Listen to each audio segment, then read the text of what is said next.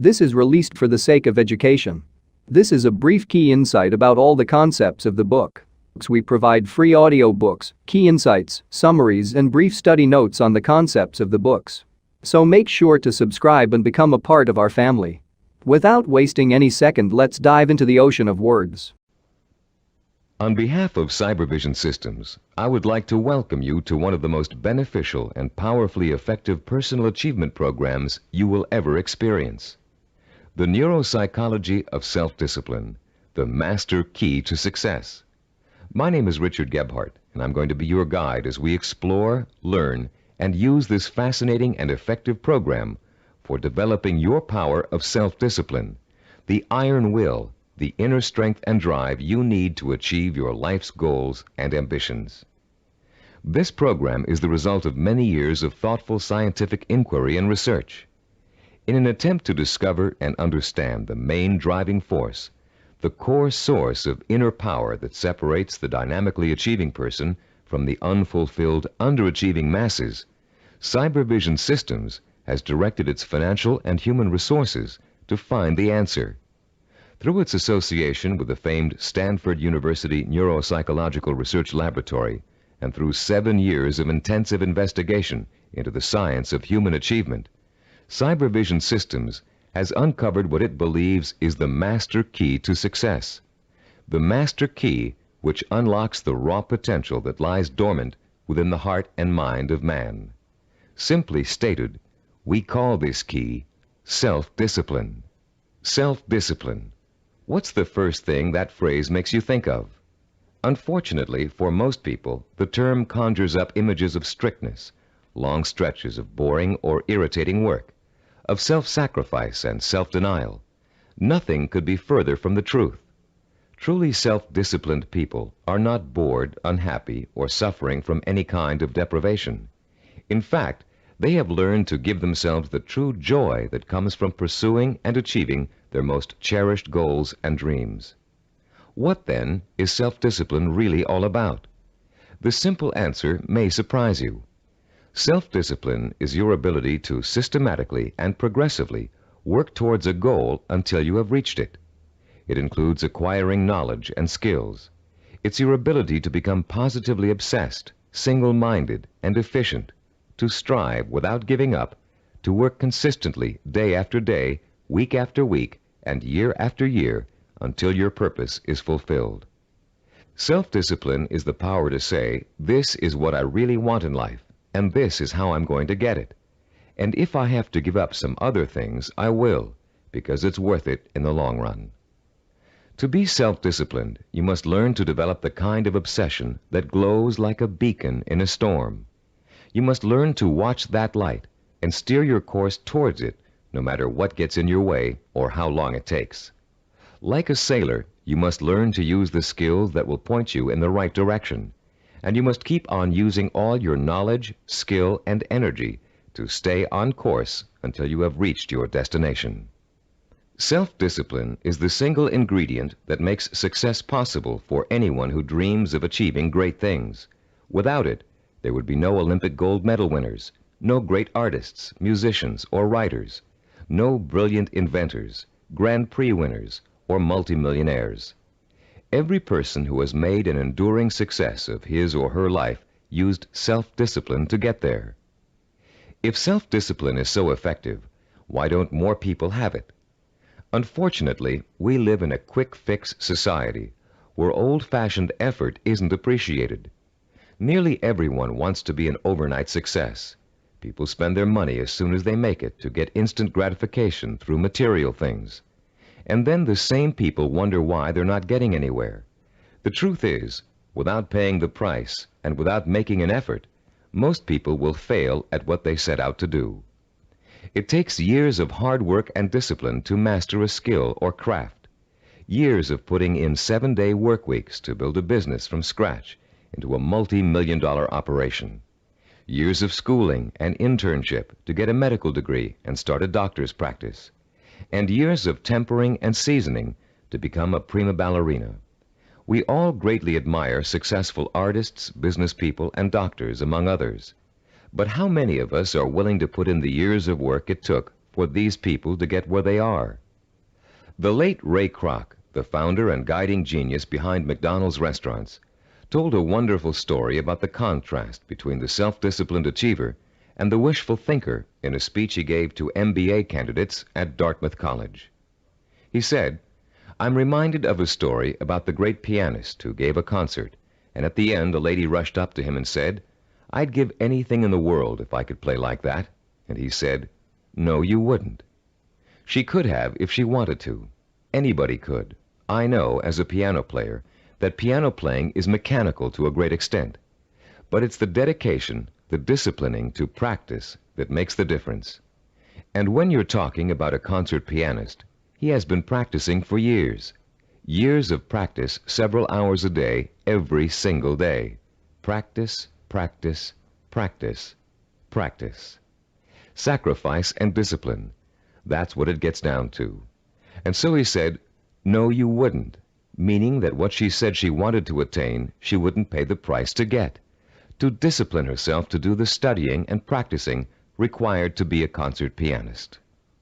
How many times have you heard yourself saying, 'I'd give anything to be a doctor, or a lawyer, or president of a company, or a singer, actress, or dancer, if only I had the talent or the education or the intelligence?' The truth is, with a minimum of talent and average intelligence, you could be any one of those things. With a steady, sustained effort that never falters, never crumbles, and never gets lost in unimportant details, you can be anything you want. Many people believe that talent alone is the key to success. Talent might play its part, but it's not the difference. In every field of endeavor, millions of talented men and women with special talents are wasting away, contributing little to their own success or the good of mankind. And every day we see others who are less gifted, but who have accomplished more. Many believe that education is the key to success. Though it is a valuable aid, it is not the difference. The educated derelict is a common sight, and so is the man or woman who has achieved phenomenal success without the advantage of a formal education. And many believe that intelligence is the key to success. Even though a person with a high degree of intelligence is fortunate and possesses the raw materials to be successful, the relationship between intelligence and accomplishment is something less than balanced. Every day we encounter highly intelligent people who barely get by, and their opposite number, men and women of average intelligence, but superior achievements. The one quality which sets one man apart from another, the one key which lifts one to every aspiration, while others are caught up in the mire of mediocrity, is not talent, formal education, nor intellectual brilliance. It's self-discipline. With self-discipline, all things are possible. It's the closest thing you could have to a wish-granting fairy godmother. Without self-discipline, even the simplest goal can seem like the impossible dream. In America today, the greatest cause of failure is the lack of self-discipline. Lacking self-discipline, millions of American dreams turn to ashes. With lofty visions of success, many people don't know that it takes more than wishful thinking, shortcuts, gimmicks, and get-rich-quick schemes to achieve excellence. Somehow, most people have lost sight of the age-old truth that anything worthwhile achieving takes time, organized, persistent effort, and more time. As you look around you, you'll see the many obvious fruits of the undisciplined mind: poverty, unhappiness, and drugs, the social cancer of a quick-fix society. But it is the not-so-obvious, more subtle effects of the lack of self-discipline that we address here, the raw power and potential of talented and intelligent people that lies dormant, unchanneled, and wasted, untapped and unfocused because of the inability of these people to commit and mobilize themselves to a course of consistent action. The lack of self-discipline is the #1 killer of achievement in America. Successful people have one thing in common. They set their sights on a goal and work every hour of every day towards reaching it. They learned what they needed to do to reach that goal, and they found a way to do it. If it meant taking on an extra job, they took the job. If it meant going to school at night, they attended evening classes. If it meant working countless hours 7 days a week, they worked the hours.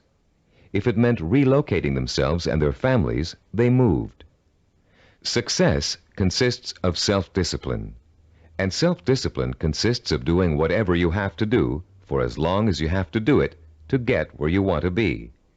If you truly want to seek your fortune, you must develop the inner strength to relentlessly pursue your vision day after day, week after week, month after month, year after year, until it becomes a reality. And it will become a reality. Stop and think about all the things you wish you'd accomplished, the things you know you could have accomplished if you'd only had the self-discipline to pursue them. Would you have gotten more education? Practiced and practiced at your favorite sport until you had a chance of becoming a pro? Learn to read and write music and play an instrument? Study engineering so you could design and sell the ideas you're always dreaming up? Actually, there are things you've accomplished through self-discipline way back in your childhood. Just think, how long did it take you to learn how to walk? For how many weeks and months did you struggle to stand upright? How many bruises did you get from falling down? And how many times did you pick yourself up and try again? You learned to walk because as a toddler, you became obsessed with learning to walk. You were determined to learn, no matter how hard it was at first or how long it was going to take. Every step you took was a small victory, and every time you fell down, it was just an excuse to start all over. Children are naturally self-disciplined because children believe that everything is possible. Children don't say, "I can't do it." Children say, "I want to do it." When you want something badly enough, and when you believe in it strongly enough, self-discipline will get it for you. Self-discipline is the most powerful tool you own for bridging the gap between wishful thinking and real fulfillment. Without it, you can only stare, as author Amy Gross says, like a window shopper at the good things of life and shrug and move on. You can have those good things by developing the self-discipline to achieve them. What do you want that you're willing to pay the price for? What means so much to you that you'll spend weeks, months, or years pursuing it? Start thinking about your most cherished dream, because with the power of self-discipline, you're finally going to be able to achieve it, and this program will teach you how. The neuropsychology of self-discipline, your master key to success, will show you how to take the raw materials you already possess, your talent, intelligence, strength, and motivation, and turn them into the assets you need to achieve your life's goals. You'll learn how to gain the knowledge and skills that will set you on the path to success. And you'll learn to develop the kind of positive strength it takes to stay on that path until you have reached the very end. You may think it's impossible for you to develop the kind of self-discipline you see others using to achieve success. You may think you're too lazy, too scattered, too quick to give up. And that may be true of the way you're behaving now. But most people aren't self-disciplined because they never had a chance to experience the kind of joy and satisfaction that comes with mastering their own abilities and applying them to the one thing they really want in life. Once you get a taste of how intoxicating, of how free self-discipline feels, you'll be hooked on it for life.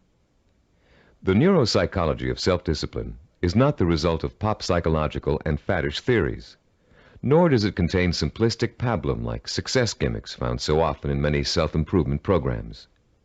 The neuropsychology of self-discipline program incorporates the breakthrough findings of one of the world's most respected brain researchers, Dr. Carl H. Pribram, director of the Stanford University Neuropsychological Research Laboratory, with the practical experience of Cybervision Systems' team of learning experts.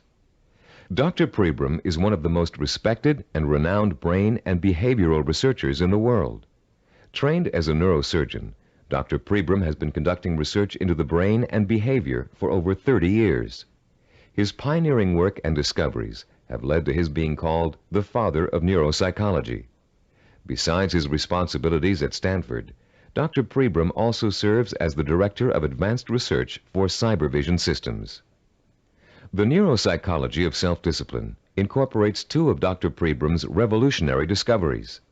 The first is his finding that our behavior is governed by images of achievement, and that without these images, we cannot mobilize and motivate ourselves to achieve our goals.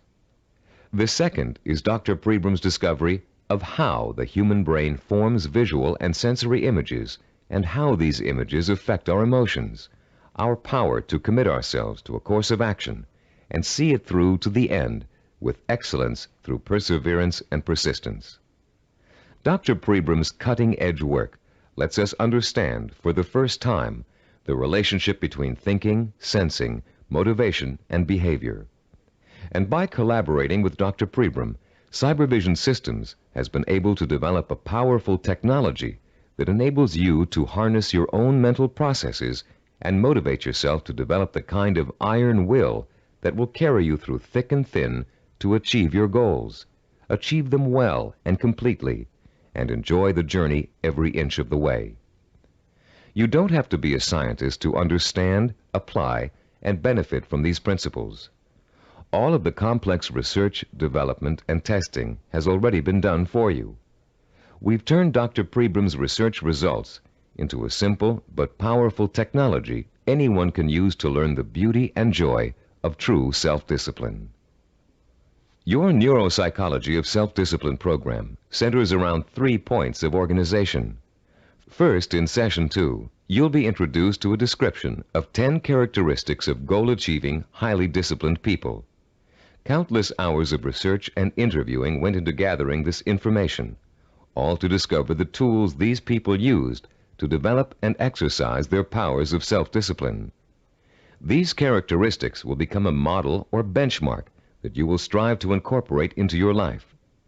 By keeping these characteristics close in mind, you'll have an achievable ideal against which you can measure your own behavior and habits as you strive to acquire and make permanent the skill of self-discipline.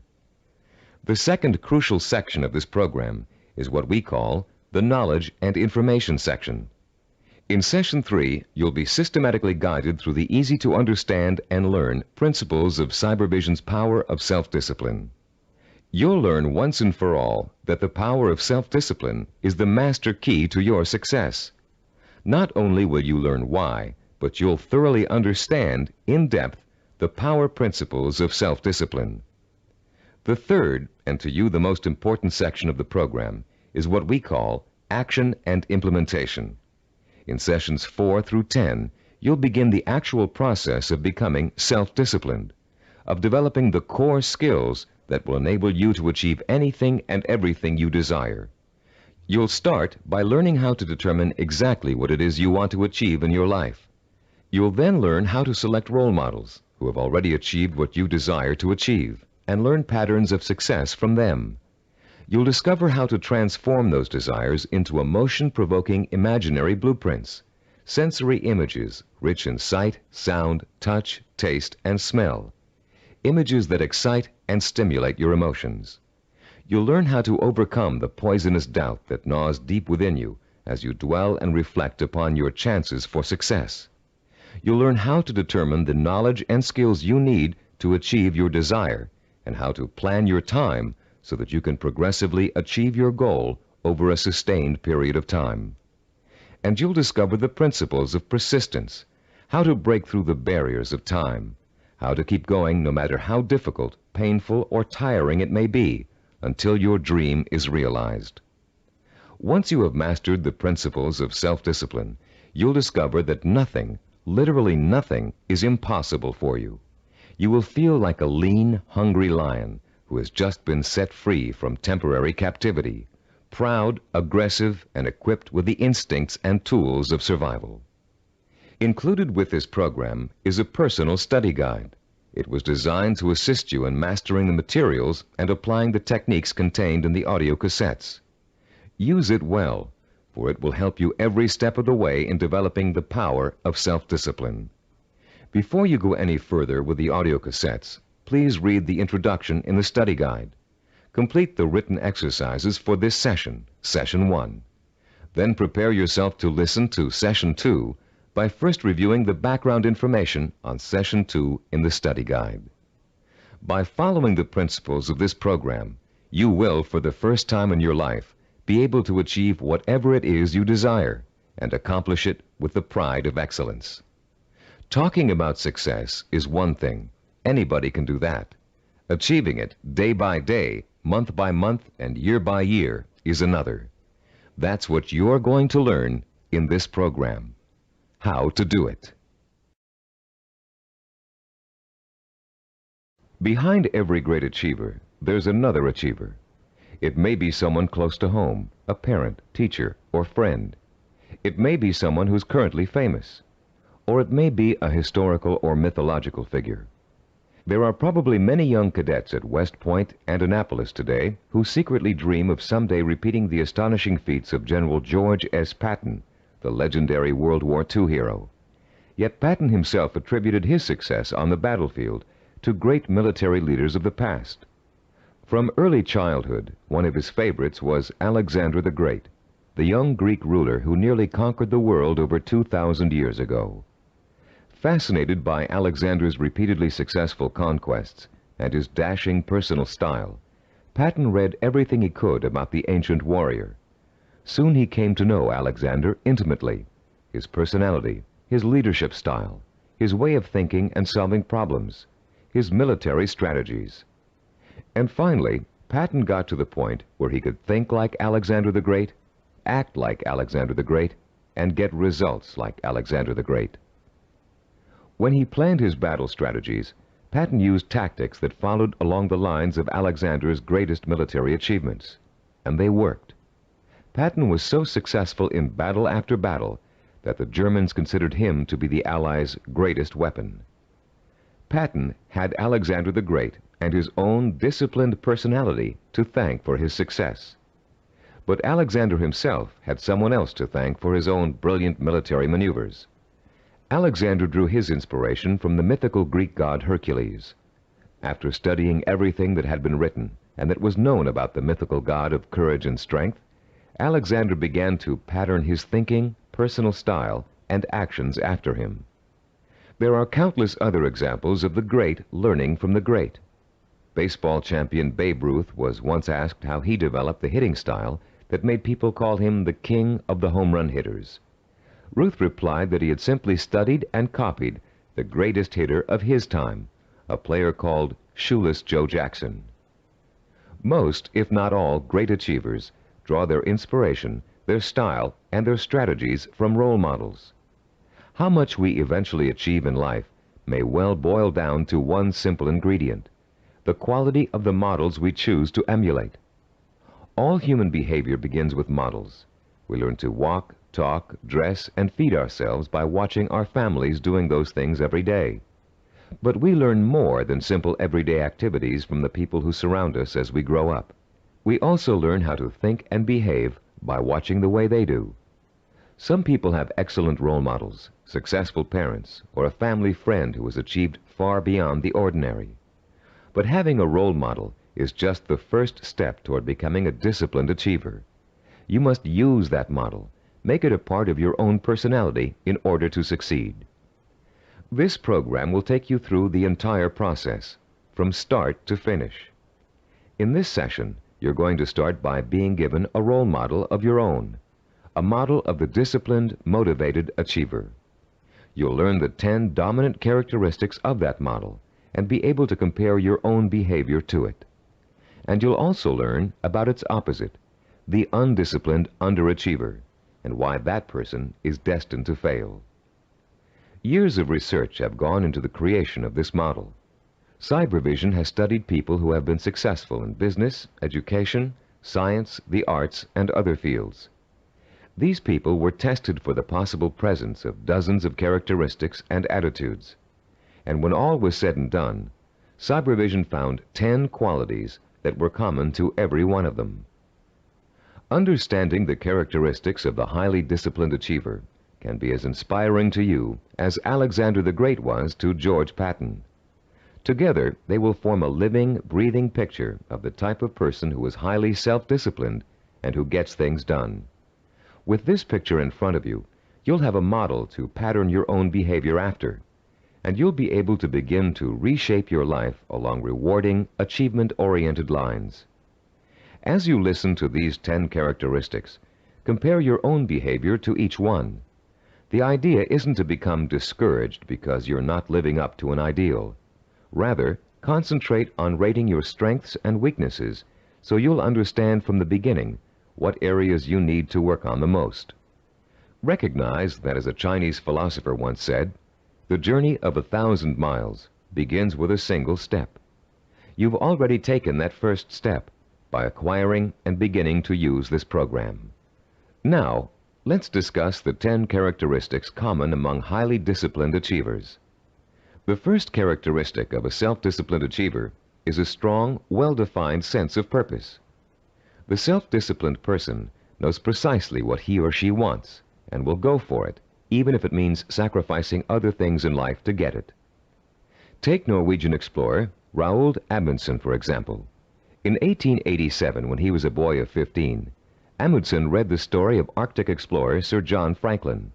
He was so inspired by Franklin's adventures that he secretly resolved to dedicate his life to polar exploration.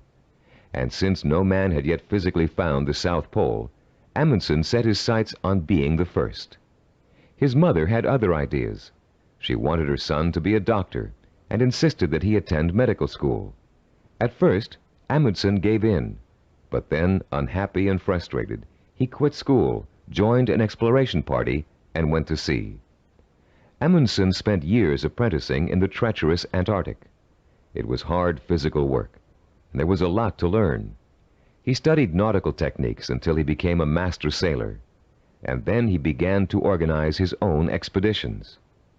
24 years after Amundsen chose his goal, he succeeded in achieving it. In 1911, he became the first man to find the South Pole. Contrast Amundsen's single-minded pursuit with the profile of a person who isn't sure what he or she wants to accomplish. The purposelessness personality drifts through life uncertainly, always searching, never finding. This is the type of person who changes jobs, leaves relationships, and starts projects but never finishes them. It's someone who never stays with anything long enough to become successful at it. People today are becoming more and more afraid of commitments. They're afraid of committing themselves to one career. They're afraid of committing themselves to one relationship. They're even afraid to commit themselves to staying in one place for very long. They talk about leaving their options open. Ironically, these people are very much committed to failure, because without a sense of purpose, they can't apply themselves to any one thing, and without applying themselves, they can never succeed. Look around you, and you'll see 40-year-olds and 50-year-olds who are still jumping from job to job, from relationship to relationship, always searching for an answer somewhere. They'll never find it. The second characteristic of the self-disciplined person is that he or she seeks out and uses positive role models, often called mentors. Patton found and learned from Alexander the Great. Roald Amundsen got his inspiration from Sir John Franklin. To be self-disciplined, you must find a mentor who can inspire you with his or her own example of discipline. This person will instill you with a sense of real possibility, the belief that if he can do it, so can I. The person who has no self-discipline tends to identify with and tries to emulate people whose values are quick fix. The undisciplined think success can be achieved through gimmicks, luck, or who you know. For this reason, they actually distrust and resent the truly successful. They cannot bring themselves to admit that it takes hard work and consistent effort to reach a lifelong goal. Rather than working to get their own lives in order, these people blame their lack of success on bad breaks. They will always have bad breaks until they give themselves a break. The third quality that distinguishes the self-disciplined person is the strength of his or her imagination. Self-disciplined people use a goal-setting technique called sensory vision. Robert Kennedy's immortal words explain it very well. Kennedy, himself a highly disciplined achiever, said, "Some men see things as they are and ask, why? I see things as they could be and ask, why not?" The key to developing this kind of vision is learning to use your imagination in a clear, creative way. Once you've decided on a goal, you must learn to visualize the outcome with strongly detailed, sensory-rich images. You must learn to clearly imagine the rewards of success through sight, sound, touch, taste, and smell. The French have an expression, déjà vu, which means already seen. The self-disciplined, when they reach their goal, have this sense of déjà vu, because they have already been there thousands of times in their imaginations. You can be sure General Patton knew what victory felt like long before he fought his first battle. And for Roald Amundsen, reaching the South Pole must have felt like a homecoming. The great film director Alfred Hitchcock said that the actual process of directing a film was almost anticlimactic for him. By the time production started on each of his films, he had already visualized every single frame and every single camera angle so clearly in his own imagination that making the movie consisted of just going through the motions. Hitchcock began each project with a template of what he wanted clearly and firmly set in mind. Those who lack self-discipline also lack vision. They have only the vaguest images of goals they might, maybe, someday want to achieve. These people are quite capable of creating sensory-rich visions, but unfortunately, they tend to apply those visions to scenarios of failure rather than success. The fourth quality exhibited by the self-disciplined individual is what we call a positive sensory orientation. Achievers dwell on their own past accomplishments as proof of their ability to succeed. They won't admit to failure. In fact, it can truly be said that they don't know the meaning of the word failure. If things don't first turn out as planned, they just chalk it up to experience and keep on working toward their goal. Self-disciplined people are so eager to learn that they feel every bit of life experience just brings them closer to achieving success. They're not afraid to try new approaches if old ones don't work anymore. They never lose sight of their goal, but they're open to more than one way of achieving it. And this kind of positive attitude ensures that they will. Those who lack self-discipline waste precious time and energy dwelling upon past failures. Through a vicious cycle of negative reinforcement, they use those perceived failures as an excuse not to try again in the future. They develop a fear of failure, a fear of making the effort, and failure generates failure. If you're convinced you can't do something, you won't be able to do it. The characteristics we've discussed so far all add up to a quality called self-assurance. The self-disciplined have a strong gut-level belief in themselves and their ability to succeed that is truly unshakable. Deep down in their hearts, they know they can do it, and no one can convince them otherwise. When Christopher Columbus set out to find a new route to the West Indies, Europeans thought he was crazy. The world is flat, they told him. If you sail west, you'll fall off the edge and be devoured by monsters. But Columbus believed the world was round, and he stubbornly applied to every monarch in Europe until he found one who would finance his voyage to what turned out to be the New World. The disciplined achiever is fueled by self-confidence, but the undisciplined are hampered by self-doubt. This foreboding of failure haunts them in everything they attempt to do, and effectively slams the door shut on any possibility they might have of succeeding. The sixth characteristic that self-disciplined people share is their ability to plan and organize.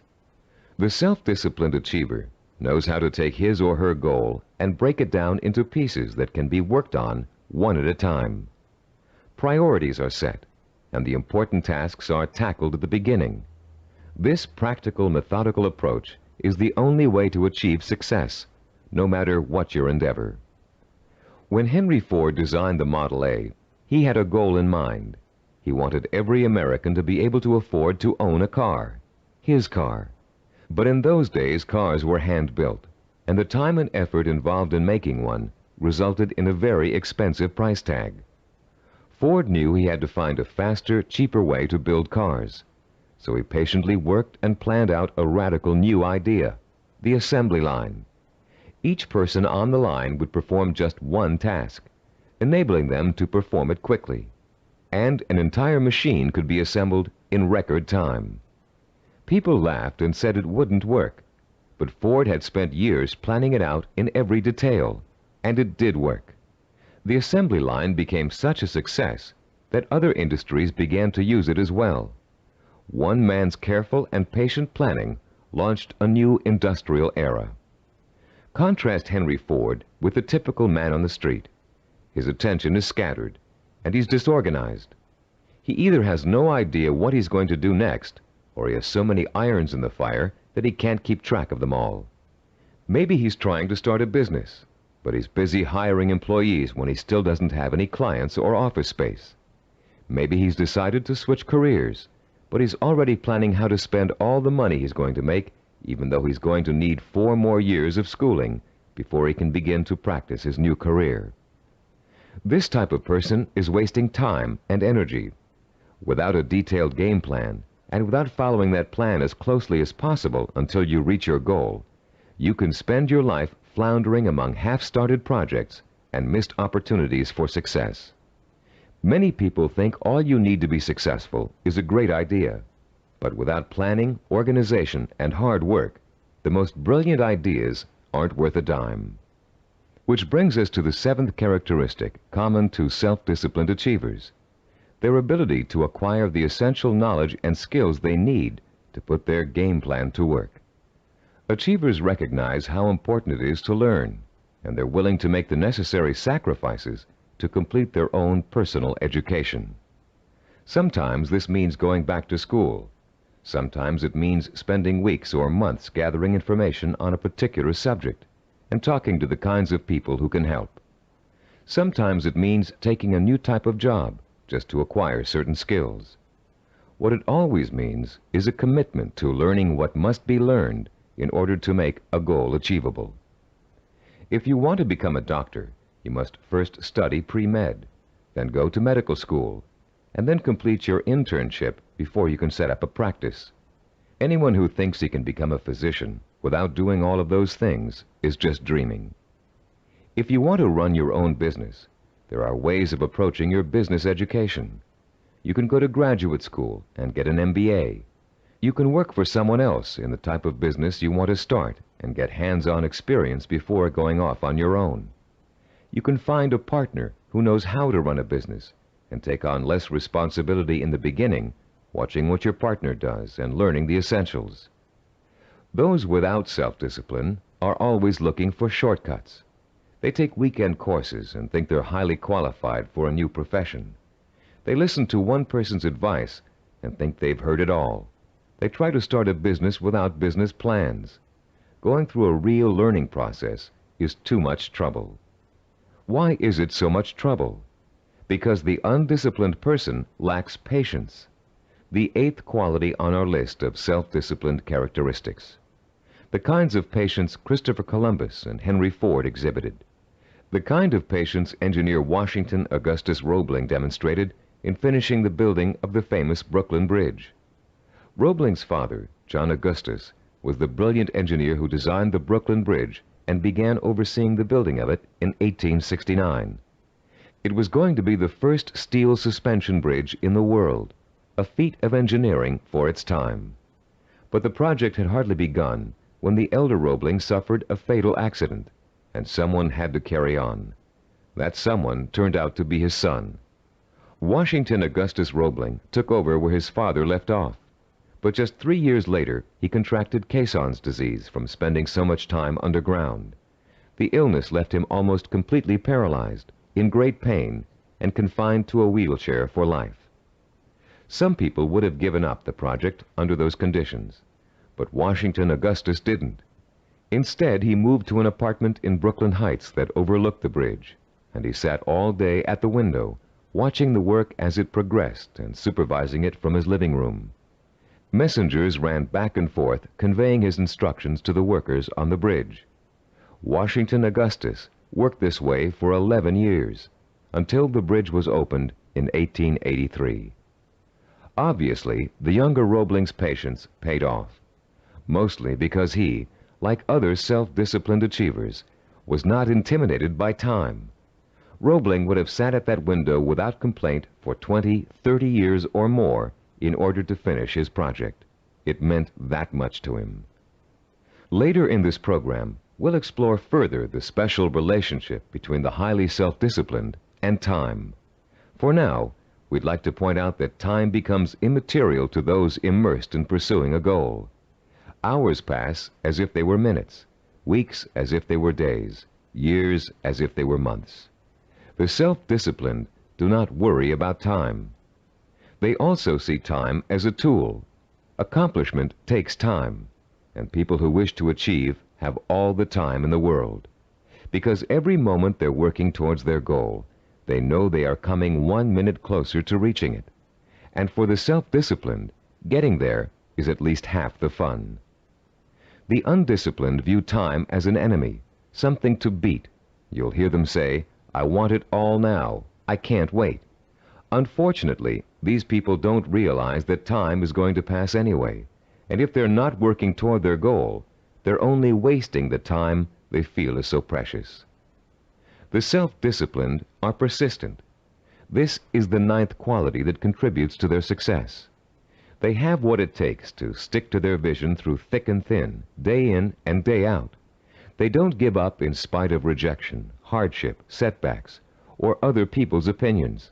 They are relentless in their pursuit of their own dreams and goals. The self-disciplined are, actually, very stubborn. They succeed against all odds. When they get discouraged, they draw new inspiration and motivation from their sensory-rich visions of success. And that's enough to fuel their emotional drive to keep on making the effort. Ellie Hawkins, a mountain climber, is a good example of someone who just wouldn't give up even when the odds turned against her. She set out to climb a particularly difficult face of Yosemite's treacherous El Capitan. Ellie undertook this climb to prove that dyslexia, a learning disorder from which she suffers, can be beaten. In the middle of the climb, Ellie slipped and suffered a rope burn on her left hand that was so bad she almost lost complete use of the hand. She could have stopped there, but she didn't. What started out to be a 6-day climb turned into a torturous 8-day ordeal as Ellie worked with one hand, holding her wounded arm above her head to lessen the pain. Ellie reached the top and immediately announced plans to tackle another very difficult climb. No one doubts that she'll do it, because she has the hallmark of a disciplined achiever. The undisciplined are easy quitters. They give up when the going gets rough. They're more interested in having a good time than in working. Even worse, they find it impossible to have a good time when they are working. This brings us to the 10th and last characteristic of the self-disciplined achiever: the ability to experience pleasure while working to achieve his or her vision. These people are excited by their goals and become easily engrossed in the work it takes to get there. They're interested in learning, they enjoy acquiring new skills, and they have a good time while they're pursuing their ambitions. To the highly disciplined, there's no such thing as work. Their work becomes their life and their main source of pleasure. When they become successful, you often hear them say, "I can't believe I'm getting rich doing this. It's so much fun." And most of them would keep doing what they're doing, even if they weren't making money at it. To the undisciplined, work is the stressful, painful, boring part of life that must be tolerated between periods of pleasure. These are the people who live for the weekend, who are willing to work only because it gives them the disposable income they can spend on fun. And these are also the people who don't want to put in overtime or take work home unless they're being paid extra for it. If taking on more work will only get them a promotion or a crack at a better job, they won't do it. Now that we've identified the 10 qualities common to all self-disciplined achievers, we'd like you to begin comparing yourself against the model characteristics we just discussed. This self-assessment will give you a good idea of your own strengths and weaknesses. After you've finished listening to this session, turn to page 11 of your study guide and follow the instructions for using the personal assessment form you'll find there. Let's summarize the characteristics of self-disciplined achievers. First, they have a strong, well-defined sense of purpose. They know what they want. Second, they seek out positive role models for inspiration and learning. Third, they use sensory-rich visions and a vivid imagination to set the stage for their own achievement. Fourth, they have a positive sensory orientation. They expect to succeed rather than fail. Fifth, they have a deep-rooted belief in their ability to achieve. They are immeasurably self-assured. Sixth, They have the ability to plan and organize. They can break down what they want to achieve into manageable steps and set priorities that let them accomplish the most important things first. Seventh, they know how and when to acquire essential knowledge and skills. They're not intimidated by the thought of having to learn something new. Eighth, they have patience. The passing of time doesn't bother them. They'll keep working toward their goal for as long as it takes. Ninth, they persevere. They're stubborn, and they don't give up, even when the going gets rough. 10th, they view work as pleasure, because work is bringing them closer and closer to the realization of the goal that will be their final reward. Turn off the tape now and score yourself on the personal assessment form. When you're done, turn the tape back on.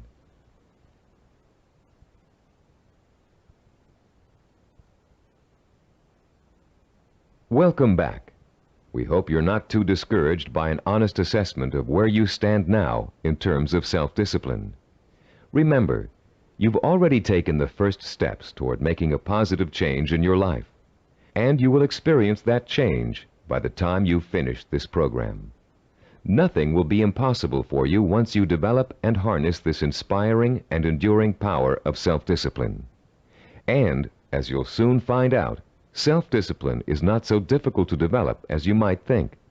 As a matter of fact, using this program is going to be your first exercise in acquiring it. Already, you're on your way. In the next session, we'll explore the power behind the characteristics we've just discussed. You'll learn why they're so important in developing self-discipline and what they can do for you once you have them. And you'll be further along the road toward understanding and developing the one characteristic that will give you the power of success. After completing Session 2, you should now have a clear picture of your strengths and weaknesses as compared to the model of the self-disciplined achiever. Perhaps for the first time in your life, you're able to objectively see which of your attitudes and behaviors have been acting as barriers to developing the kind of self-discipline that will enable you to achieve your dreams and ambitions.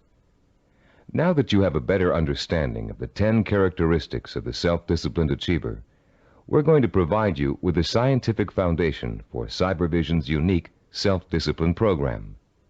In this session, you'll learn how recent scientific discoveries have made it possible for you to acquire, harness, and focus the power of self-discipline, the power to achieve whatever your mind and heart are set on achieving. That power is what sets achievers apart from the mass of ordinary people, people described by American philosopher and writer Henry David Thoreau as leading lives of quiet desperation.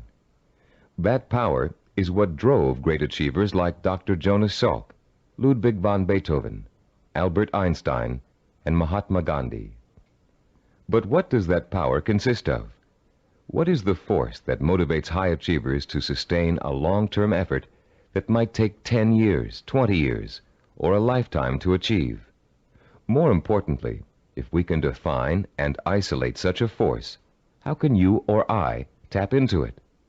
The force exists, and it has a scientific basis. By the time you've completed the neuropsychology of self-discipline, you'll understand its origins, its strength, and its power. And you'll be armed with all the tools you need to stay in touch with that force in order to accomplish anything you set out to do. There are many self-improvement programs that, like crash diets, offer good short-term results but stop working after a few days or weeks. These programs tend to rely on one of 3 kinds of motivation.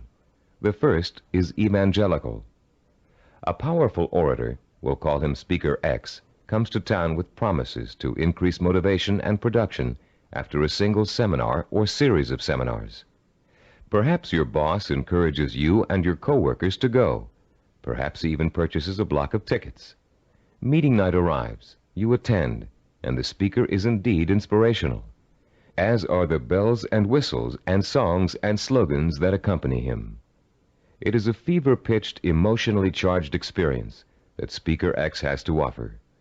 As he exhorts you to live up to your enormous potential, to work harder, better, and more enthusiastically, to use your talents, to use your mind, you feel power welling up inside you, and the people around you are feeling the same kind of power inside them. Yes, you're all saying, we can be more productive, we can have a better attitude, we can get ahead if we want to. The very air becomes charged with mass enthusiasm. The next day, you're at your desk a half hour early, and you work a half hour past normal quitting time. The same thing happens the day after. You start planning new ways to accomplish your work more effectively.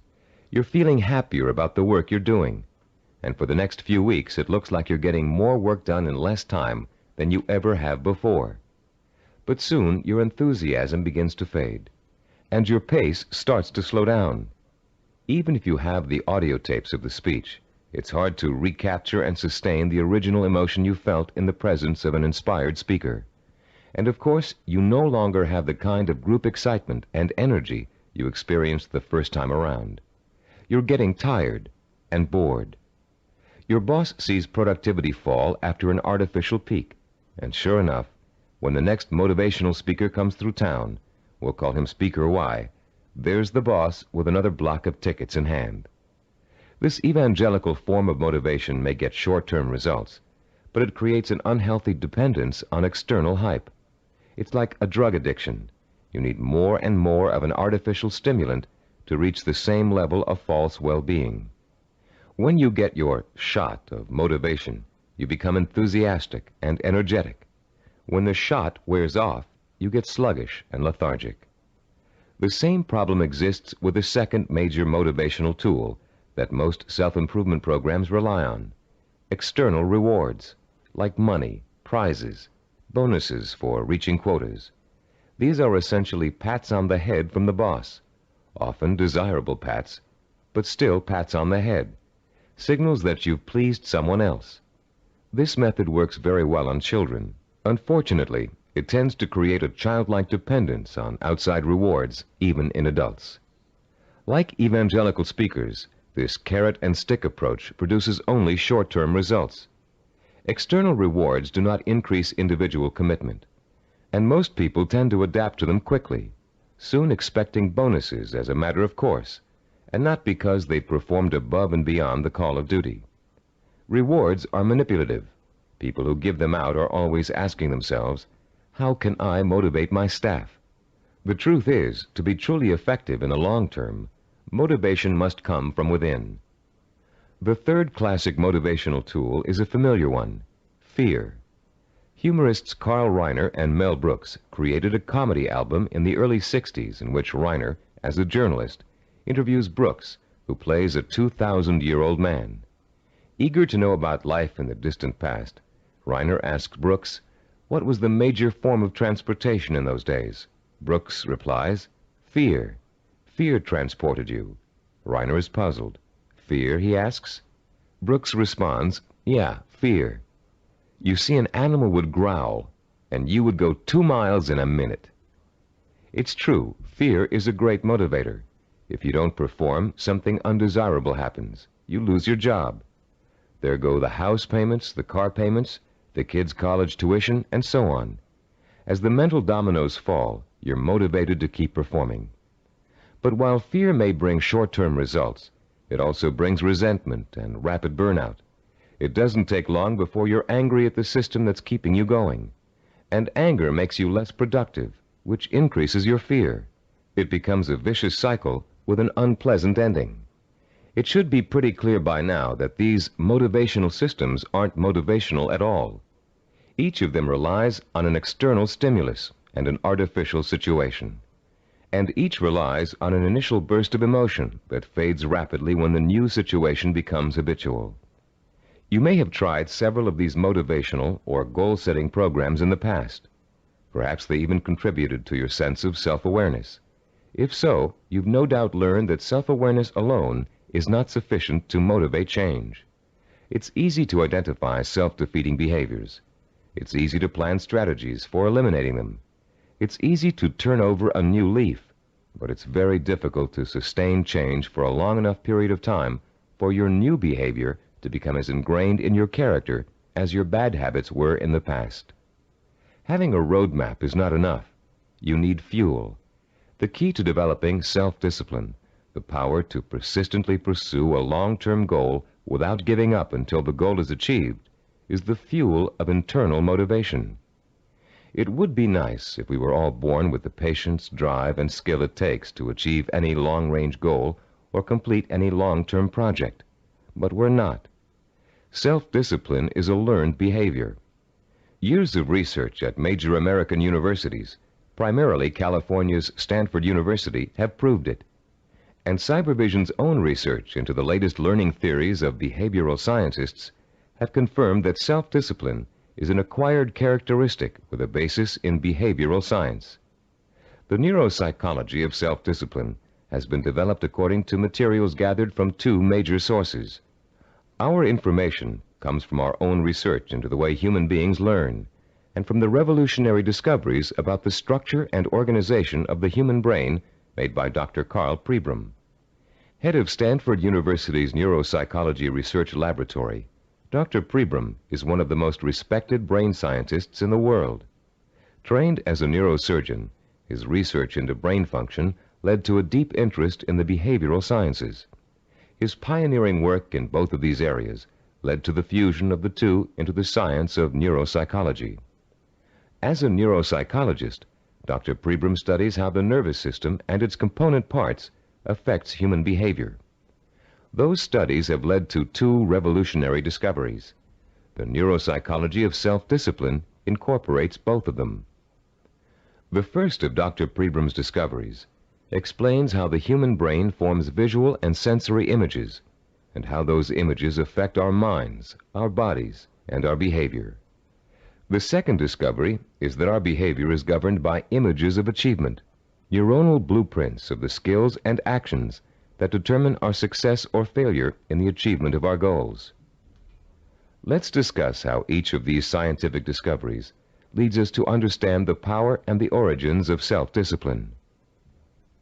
Many scientists and psychologists have believed for years that the human brain barely distinguishes a real experience from an imagined one. Best-selling self-help books like Psycho-Cybernetics, Think and Grow Rich, and others have used this belief as their foundation for motivation and change. This idea has also been the cornerstone belief of people involved in metaphysics and the human potential movement. The idea that the brain cannot tell the difference between a real experience and an imagined one has never been scientifically proven until Dr. Pribram's research showed us that it is true. But Dr. Pribram's research did not prove that, as many people think, all you have to do is imagine what you want, and through the magical power of the mind, you will achieve it. If this were true, achievement would be easy. And as anyone who has tried to achieve a long-term goal will tell you, it is not. Put into its proper perspective, this concept of imagination is critical to achievement, but not because imagination possesses a magical power to attract success like a magnet. Imagination is critical to achievement because it evokes the power and emotion that stimulates and sustains the drive to achieve.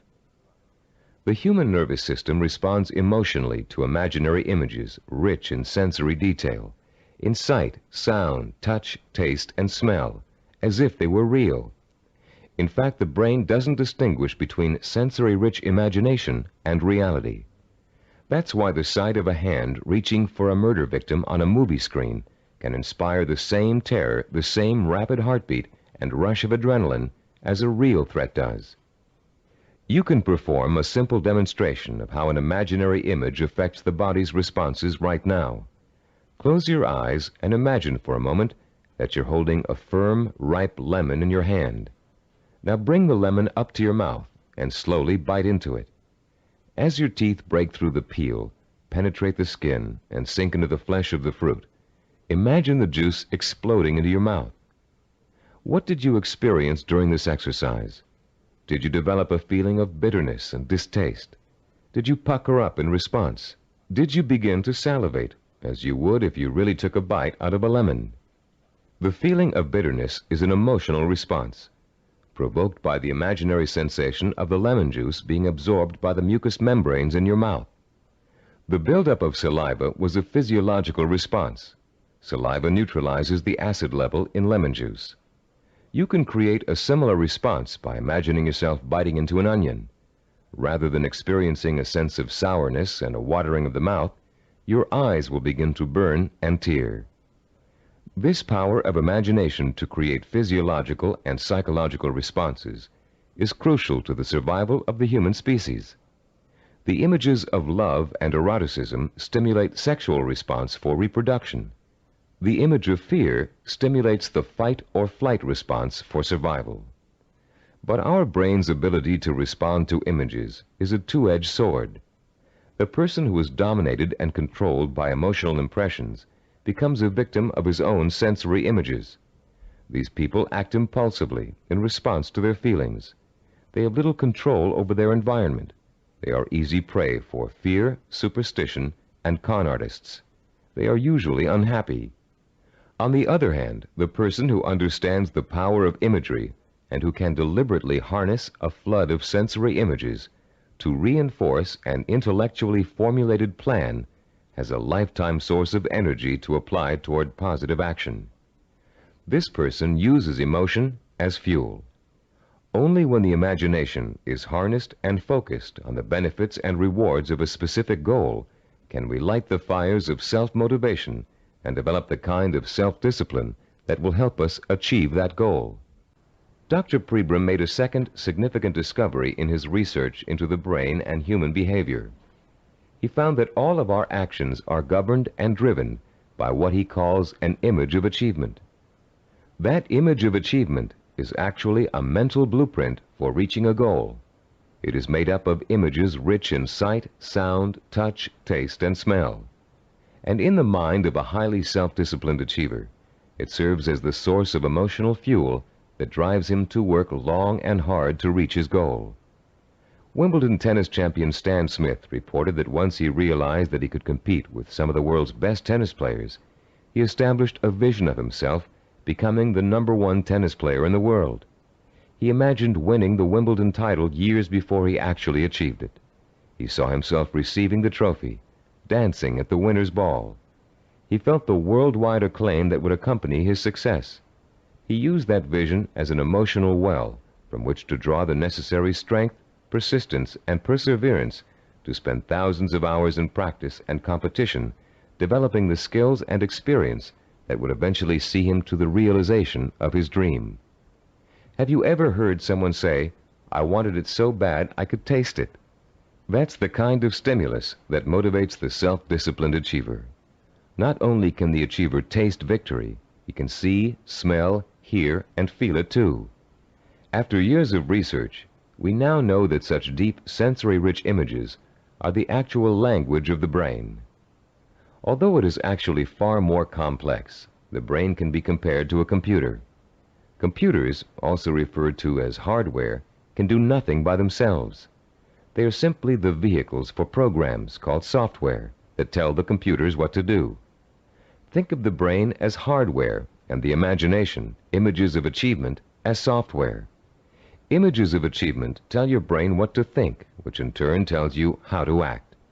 The right images can set in motion a chain of events that will lead you towards any kind of achievement you can imagine.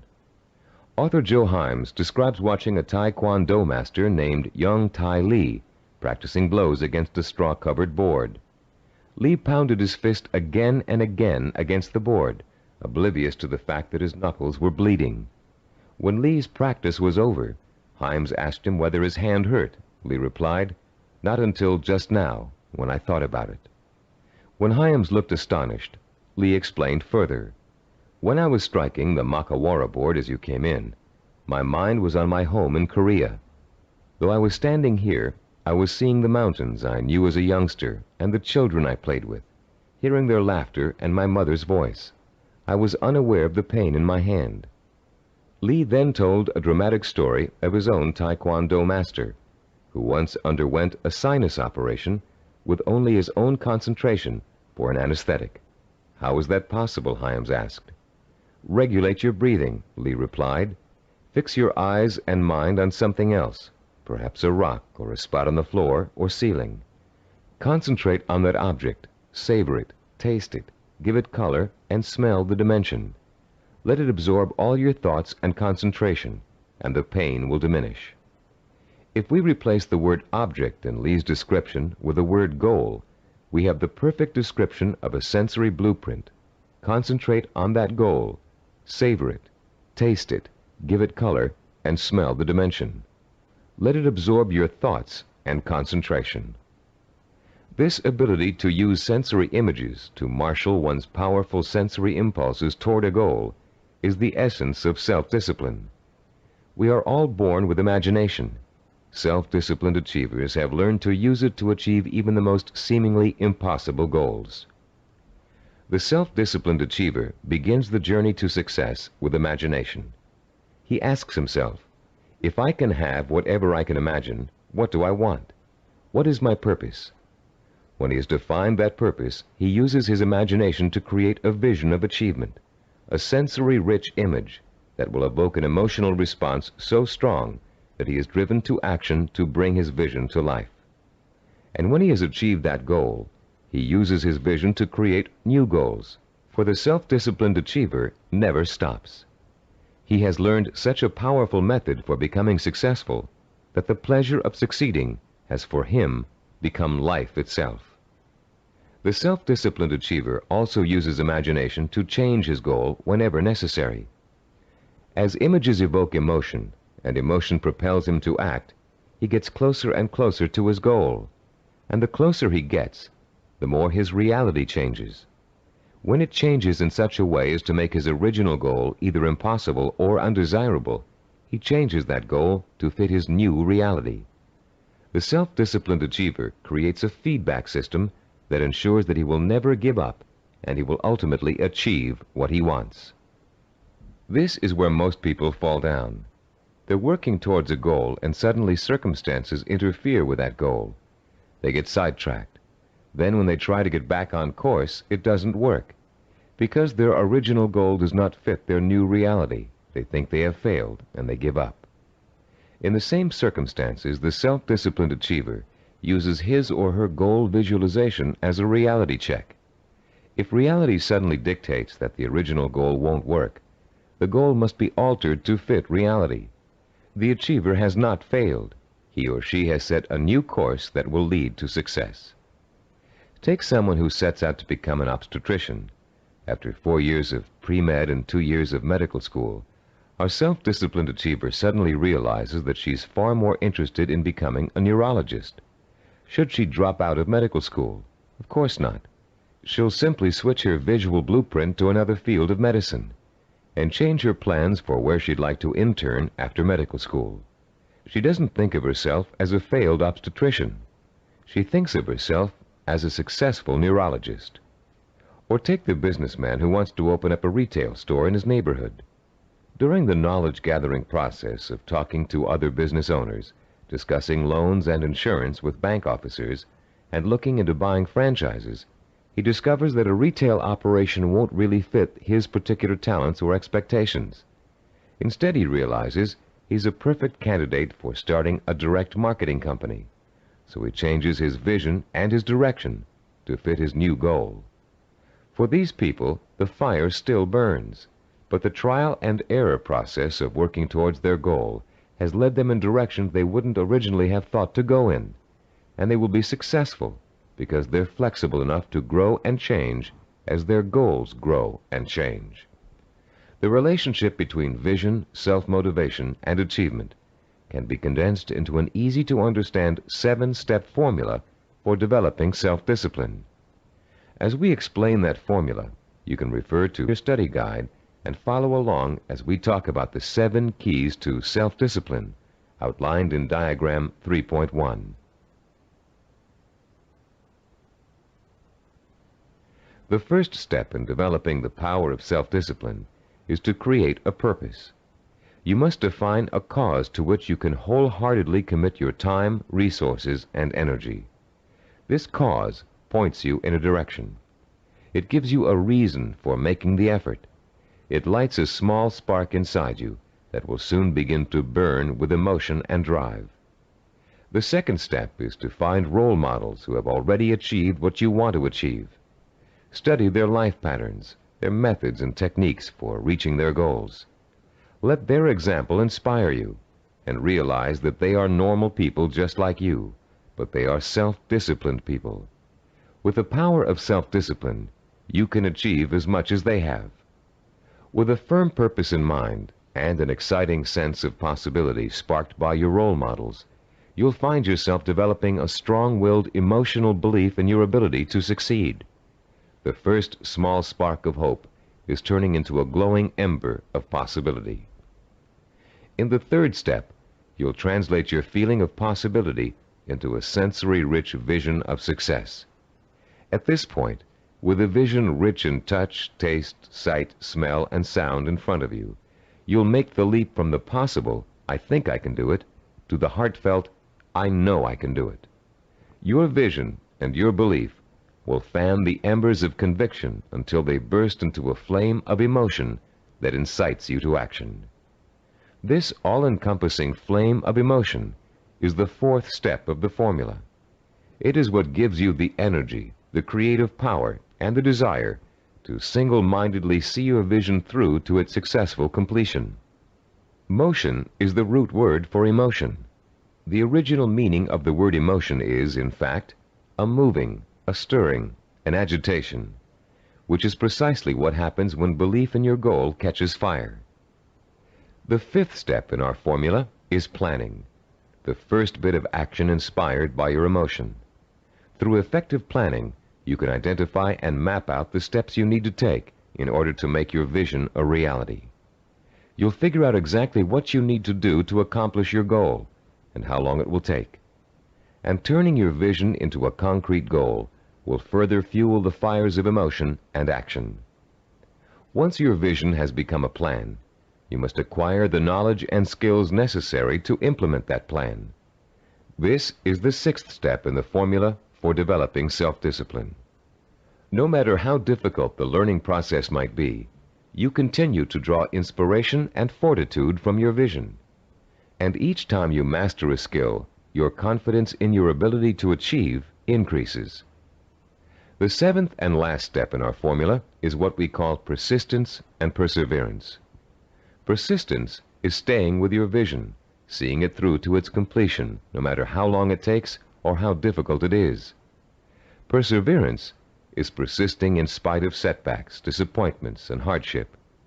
Once you begin acting to achieve your goal, your drive to sustain the forward motion, to persist and persevere, is constantly fueled by the strength of your initial vision. And as you get nearer and nearer to accomplishment, the vision becomes more and more real. As your vision fuels reality, and reality fuels your vision, your drive to achieve begins working like a giant breeder reactor. You've put into motion a self-perpetuating spiral of vision, belief, emotion, motion, and reality.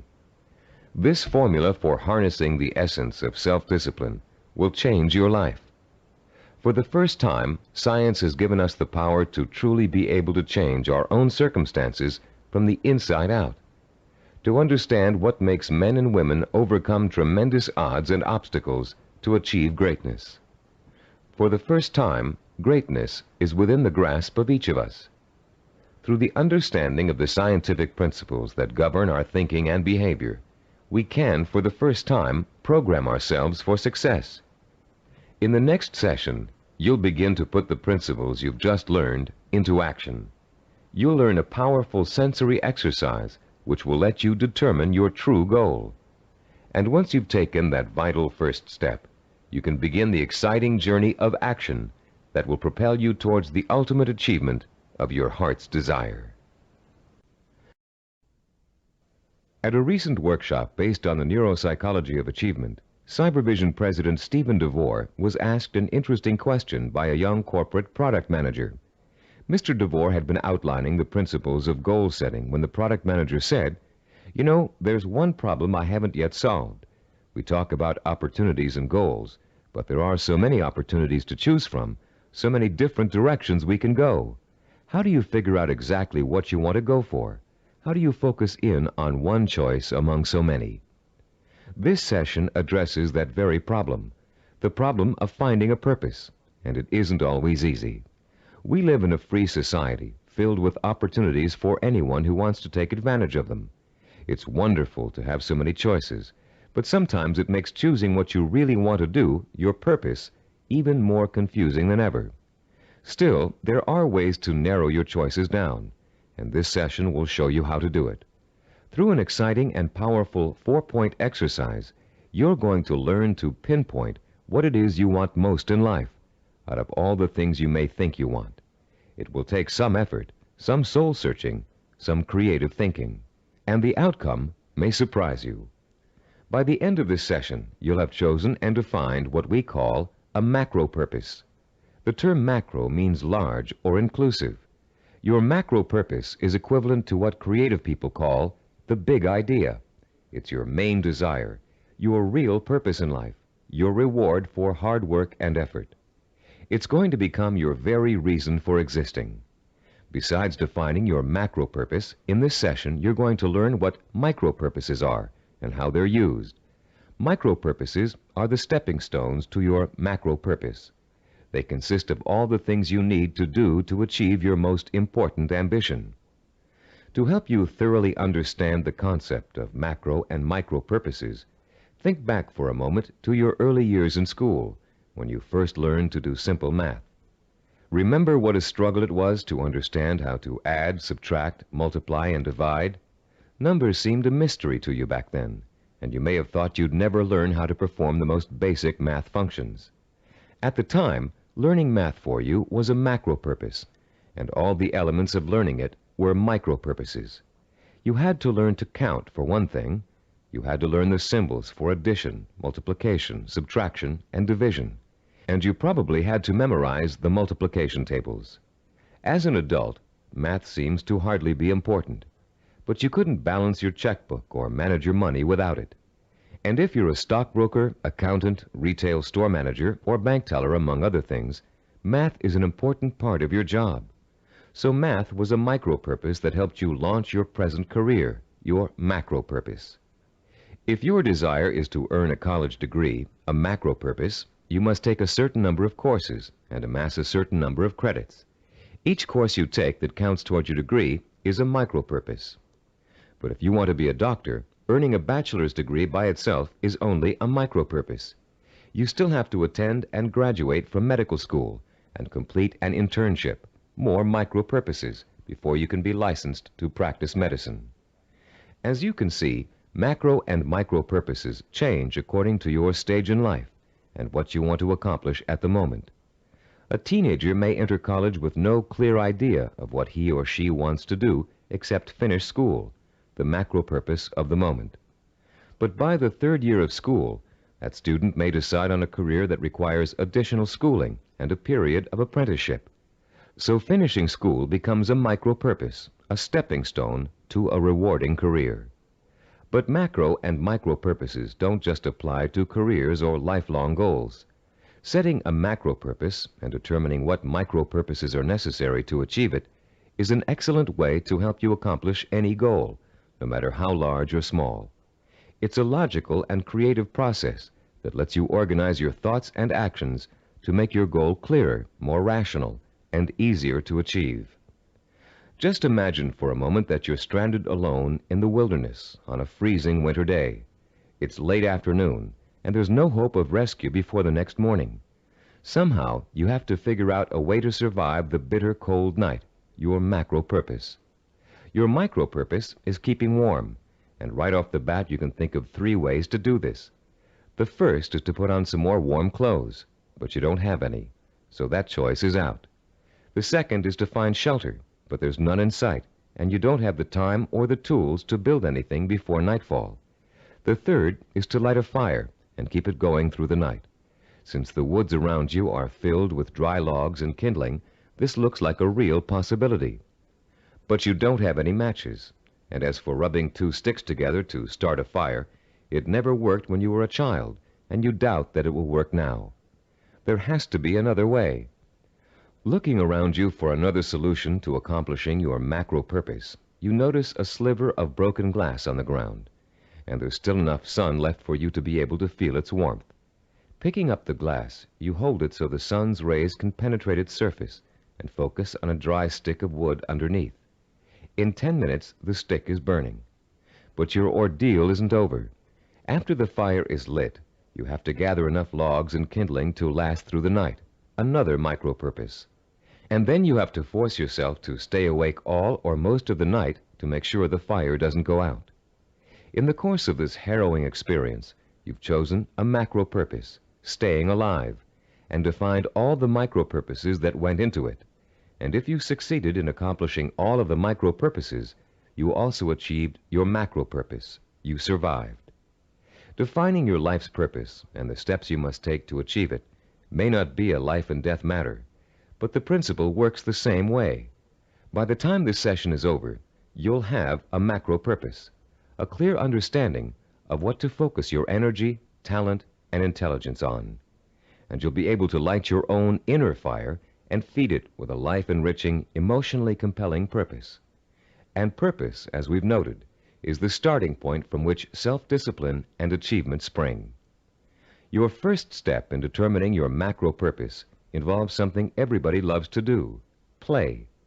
You've already learned how important enjoying work is to the highly self-disciplined. To these achievers, work and pleasure are synonymous. Now you're going to get a taste of how easily this can happen. For the next few minutes, I'm going to ask you to work and play as you engage in a process called limitless wishing. Start by closing your eyes and relaxing. Imagine that you're on a beautiful, deserted beach, walking barefoot in the sand.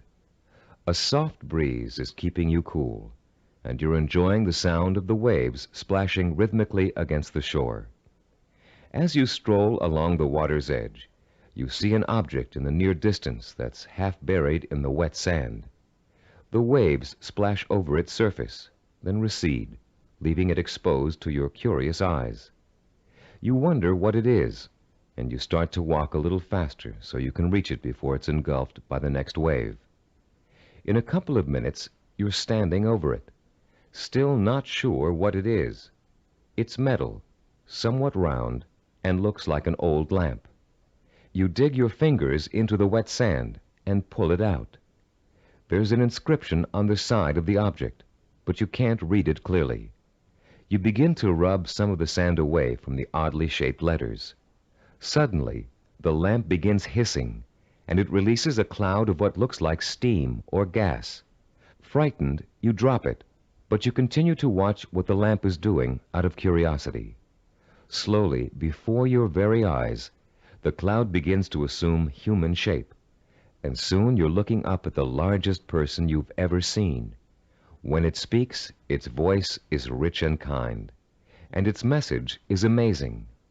The genie thanks you for releasing him from hundreds of years of captivity inside the lamp, and according to the hospitality of his people, he offers you a reward for helping him. You have only to name 5 wishes, he says, and they will be granted. You can ask for anything, he tells you, as long as it is specific and humanly possible to achieve. At first, you refuse his offer, but as he continues urging you to accept, you begin to realize that no, you aren't dreaming, and yes, you really can have your 5 wishes. The possibilities start dancing before your eyes.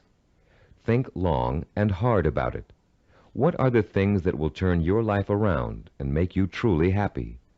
What is it you secretly wish for, day in and day out, every day of your life? Take your time in deciding. This is too important for you to rush over. You may change your mind about your first choices after you've thought about it some more.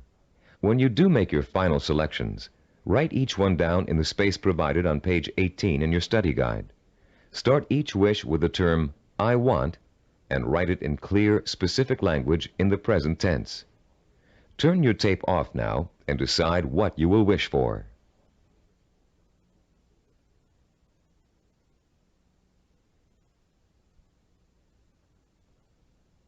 Welcome back. You now have in front of you a list of 5 wishes that your mind and heart told you are the most important things in life to you. Now, with a little imagination, you're going to create a scenario in which each of these wishes is fulfilled. This second step of our 4-part process is called wishful imagining. Close your eyes again and picture, in as much detail as possible, that your first wish has come true.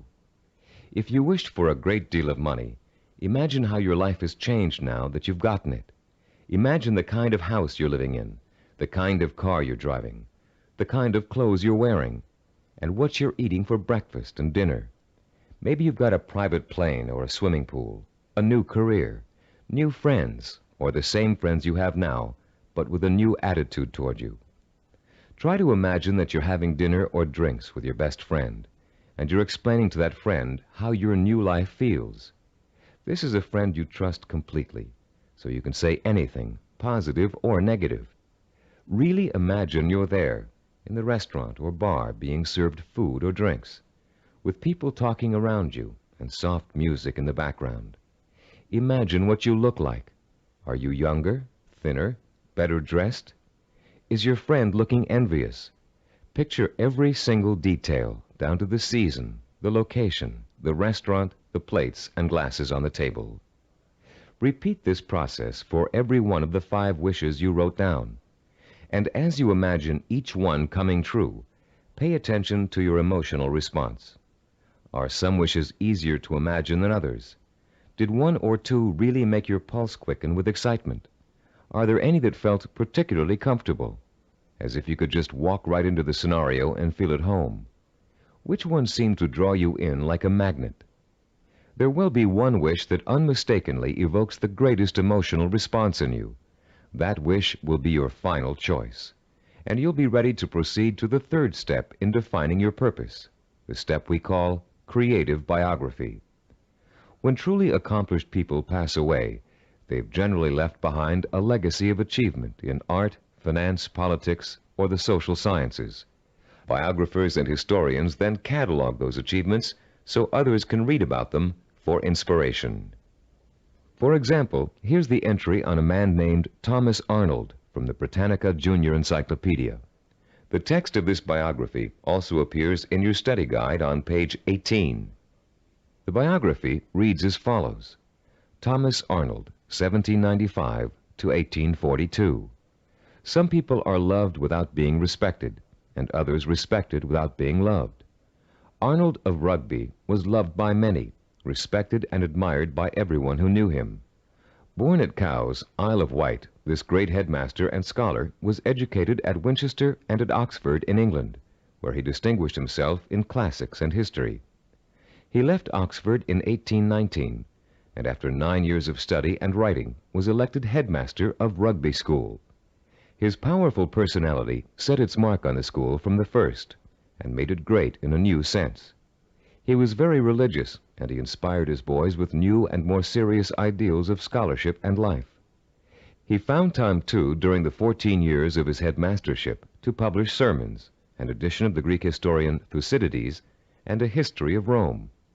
In 1841, he was appointed professor of modern history at Oxford, but died the following year. He was buried in Rugby Chapel, and his son Matthew wrote a beautiful elegy about him on that occasion. Arnold was too forthright to be tactful in his dealings with boys or indeed with grown-ups, but he always won their respect, and often their love, by his high-minded attitude toward life and its responsibilities.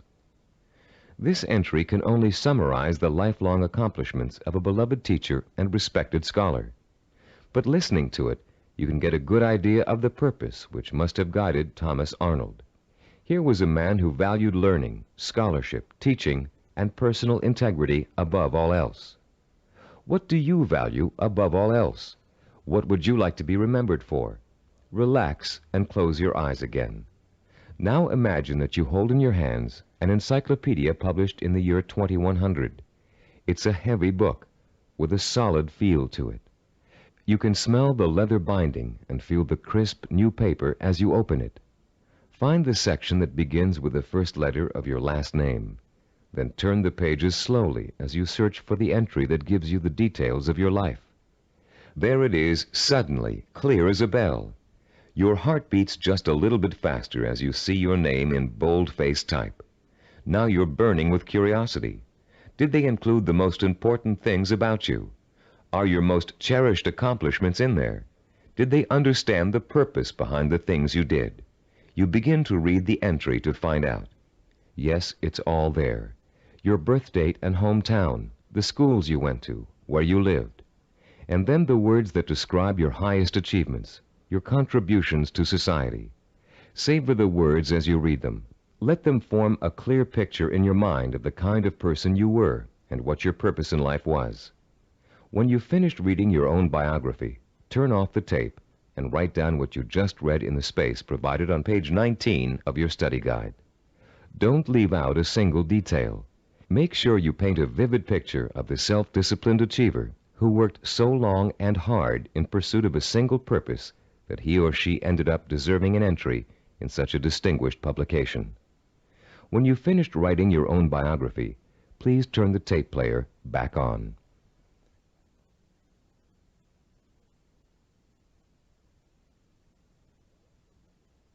Welcome back.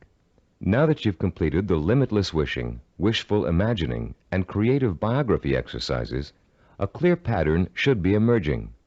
You should now be able to answer the question, what do I, deep in my heart, really want to do? What is my purpose in life?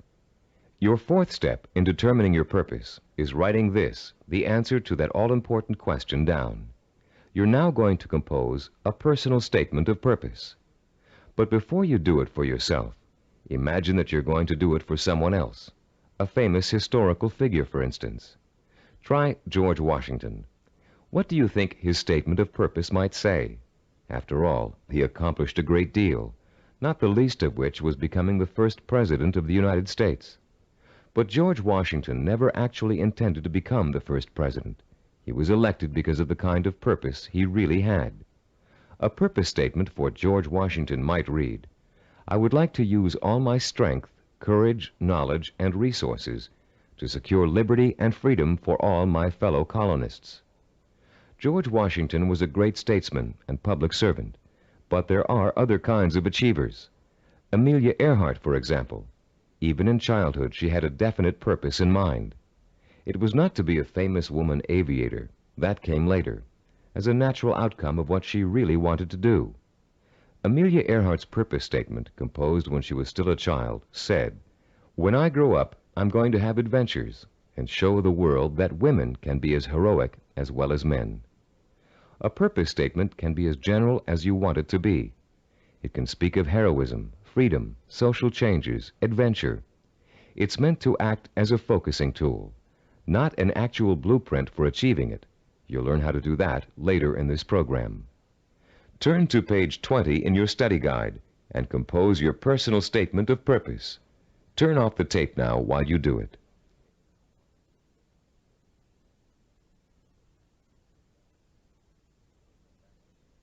Welcome back again. You've come a long way in this session.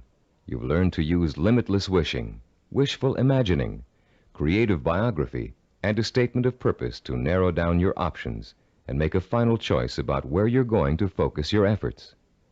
You've just used this four-part process to make a major decision about what you really want to accomplish and achieve in your life.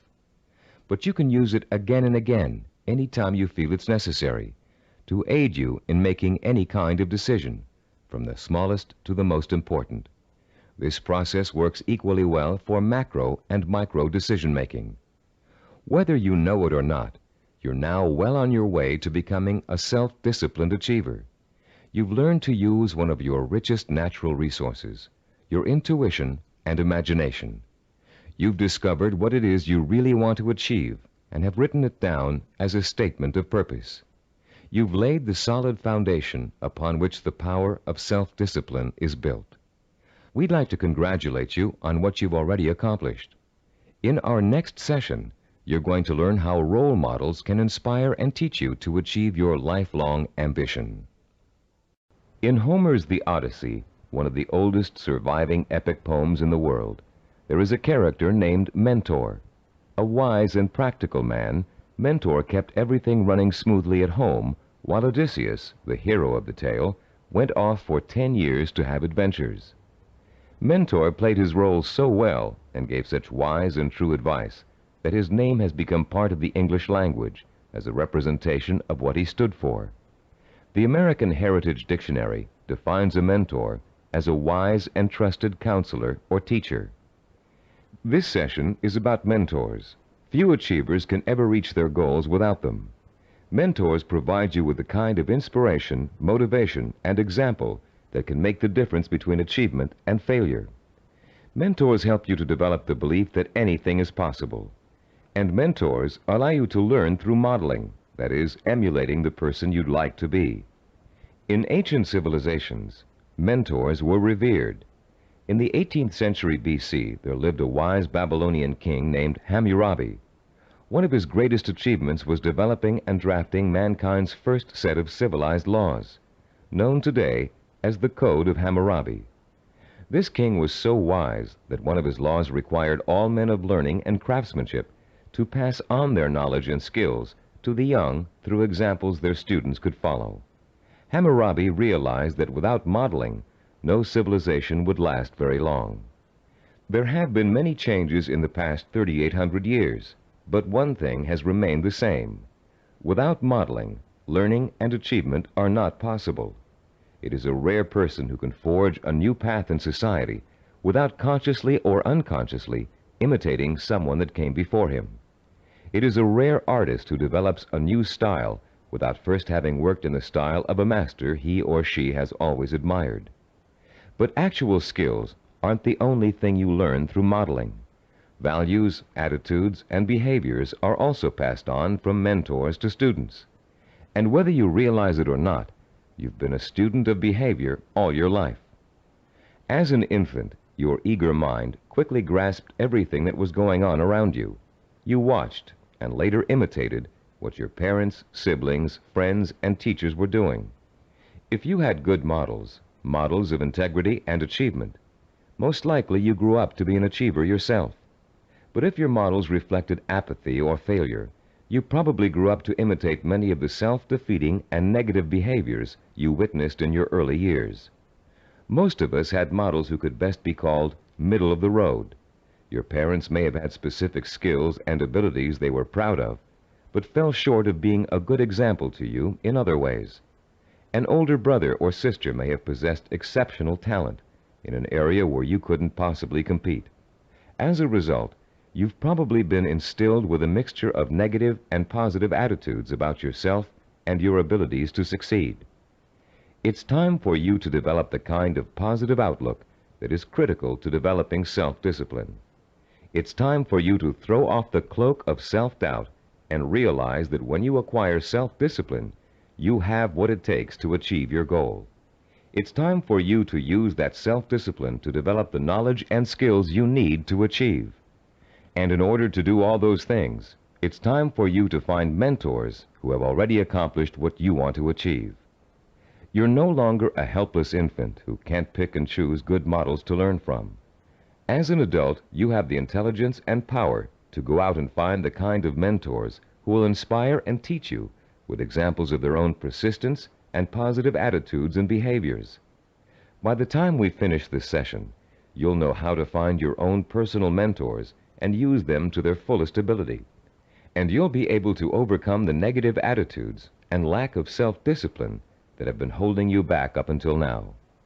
You'll learn how to identify your own personal role models using historical figures and the people surrounding you today. You'll find out how to actually learn new attitudes and behaviors from them. You'll learn how to use them to create a blueprint for your own actions, starting right now. And more importantly, you'll learn how to draw inspiration from them, the kind of inspiration that empowers your purpose, what you want to achieve, with a sense of possibility. If others have achieved it, then it's possible for me too. How do you go about finding mentors? At first glance, it may seem that there's nobody even remotely accessible to you who has the same kind of hopes and dreams as you do. But high achievers always find a way, and so can you. In our research, we discovered that achievers draw their inspiration from role models in two ways: indirectly, from reading and watching films, and directly, through day-to-day observation and contact. Let's first discuss how self-disciplined achievers indirectly find their mentors. Indirectly, they learn through media portrayals, mostly through the reading of biography and autobiography, reading profiles of achievers in magazines and other periodicals, and watching inspirational films and television programs. You may not be able to meet and talk to George Washington, Charles Lindbergh, Margaret Mead, or Agatha Christie, but each one of them has left behind a legacy of accomplishments that have been covered extensively in print and film. Stop now and think of all the people you've read about, heard about, or seen portrayed in films. Whom did you admire most? Whose story elicited a throb of recognition from you, a feeling that if you could be in anyone's shoes, that was the person you'd like to be? It could even be a fictional character, a great detective or explorer created by an imaginative writer. But there had to be, and still has to be, someone you've always greatly admired and wished you could be like.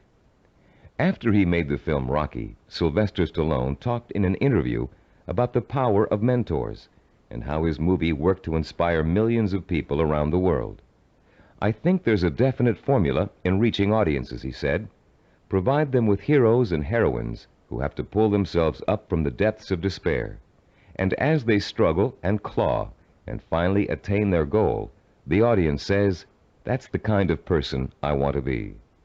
Stallone's character Rocky is the embodiment of a man obsessed with and driven by a vision rich in emotion and purpose, a self-directed achiever who overcame the odds through hard work, effort, persistence, and perseverance. Browse through the New York Times nonfiction bestsellers list this Sunday in your local paper. You'll find that half the books listed are biographies or autobiographies, testaments to people of enormous self-discipline and high achievement. Examples of the power of self-discipline are all around you. You only have to visit your library, your local newsstand, the closest movie theaters, or your local video store for inspiration. Your first step in finding a self-disciplined mentor is to search out books, magazine articles, and movies in which the main characters, fictional or real, have achieved something similar to what you want to achieve. And after studying these people, you can begin to answer the questions. What is it I must do to achieve my goal? What skills do I need to learn? How must I behave? What actions do I need to take? Your mentors will provide you with the answers. The self-disciplined have 3 direct methods of finding role models to learn from and emulate. The first is through personal acquaintances. They may have a friend whose business or personal successes have inspired them to take similar routes to the top. Or perhaps there's a family member who has achieved widespread recognition for outstanding contributions to the community. Because these mentors are close at hand, they can be watched from a front row seat. You can observe their attitudes, behaviors, and thinking patterns. You can notice how they solve problems. You can pay attention to how they behave when confronted with setbacks or victories. You can watch these mentors grapple with the issues of everyday life and the larger issue of achievement in a chosen area. But sometimes there just aren't any people who are that close to you who fit the bill of the self-disciplined achiever. You must find other methods of seeking out real-life mentors. The second way self-disciplined people directly find mentors is through what is commonly known as networking. Networking consists of building relationships with the people who can introduce and expose you to positive role models. Networking is not to be confused with social climbing. The primary motivation of the networker is to learn as much as he can from as many successful people as he possibly can. The main benefit from networking is the quality of the contacts you can establish. Contacts that will create greater opportunities and put you in the mainstream of successful, self-disciplined role models. The third source of finding models directly is apprenticeship, learning directly from a master mentor. The concept of apprenticeship may seem old-fashioned in a world of computer-assisted learning and mass public education, but most of the high achievers we studied apprenticed themselves in some fashion to a mentor who could pass on his or her skills through intentional, personalized learning. Apprenticeship is extraordinarily common in the arts, trade crafts, business, medicine, law, politics, teaching, and sports. Leaf through any encyclopedia and notice how many of the achievers profiled learned their skills under the tutelage of a master mentor. Some people are obvious masters of their craft and easy to pick as mentors, but sometimes it isn't so obvious, especially when it comes to business or professional achievers. How can you choose among several possible candidates? How can you pick the person who is most likely to provide you with the inspiration and example you need?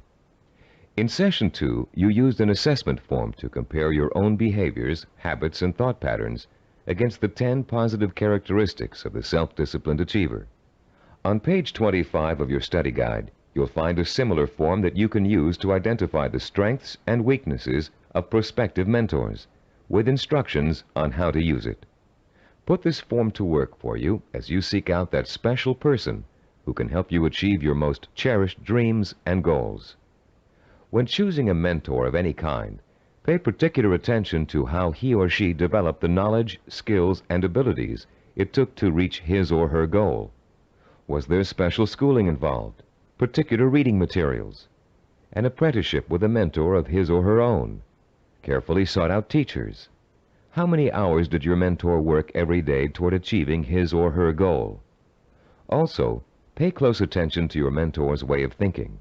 Be sure to choose someone who handles stress and pressure well, someone who responds to difficult problems by coming up with creative solutions, someone who loves what they do but still finds time for important personal relationships.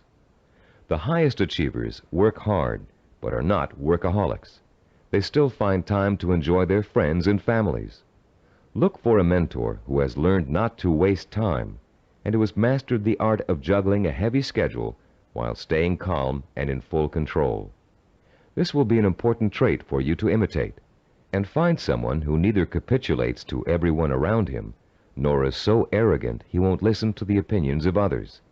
You'll want to learn how to listen well, and then make your own decisions. In looking for all these traits, remember that your mentor is still going to be human and have faults. This is one of the most important things you can learn about your role model. In spite of great success, wealth, and the admiration of friends, family, and the community, he or she makes mistakes just like you. Rather than being disappointed in your mentor, you should rejoice over his or her human failings, because those failings mean that anyone can succeed just as they did. If it was possible for an imperfect person with one all-important goal in life to make that goal come true, you can do it as well. At Cybervision Systems, we've developed a number of sports training video cassettes that use a new and revolutionary learning technique. These video cassettes feature some of the world's greatest athletes, highly self-disciplined achievers who have won world championships and Olympic gold medals. And in the casual conversations we've had while working with these athletic stars, each one has revealed that he or she had a mentor whose skills, attitudes, and behavior served as an example of how to achieve. One of the things that struck us during these conversations was the fact that most top athletes were just as intimidated as you and I might be the first time they met their role model heroes, for lack of a better word. The idea that a major league ball player of undisputed talent might be quivering like a school kid in the face of their lifelong hero made us feel pretty normal, actually. I think we all feel a sort of psychological barrier when it comes to measuring ourselves against our role models. But as the athletes we talked to discovered, that barrier can be overcome quickly and easily. Each of them described the eventual realization that came from playing on a team with a personal hero or from riding the same pro circuit. The realization? As Olympic gold medal skier Jean-Claude Killy put it, everybody puts his pants on, one leg at a time. What each of them realized was that they too could easily perform like the role model they idolized. The idols, viewed close up, turned out to be as ordinary as the worshippers. They realized how great an opportunity they had to learn from their hero. Discovering that their idols were human and fallible, they began to believe deep within their hearts that they could equal or even surpass their idols' accomplishments. Though the role models you choose have developed tremendous strengths that have made them successful, they also have many weaknesses. Renowned fiction writer Ray Bradbury, for example, who was first published when he was in his teens, will never win the Monaco Grand Prix, or even a race to the local supermarket. Why? Because he never learned to drive a car, a skill most of us acquired long ago without thinking about it twice.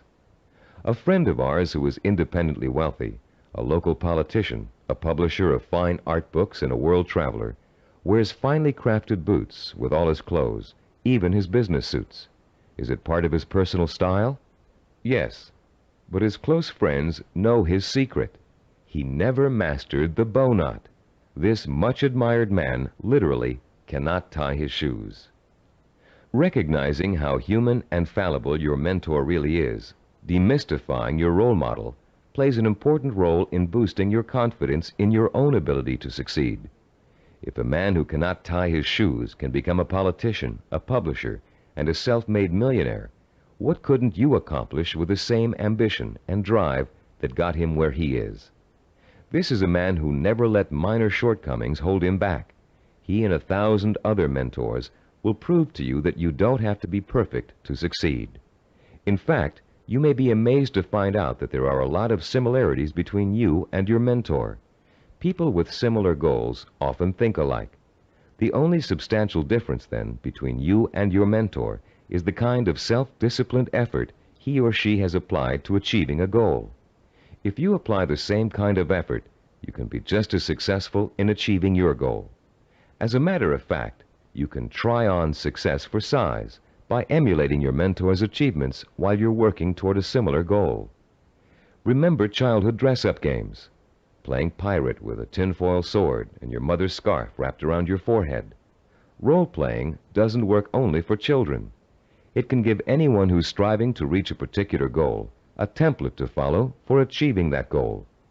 Hunter Thompson, who broke new ground in journalism in the 1970s with his gonzo style, picked up much of his technique by imitating one of the greatest writers in the English language, Charles Dickens.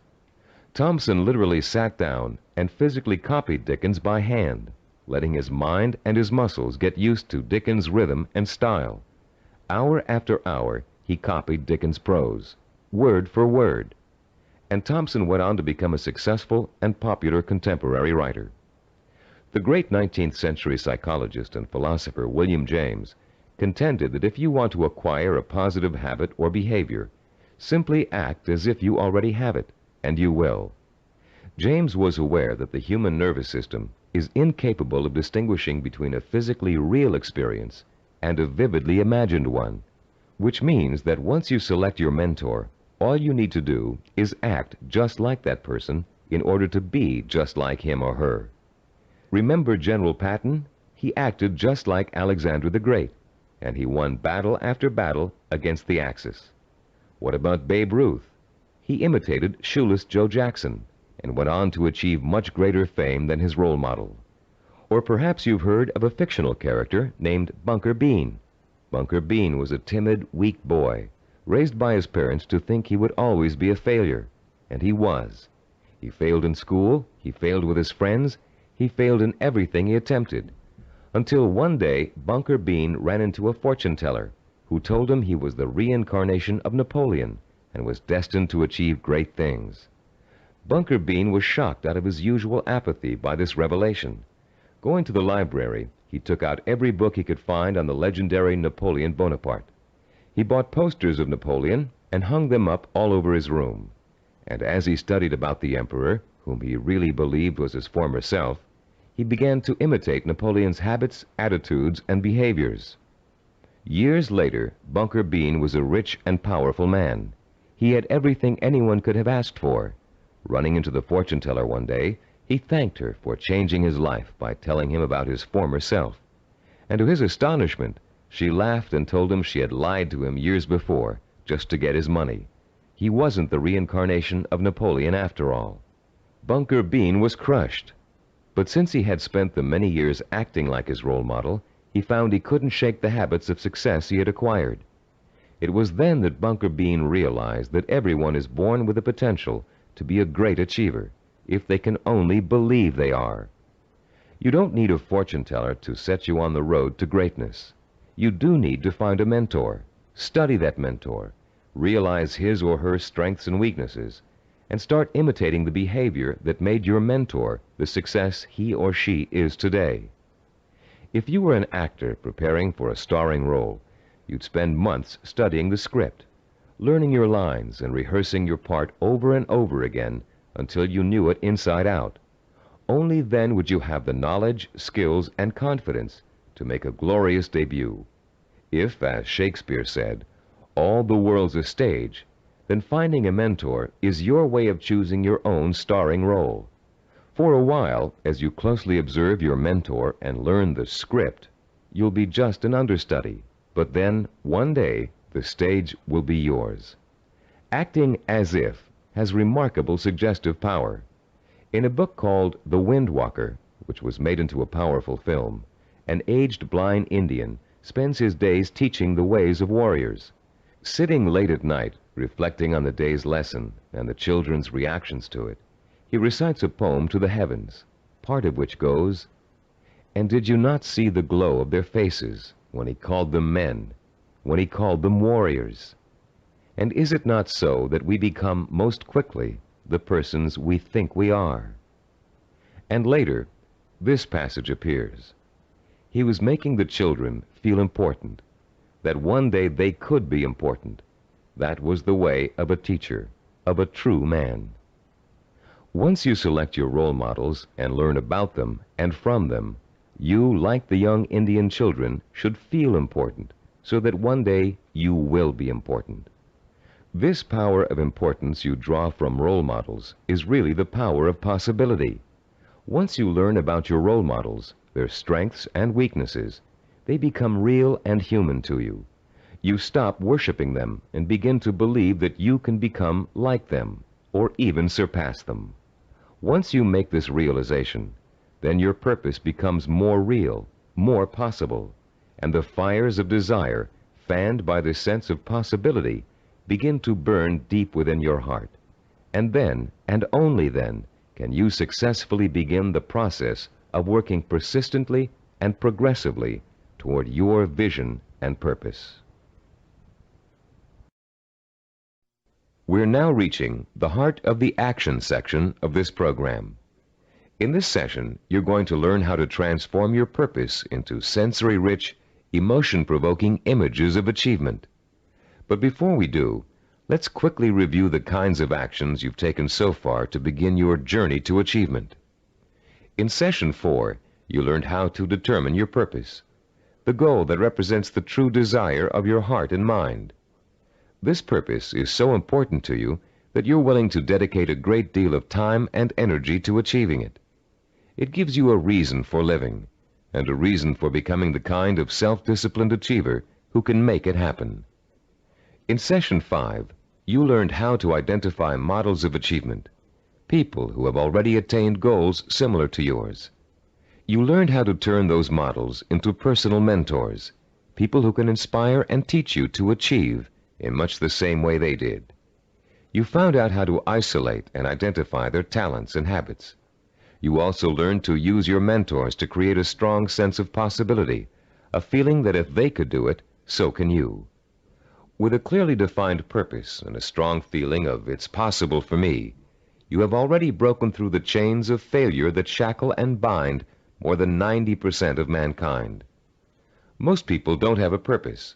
They don't think that they're capable of achieving anything worthwhile.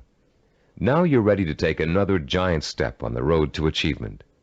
In this session, you're going to learn just how to translate your purpose into an emotion-provoking vision. This vision will become so real in your imagination that it will inspire and motivate you to work towards it every minute of every day until you make it come true. What we call your vision of success is a clear, sensory-rich, highly detailed mental picture of what you want to achieve and the rewards you'll experience as a result of its achievement. When this vision of success is linked to your purpose and a strong sense of possibility, it will, like a hot branding iron, burn itself deep into every fiber of your being.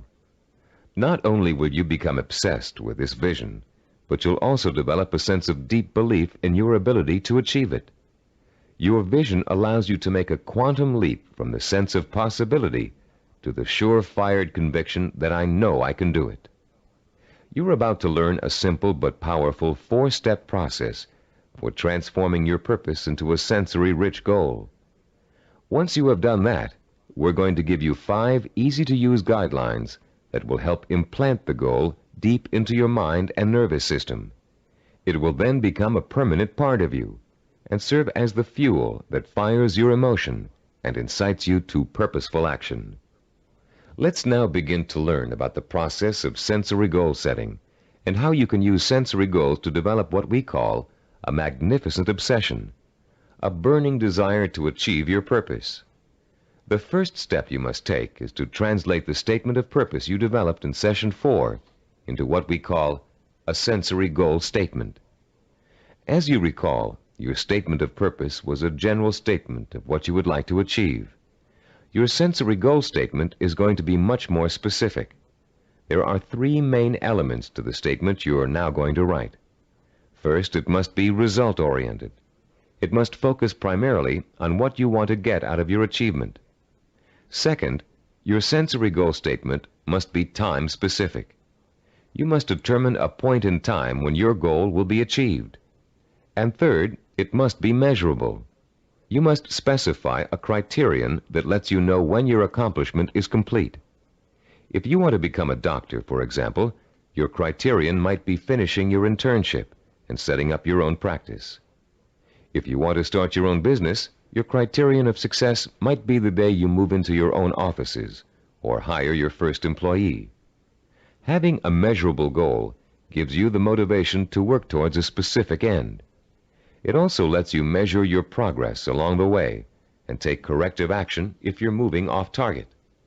This sense of having a concrete reality to work for, combined with an actual time frame and a result to look forward to, fuels your drive and compels you to work persistently and systematically toward the ultimate success of your endeavors. Let's quickly look at a few examples of how a statement of purpose can be translated into a sensory goal statement. Let's say your statement of purpose reads, "I want to help cure disease." Your sensory goal statement might read like this: "In June of 1989, I will receive a medical degree." If your purpose is to become your own boss, then your sensory goal statement might read, "In January of 1987, I will open up a retail store of my own." If your purpose is to run a marathon, your sensory goal statement might read, "In June of 1986, I will enter the Boston Marathon and complete the 26-mile run in under 5 hours." Now turn to page 29 of your study guide and look at Form 6.1. There's a space there for you to write your goal statement down. Take a moment now to compose and write your sensory goal statement in the space provided. I'll pause for a minute while you do this.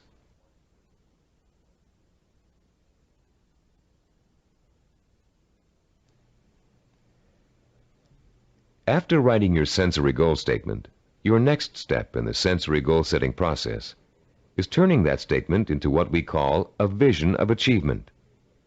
The first way in which you're going to do this is by finding photographs in books, magazines, and newspapers that show people living, experiencing, and achieving your vision.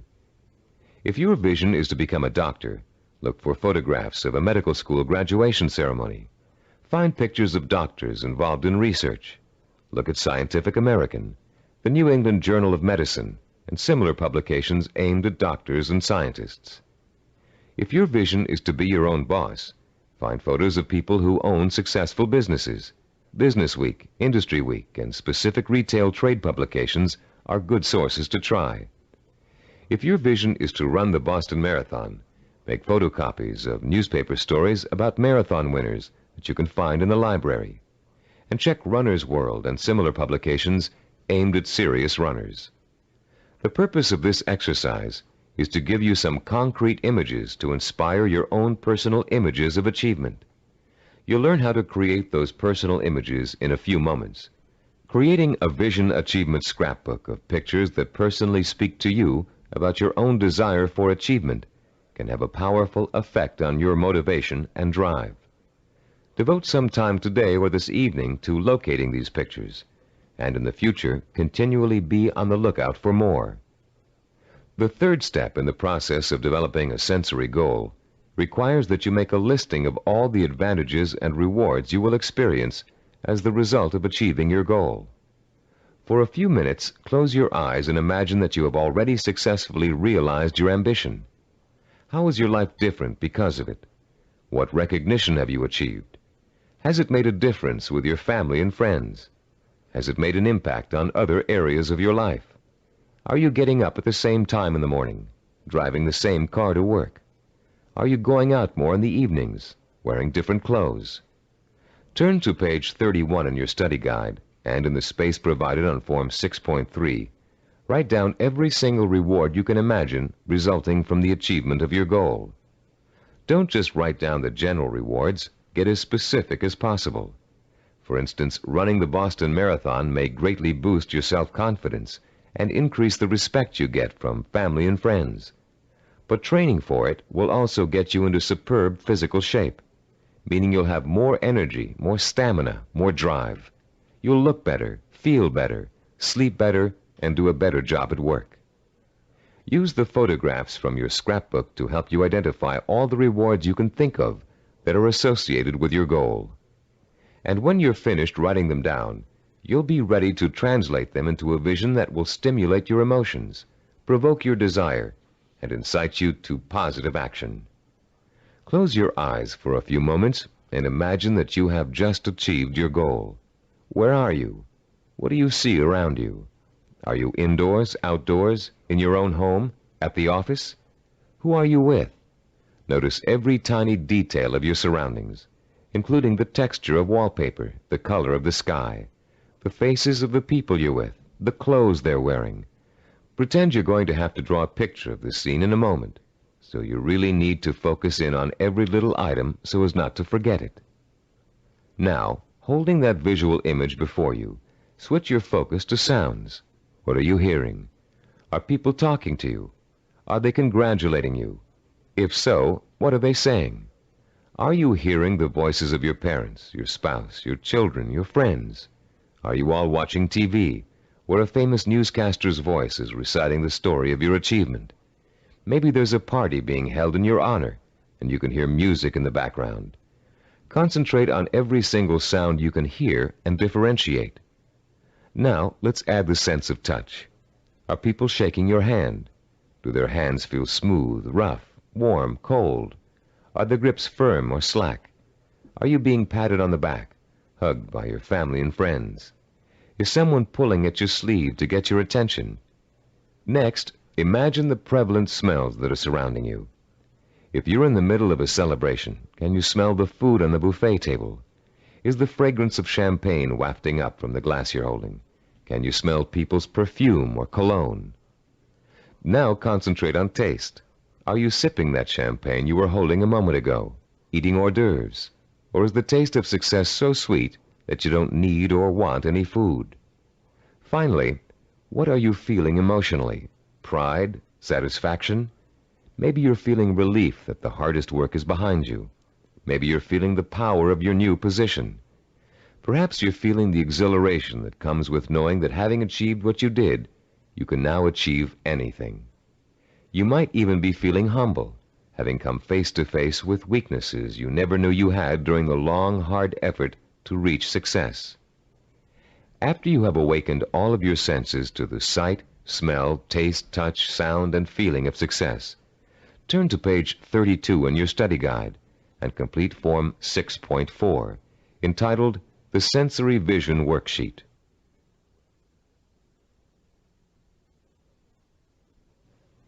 The four-step process we have just outlined takes you on another emotional journey that gets progressively richer, clearer, and more potent. You start with a specific statement of what you want to achieve and when you want to achieve it. Then you gather inspirational photographs of others who have achieved what you want to achieve. You imagine and list the rewards and benefits you'll experience as a result of achieving your goal. And finally, you bring these three steps together into an imaginary scenario rich in sight, sound, touch, taste, smell, and emotion.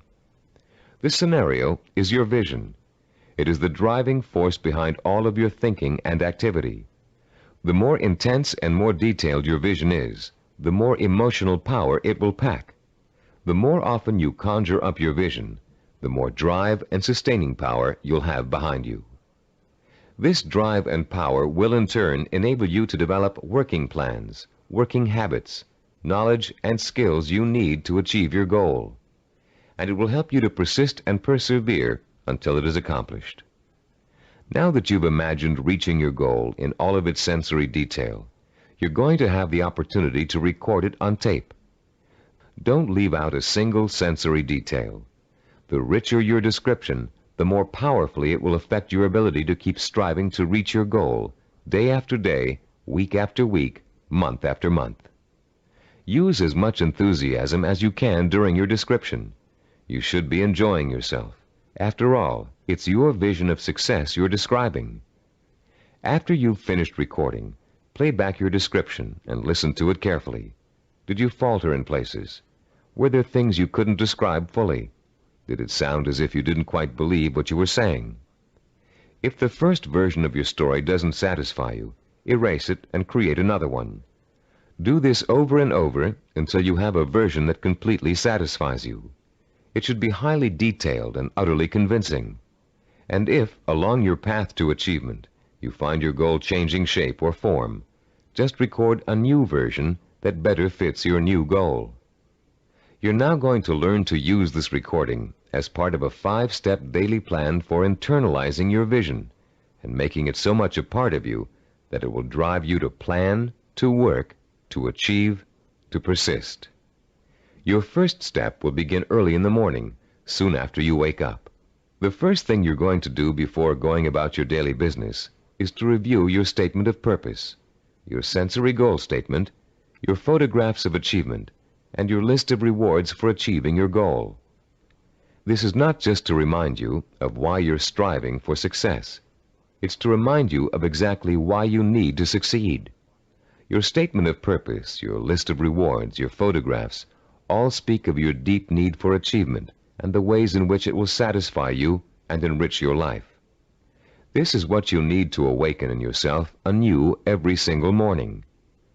After you've reviewed those materials, your second step is to listen to your recording of your sensory goal description. The sound of your own voice, filled with enthusiasm, describing the joy and pride you feel in achieving your goal, will light a fire inside you that will give you the energy and stamina to persist in your efforts to reach success every single day. And during the day, as part of step 3, you must take a few moments out from whatever you're doing, close your eyes, and imagine your sensory goal in all its richness and brilliance. Recall the touch, taste, smell, sight, and feel of success. Relive your emotional reactions to it. Keep the obsession to achieve burning in you all the time by remembering this vision as often during the day as possible. For step 4, at night you must mentally review all the events that occurred during the day. Did you have new experiences that could help you fuel your vision and make it richer and clearer? Make another recording that reflects your new thoughts and feelings. Step 5 consists of listening once more to your sensory goal description before going to bed. And as you're falling asleep, play your sensory-rich scenario of achievement over and over again in your head. This 5-step plan will refuel and reinforce your motivation for achievement, and it will help to give you daily feedback on how well you're progressing toward your goal. But remember, there will be setbacks and mistakes along the way, and there will be readjustments in your thinking and planning about what you want to achieve and how you want to achieve it. You'll find yourself adjusting your course just as you adjust your steering wheel while driving on a winding road. This is to be expected because there is no effortless path to achievement. For this reason, we suggest you record your vision over again at least every 2 weeks. That way, it can keep pace with your daily experiences and changes in outlook. You've come a long way in this session. You've turned a general statement of purpose into a specific statement of what goal you want to achieve. You've put an achievement date on that goal. You've gathered pictures of it. And you've learned to turn it into a living, breathing vision of success that evokes the kind of strong emotions you need to sustain a long, hard effort of achievement. Now is the time to record your vision. Take your time and do it as many times as necessary until you are satisfied with the results.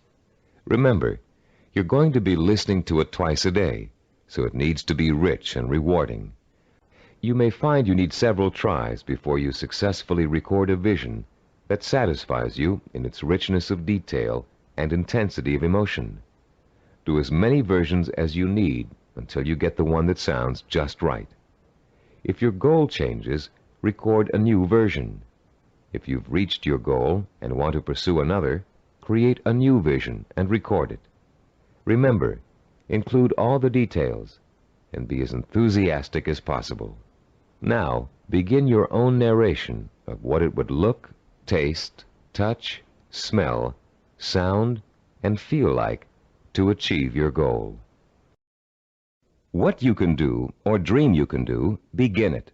Boldness has genius, power, and magic in it. These immortal words, written by the great German philosopher and dramatist Johann Wolfgang von Goethe, perfectly set the stage for what you're going to learn in this session. Here, we're going to help you turn the vision of what you want to achieve into an action plan. In Goethe's words, to boldly begin your dream. You already have the vision. You believe in it and in your potential to achieve it. Now we're going to work on a practical, step-by-step process through which your vision can be brought to life. For, as former United States President Theodore Roosevelt said, dreams are a dime a dozen. Everybody's got dreams. It's their execution that counts. Planning is the logical mapping out of where you want to go and how you want to get there. Seneca, the Roman philosopher, captured the importance of planning when he said, "When a man does not know what harbor he is heading for, no wind is the right one." Planning helps you focus your direction and organize both your time and resources. Every moment spent in planning saves 3 or 4 in execution.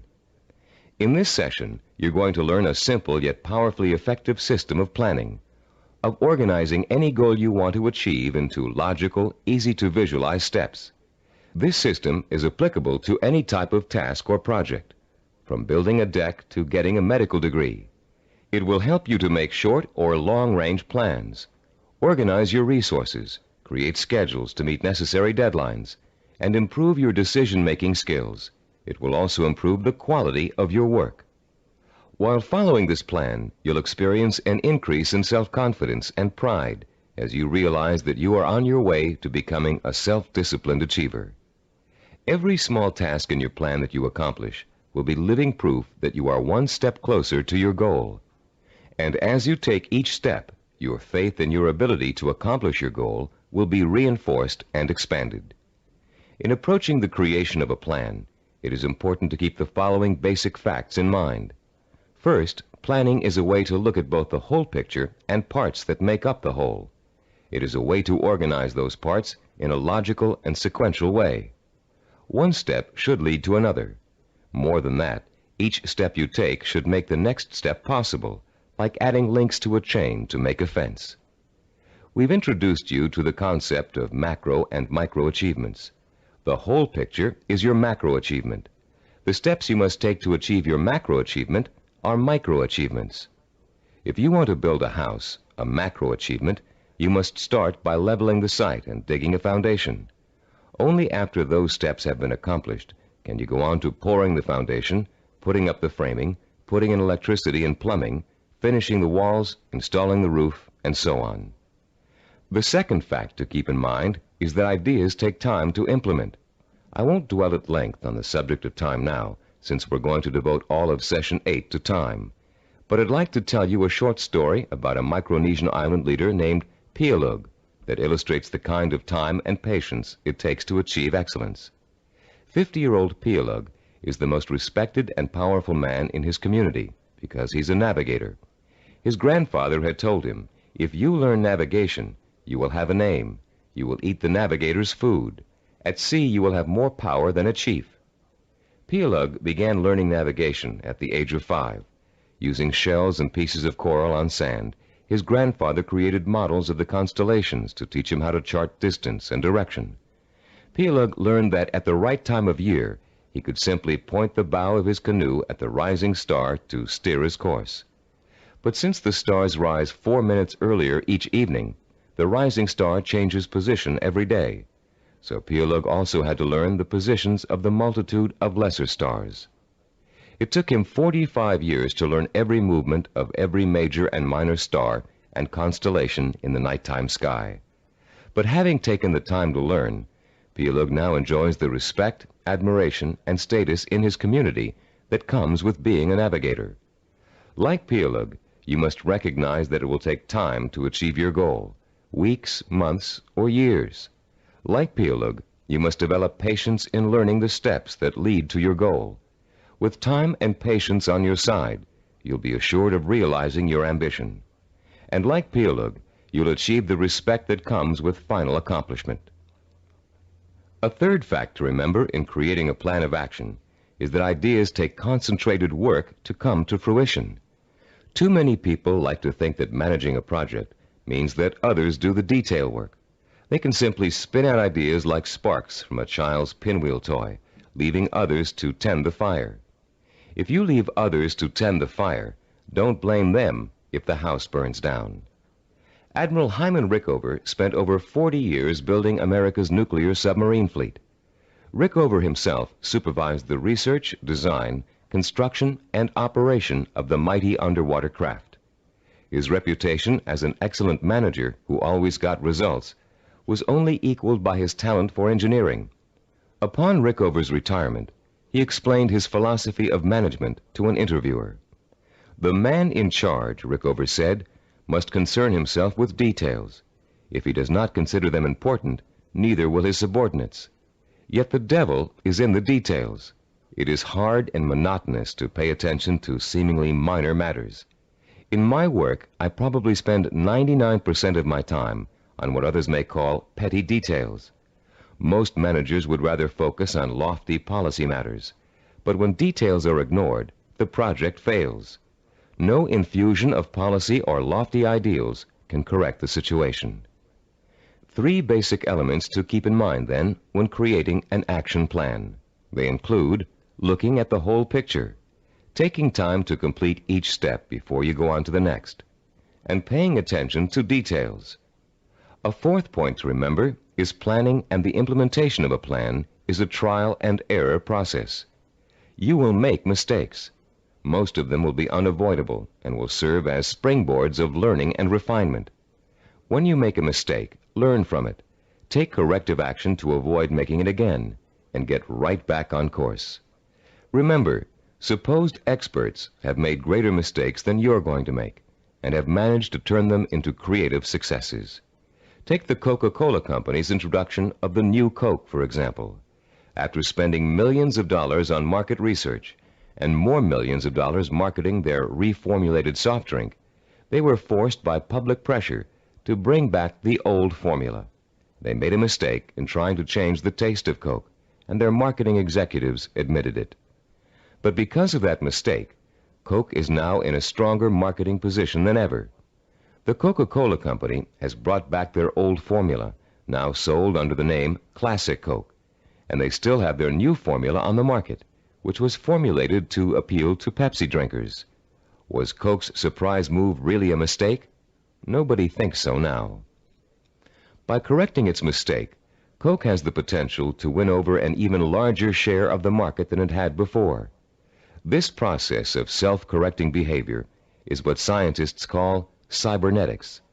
The term may sound very space age, but there's a reason for that. The organizational method you're about to learn is the same one NASA engineers used to put men on the moon. In the early 1960s, when former President John F. Kennedy ordered NASA to put a man on the moon within a decade, NASA's engineers and systems designers rose to the challenge, accomplishing the task by July of 1969. How did they do it? They took their macro objective, putting a man on the moon, and broke it down into a series of micro-objectives that would lead to the final great accomplishment. When the project started, NASA scientists and organizers immediately began preparing flowcharts, identifying each step they would have to take in order to put a man on the moon. First, they had to build a new type of rocket. Then, that rocket had to successfully orbit the Earth for longer and longer periods of time. They had to design spacesuits that would be able to protect the astronauts from the moon's atmosphere. Each step got them closer and closer to achieving their objective, until that historic day when they got the job done. You can duplicate the same process of planning simply and easily. You can apply it to any job you might be called upon to handle. We call the system of planning you're going to learn in this session visual network planning. Visual because it helps you to look at, identify, and visualize each of the steps necessary to complete an objective. Network because each of the steps are connected together to show how they lead to your goal. The instructions and examples that follow will show you how you can quickly and easily put the visual network planning system into immediate operation. There will be 7 steps involved. First, you'll write your objective. Second, you'll break it down into major steps we call activities. Third, you'll organize the activities in logical order. Fourth, you'll design a visual network. Fifth, you'll estimate how long each activity will take to complete. Sixth, you'll determine what we call critical path and float. And seventh and last, you'll assign actual calendar dates to each activity. Don't worry about remembering all of these steps now. We'll go over them one by one with examples to help you understand them. For now, as we begin our discussion of this powerful planning system, you'll need to refer to your study guide and follow along as I explain each concept. I'll pause here for a few moments while you locate the page. First, let's discuss the 4 basic elements of visual network planning. Look at diagram 7.1 on page 36. The first element is what we call an activity box. An activity is a step or task that must be completed in order to achieve a goal. The name of the activity is listed in a box. One activity is linked to another activity by a line with an arrow. This linking of activities is the second element of a visual network plan. The third element is the activity's reference number. Each activity is assigned a number for the purpose of identification. The number is circled and located in the upper left-hand corner of the activity box. Any number can be assigned to an activity box, and the numbers you do assign don't necessarily have to follow in numerical order. Activity number 23 can follow activity number 15. The fourth basic element of a visual network plan is what we call duration. Each activity takes a certain amount of time to complete. That amount of time is called its duration. Duration is listed at the bottom right-hand corner of the activity box. It can be represented in minutes, hours, days, weeks, months, or years. Now let's use these elements to build a simple network, a group of linked activities that lead to a goal. Refer to diagram 7.2 on page 36. This diagram assumes that you have some hard winter wheat and a wheat grinder, and you want to make some fresh, hot, whole wheat cereal. How would you develop a simple visual network plan to illustrate all of the steps you must take to end up with a bowl of piping hot cereal? Your first step would be to get a piece of paper and pencil and list your objective on the top. In this case, it would read something like, cook whole wheat cereal from scratch. Your second step would then be to break your objective down into its major steps or activities. In this case, there are 2 major activities involved. The first is grinding the wheat. The second is cooking the wheat. Third, you would then put the activities into their logical order. In our example, the wheat must be ground before it can be cooked. And fourth, you would construct a visual network plan in which the 2 steps are placed in activity boxes with reference numbers, durations, and linked arrows. We have already developed the visual network plan for this objective in diagram 7.2. As you can see, activity number 2 is grinding the wheat. Activity number 4 is cooking the wheat. When activity number 2 has been completed, having taken 2 minutes, activity number 4 is ready to begin. Activity number 4 takes 7 minutes. Reaching your goal of making a bowl of fresh, hot, whole wheat cereal takes a total of 9 minutes. This simple visual network plan shows you how many activities you need to complete before your goal can be accomplished. In this case, 2. and how long each activity will take. In this case, 2 minutes and 7 minutes. The example is very elementary. If you look at diagram 7.3 on page 37, you'll see a slightly more complex visual network plan. In this case, our goal has 2 activities that are dependent upon the completion of 1 activity. Here our goal is to get both a car and a motorcycle out of a garage. Neither can be accomplished without opening up the garage door. Notice also that activity 5, labeled Getting the Car Out of the Garage, is independent of activity 7, labeled Getting the Motorcycle Out of the Garage. Both activities 5 and 7 can be accomplished at the same time, providing you have someone to drive each vehicle and providing the door is opened first. In this example, note that 5 of the 7 steps of visual network planning have been completed. 1, the objective has been written. 2, the major steps of the project have been identified. 3, the steps have been put into a logical order. 4, they have been organized into a visual network. 5, each activity has been assigned a time estimate for completion. Now let's examine step 6, the concepts of critical path and float. To help you follow along in our explanation, turn to page 38 of your study guide and look at diagram 7.4, titled Critical Path and Float. As you can see, we have expanded our visual network plan for cooking cereal to one for cooking and eating cereal. The new objective is to prepare and eat freshly ground whole wheat cereal in 15 minutes. Look at the visual network plan. You now have 3 separate paths that come out of activity 3, grinding wheat. Going from the top down, the first path is made up of activities 3, 5, and 11. The middle path is composed of activities 3, 9, and 11. The bottom path includes activities 3, 7, and 11. Look at the 3 paths individually and total up the amount of time each will take. The middle path will take a total of 14 minutes to complete. The top path takes only 8 minutes. The bottom path takes 9 minutes. Look at your objective again. Your goal is to cook and eat the cereal within 15 minutes. If you are to complete your objective on time, the activities on the longest path must all be completed on schedule. The longest path on a visual network plan is known as the critical path. The activities on the critical path are called critical activities and are vital to the success of the project. The non-critical activities, those not on the critical path, can be delayed without affecting the result. These activities have what is called float. Float is the amount of time an activity can be delayed without affecting the completion of the project.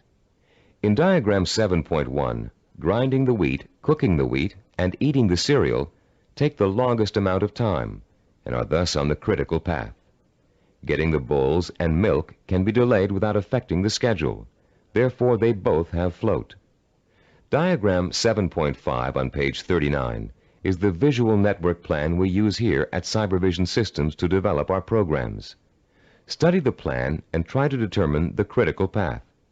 Which activities take the longest amount of time to complete? As you can see, activities 11, 13, and 15 are on the critical path.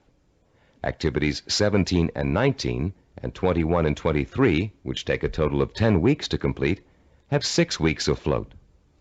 Because of the amount of time it takes to complete the critical path, these activities can be delayed for 6 weeks without affecting the schedule. On the other hand, if any of the activities on the critical path are delayed, the whole project will be late. Identifying the critical path of your project enables you to gain control by knowing what your priorities are. You can then concentrate your efforts on getting those priority items done, letting the others float until you have time to take care of them too. The 7th step in developing a visual network plan is to assign calendar dates to each of the activity boxes. Once you're ready to commit your project to firm starting times, you must insert completion dates for all activities along the critical path. For example, if we were to begin our audio program development on January 5th, and the first activity on the critical path, developing a program idea, has a duration of 1 week, then the activity box showing the completion of this task would have a target date of January 12th. That date, and all others on the critical path, must be met in order for the project to be completed on time. A delay in finishing a critical path activity will result in the delay of the project. But critical path dates have another function besides keeping your project moving on time. These target dates also serve as guides for the float events that lead to your goal. You can position your float activities to coincide with your critical target dates in such a way as to complete them when it's best or easiest for you to work on them.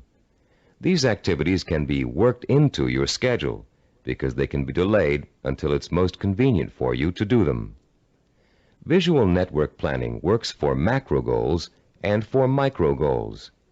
You can create one visual network plan for a macro goal, such as becoming a doctor, and create another visual network plan for getting through medical school. In diagram 7.6 on page 40 of your study guide, we've outlined a simple visual network plan for someone with a macro goal, becoming a neurologist. Each of the activities listed on this plan, which takes a total of 15 years of post-high school study, can be turned into a micro-network plan of its own. Any project that has a beginning and an end will benefit from visual network planning. Before embarking on your plan for accomplishing your macro goal, we suggest you try this organizational method out on something smaller, so you can see the results in a matter of a few hours or a few days.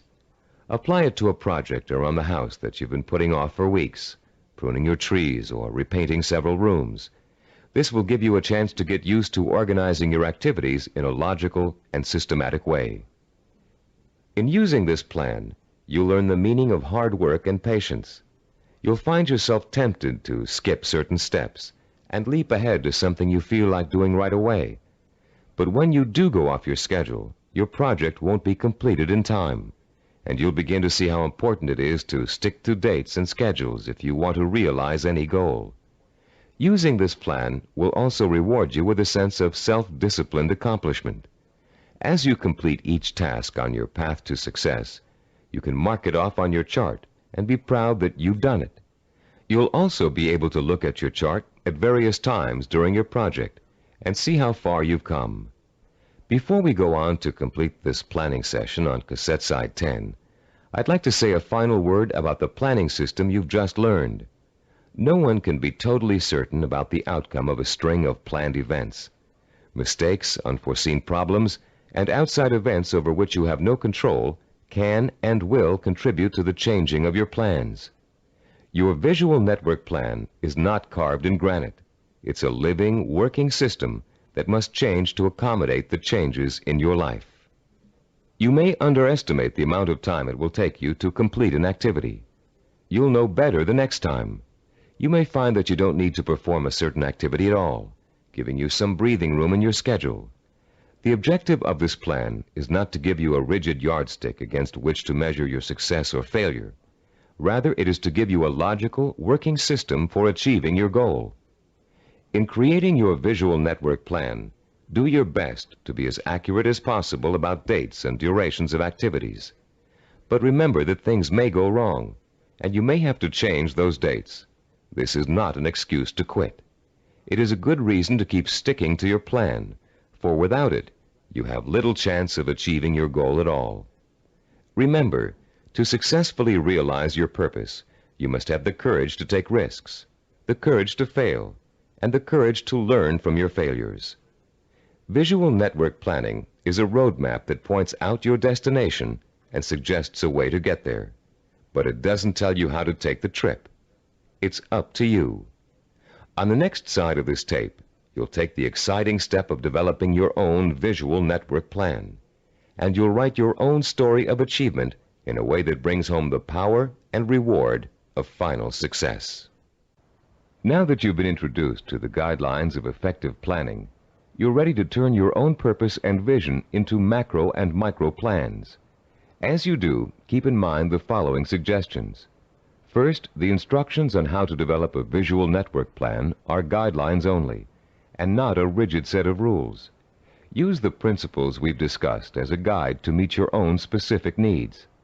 Second, take the time to work at converting your goal into a visual network plan.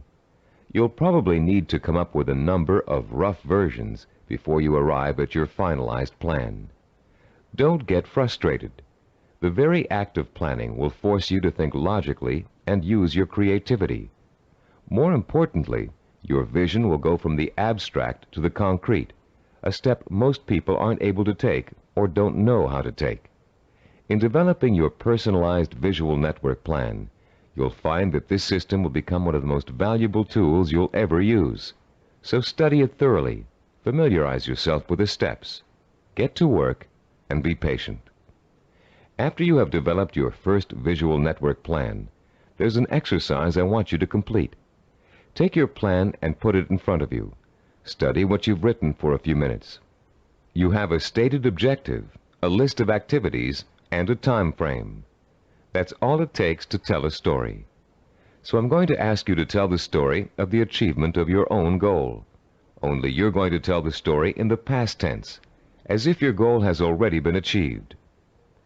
In your story, pay attention to details.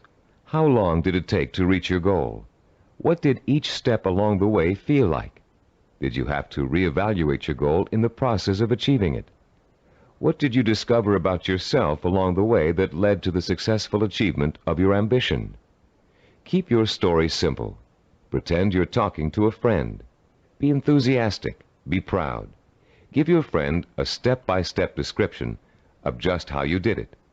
First I did this, then I did that, and this happened along the way, so here's how I took care of it, and so on. Now you're going to tell your story on tape to describe your success in sensory-rich detail, with all the enthusiasm you can muster, as if it finally really happened.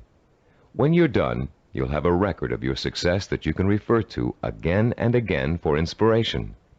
When you play your story back for the first time, listen very carefully to your descriptions. Did you falter in places? Was there a lack of conviction in your voice in certain areas? Did you hesitate, as though to tell yourself you really didn't believe that success was yours? Or were you self-assured and utterly convincing? If the first version of your story doesn't satisfy you, erase it and create another one. Do this over and over until you have a version that completely satisfies you with its richness of vision and inner strength.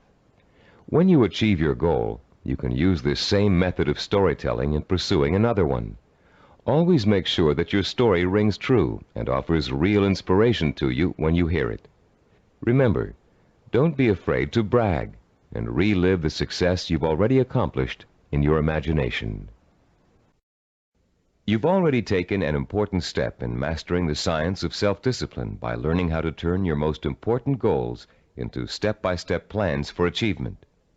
Now comes the time to roll up your sleeves and learn how to put these plans into action. This is an exciting moment for you and a turning point in your quest for success. Up until now, you've learned how to prepare for achievement. Now you're going to learn how to actually tackle the hard, efficient work that is the bread and butter of achievement itself. Notice we said hard, efficient work, not just hard work. Hard work alone doesn't guarantee success. In fact, many unfortunate people spend a great deal of time working very hard and never get anywhere in spite of it. Making intelligent and efficient use of your time is of paramount importance in achieving your goal, especially when that goal may take years to achieve. In this session, you're going to learn how to manage your time and effort so efficiently that you won't waste one valuable moment in your journey to achievement. You'll learn how to find time in an already busy schedule to work on the micro tasks that make up the stepping stones to your macro purpose. You'll find out why what we call seasoning, a special way of looking at time, is so critically vital to your success. You'll learn how to actually quicken time, make hours seem like minutes, weeks seem like days, and years seem like months. And you'll learn once and for all how to develop the do-it-now habit, allowing you to permanently overcome the world's #1 cause of failure, procrastination. By the time you finish this session and complete the corresponding exercises in your study guide, you'll be equipped with a new attitude towards time and achievement, and you'll be ready to begin systematically putting your step-by-step plans into purposeful, disciplined action. Let's now begin exploring the fascinating principles of using and managing time that can make the difference between success and failure. To begin at the beginning, let's talk a little bit about the relationship between time itself and achievement. We all know that it takes time to accomplish something. Depending on what you'd like to accomplish, it may take a little bit of time or a great deal of time. The same goal can also sometimes be achieved in less time or more time, depending on how good a job you want to do in achieving it. Think about any small task you might be confronted with around the house. Let's say one of your doors is stuck and needs planing in order for it to open and close easily. There are lots of ways you could accomplish that task and lots of shortcuts you could take. But in order to do a really good job, you know you should measure the door and doorway opening, figure out how much wood you need to remove, take the door off the hinges, and mount it on a sawhorse and plane it down until it reaches the right size. This approach may take longer than some others you can think of, but it's the best way to achieve your goal. And when the job is done properly, you know that door will never get stuck again. The person who takes the time to do the job right is the epitome of the self-disciplined achiever. Someone who has learned not to worry about time, but use it to its full potential to achieve a goal in the best way possible. None of your goals are going to be as simple as this one to accomplish, but the principle remains the same. To achieve with excellence, you're going to need a long period of time in which to allow your knowledge and skills to mature and grow. This is the concept of time that we call seasoning. Seasoning is a law of nature. All things take time to come to fruition. People, in their impatience to get what they want without going through this growing process, often end up stunting their own personal growth and making true success impossible. Shortcuts only lead to mediocrity and failure. Scientists, philosophers, artists, and statesmen have always recognized the importance of seasoning in accomplishing any goal. When asked by an impatient student how long it would take to become a master teacher, the Roman philosopher Epictetus replied, "Nothing comes into being all at once, not even the grape or the fig. If you say to me now, 'I want a fig,' I shall answer, 'That requires time.' Let the tree first bring forth tender blossoms. Let the blossoms endure the weathering of the sun, wind, and rain. Let the tree then put forth its fruit, and finally, let the fruit ripen." Cybervision founder Steve DeVore recalls learning about seasoning the hard way. "When I was 5 years old," he said, "I planted a garden in my backyard. Because I didn't understand how seeds grew, I would go out and dig them up every day to see if they'd sprouted yet. I hardly watered them, and I didn't weed them regularly as I should have. Because I was so impatient and neglectful, my plants never got the chance to grow properly. And when harvest time came, my vegetables were pitifully small and undeveloped. I had a friend next door, a slightly older boy who understood the principles of gardening. He let his plants grow and ripen in their own time, helping them along with regular watering, fertilizing, and weeding. He enjoyed a bountiful harvest that summer, and I learned a lesson about patience and self-discipline." All great achievers not only understand the concept of seasoning, but they value it greatly. They know that success cannot be hurried. They know that to try to hurry it is to ruin it. They understand that every step along the road to achievement is a necessary one and a small achievement in itself. And they also know that getting there can and should be half the fun. Self-disciplined achievers are willing to pay the price of time to realize their ambitions. They are not intimidated by the thought of having to work and study for 5, 10, even 15 years.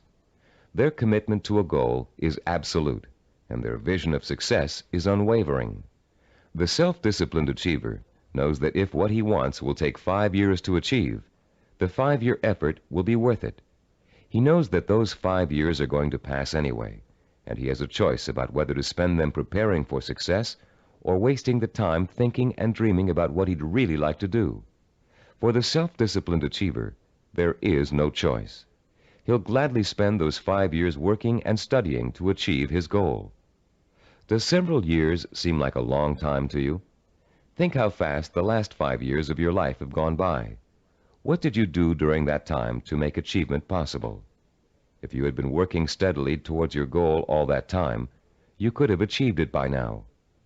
Let's say you're 34 years old and your dream is to become an architect. You know it will take you 6 years of schooling and apprenticeship before you can get a good job with a respected architectural firm. But that means you'll be 40 years old by the time you reach your goal, and you feel you just can't wait that long. Stop and think. You're going to be 40 years old in 6 years whether you study architecture or not. And if you choose not to study it now, in 6 years, you'll be in the exact same position, wanting to be an architect and knowing it will take you 6 years to get there. Only by then, you'll have to work until you're 46 to achieve your goal. You can get there in 6 years by starting now, or you can choose to give up hope of ever getting there at all. If you really want to achieve your goal, 6 years won't seem like such a long time. As you'll find out later in this session, to the self-disciplined achiever, the 6 years will go by very fast. Impatient people want things to happen overnight. In the words of French philosopher Blaise Pascal, they anticipate the future as too slow in coming. And in being unwilling to devote hours of time to the kind of seasoning it takes to become accomplished at anything, they waste their lives by doing nothing at all, and they wonder why they always feel so unfulfilled. How many youngsters have you known who came home from a rock concert determined to learn to play the guitar? It looked easy when the group on stage was playing, so the youngster goes out and buys a guitar and takes his first few lessons. And all of a sudden, it becomes apparent that it's not easy.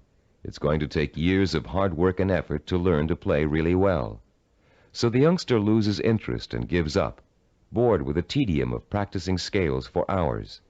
Yet the professional musicians he's watched have put in years of practice to get where they are, and where the youngster would like to be.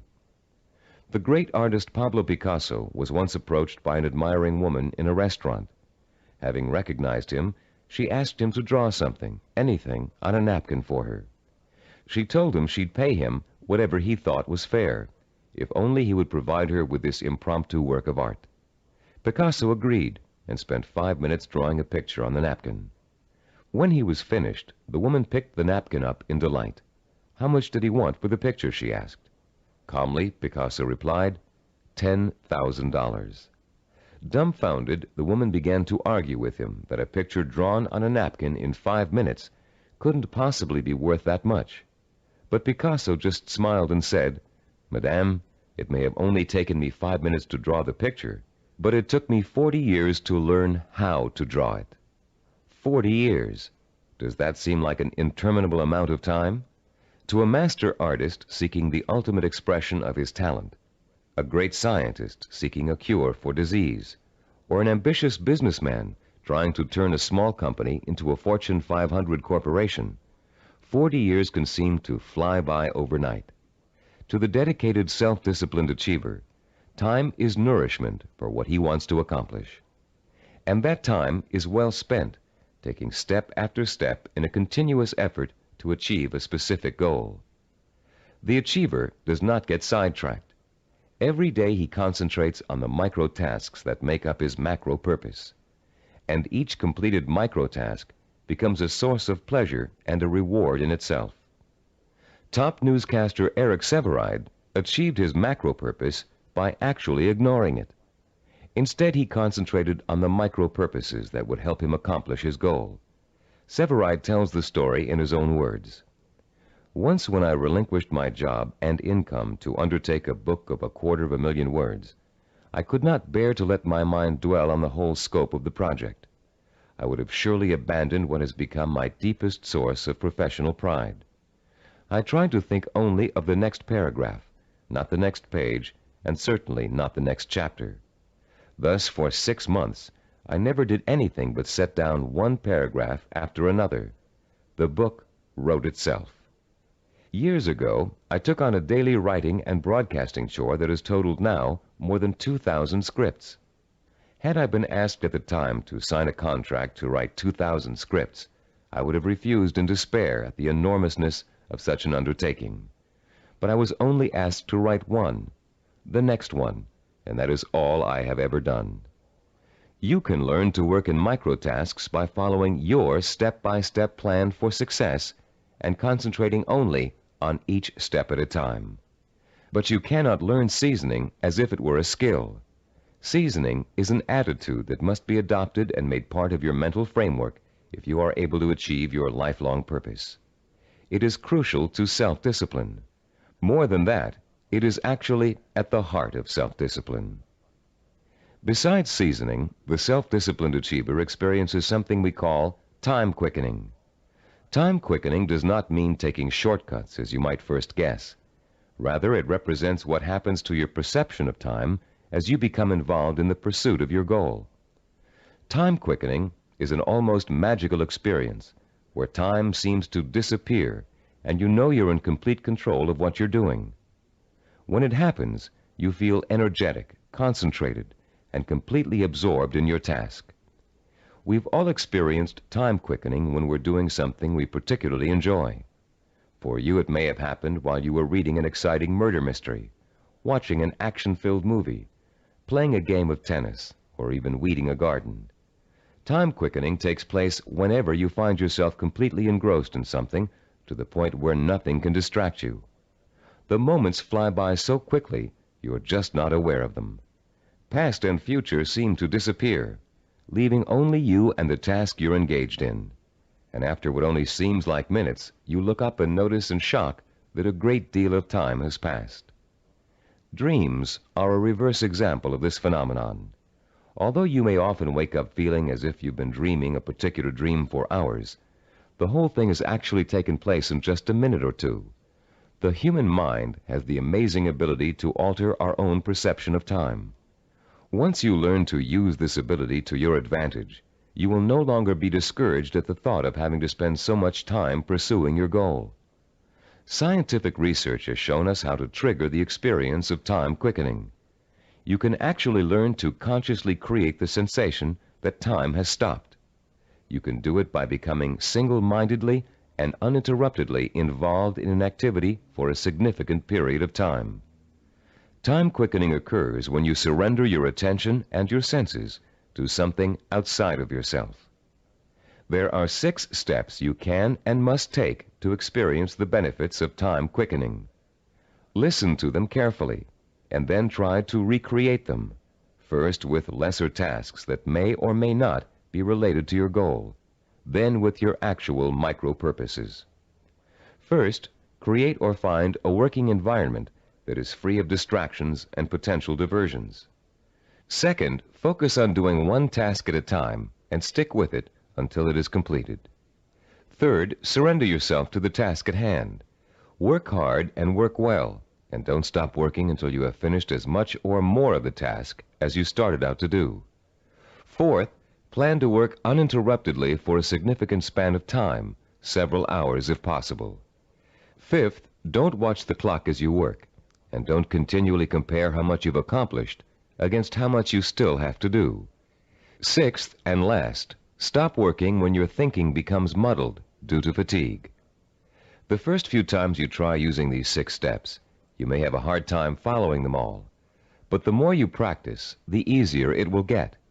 And soon you'll notice that time seems to be flying by quicker and quicker every time you sit down to work.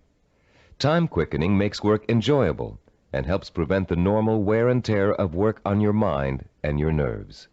It is the antidote to burnout and the key to maintaining a healthy emotional balance during long hours of effort.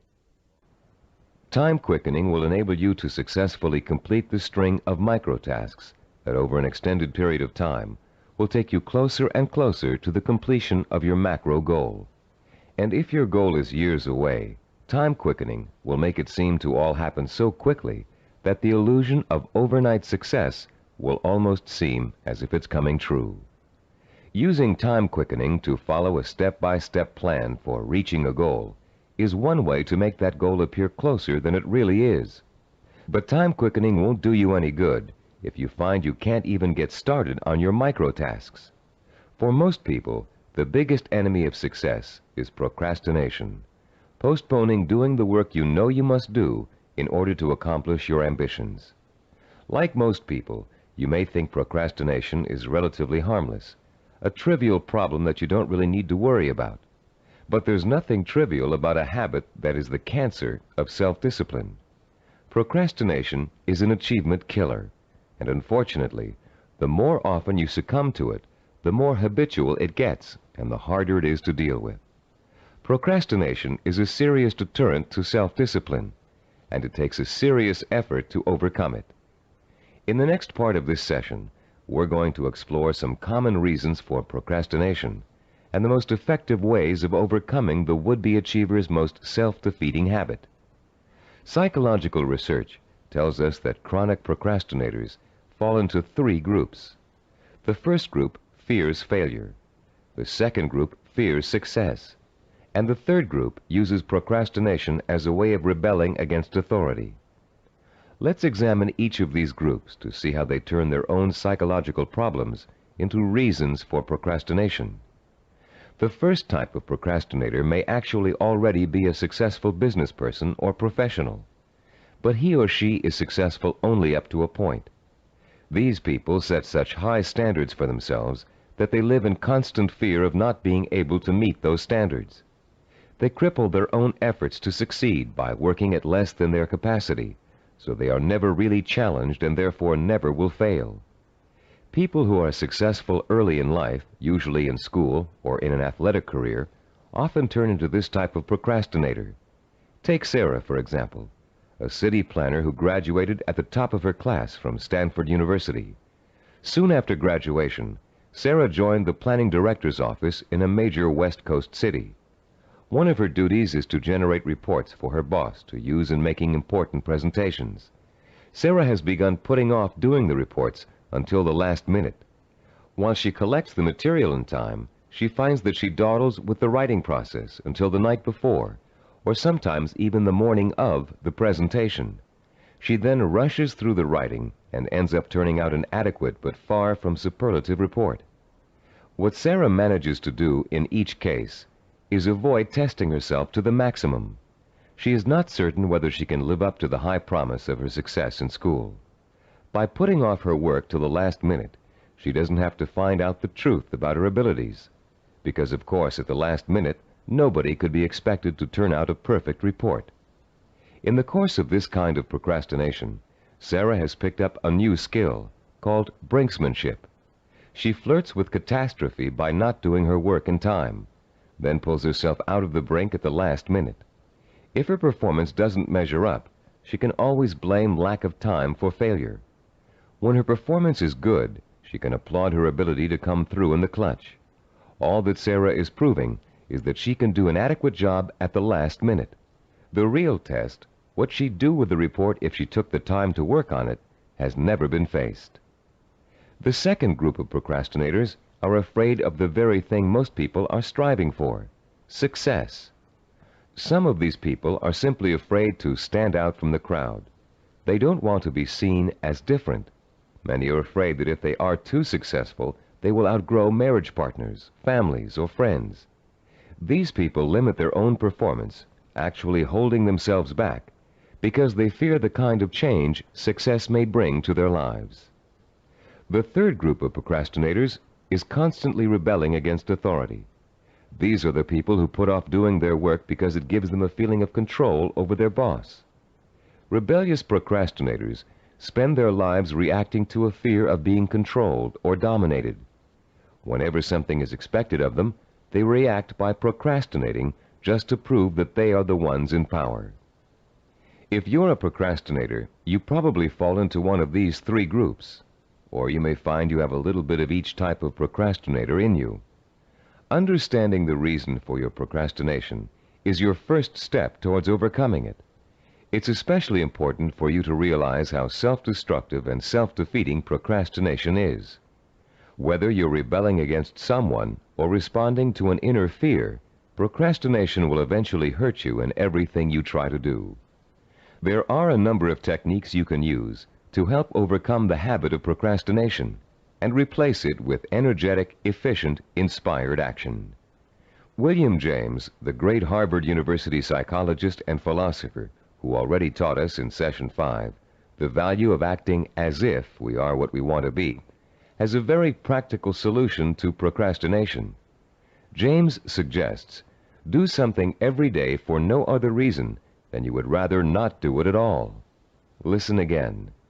Do something every day for no other reason than you would rather not do it at all. What James is really telling you to do is to replace the habit of procrastination with the habit of action. As soon as you catch yourself thinking, well, I won't do that now, I'll do it later, you must immediately do whatever it is you're procrastinating about. Self-disciplined achievers also use two special time management techniques to overcome the tendency to procrastinate. The first is called Swiss cheesing. The second is called unscheduling. Swiss cheesing is another term for dividing a macro purpose into a series of micro tasks. The management consultant who invented the term conceived of it as a way of poking holes in a large task to make many smaller tasks. If you have a task that will take 2 hours, Swiss cheesing it creates 8 15-minute segments, or 4 30-minute segments, or however many smaller segments you need to get the task done. Breaking a macro purpose down into micro tasks makes it seem much less formidable. In fact, this one-step-at-a-time approach is the only way to achieve a major goal. Without losing sight of what you want to achieve, you should never go around thinking about the enormity of your major purpose. You must concentrate only on achieving one small step at a time. Unscheduling also helps you to overcome procrastination and get on with your project in the most efficient way possible. Sometimes you know you're going to need so much time to complete a task that you won't even start it. You rationalize that you'll never find the time to finish it anyway. But often people overestimate how much time it really will take them to do something, and they don't realize that by Swiss cheesing, they can find the time to do it in an otherwise busy schedule. Turn to page 45 of your study guide and look at Form 8.1. You'll see a chart with the days of the week listed along the top row, and the hours in a day listed vertically along the left side. There are 7 days listed and 16 hours per day. The chart presumes that you get up at 6 o'clock in the morning and retire at 10 p.m., but you can easily change the numbers to correspond to your own daily hours. It's often a shock to look at a chart like this and realize how many hours you actually have available to you in a one-week period. Of course, many of those hours are taken up with the necessities of everyday life. Your first task in this exercise is to fill in all those hours that are occupied with travel, meals, work, meetings, regular recreational activities, and other commitments. Only fill in the time that absolutely must be devoted to activity. If you regularly watch television or read magazines for 3 hours every night, that doesn't qualify as a life necessity unless it's part of your job to do so. When you've finished, look at the boxes you haven't filled in.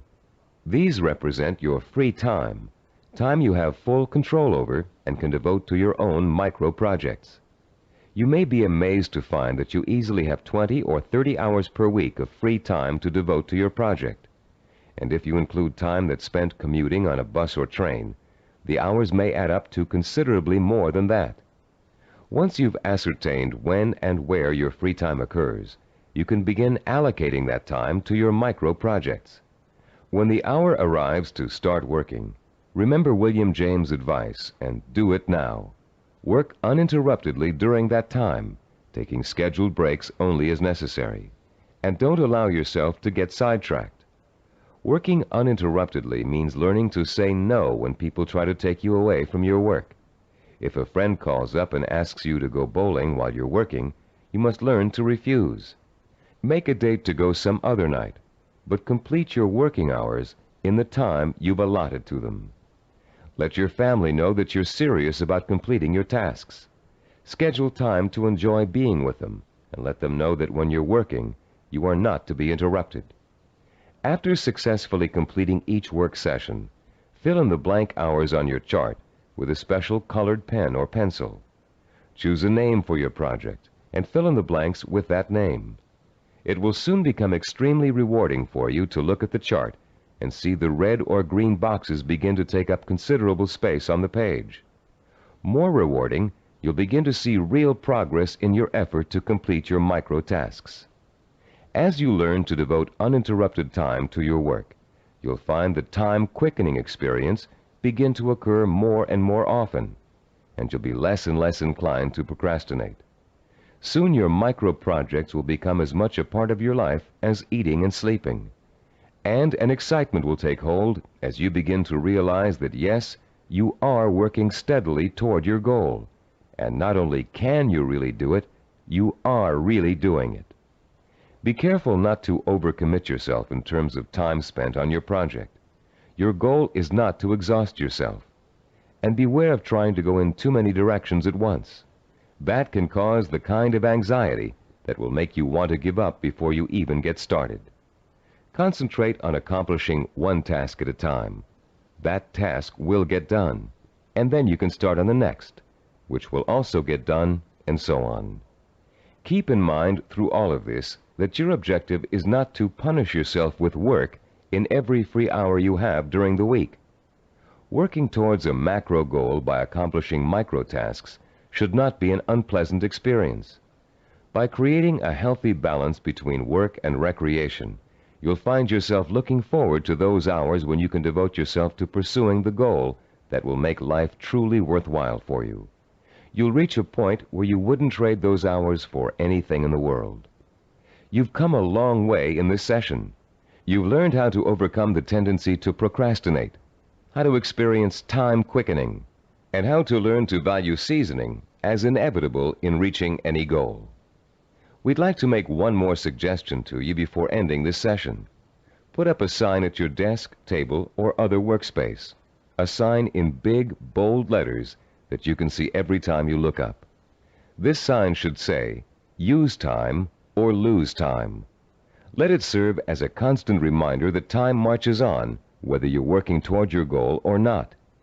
And every minute that you are devoting to your micro projects is bringing you just a little bit closer to achieving your life's ambition.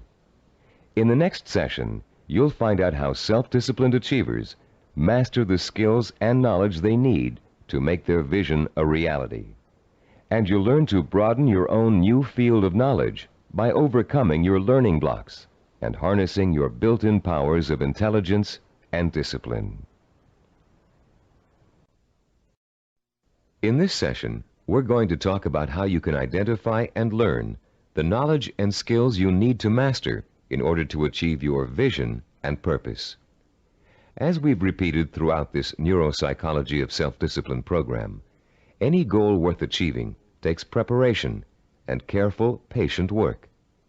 As easy as running is, as natural as it seems, you wouldn't go out today and run a marathon without months of preparation, slowly working up to 3 miles a day, then 7, then 10, then 15, gradually working toward the 26-mile goal. You would start marathon conditioning with a careful program of nutrition, stretching exercises, reading, talking to other runners, and even a doctor's checkup.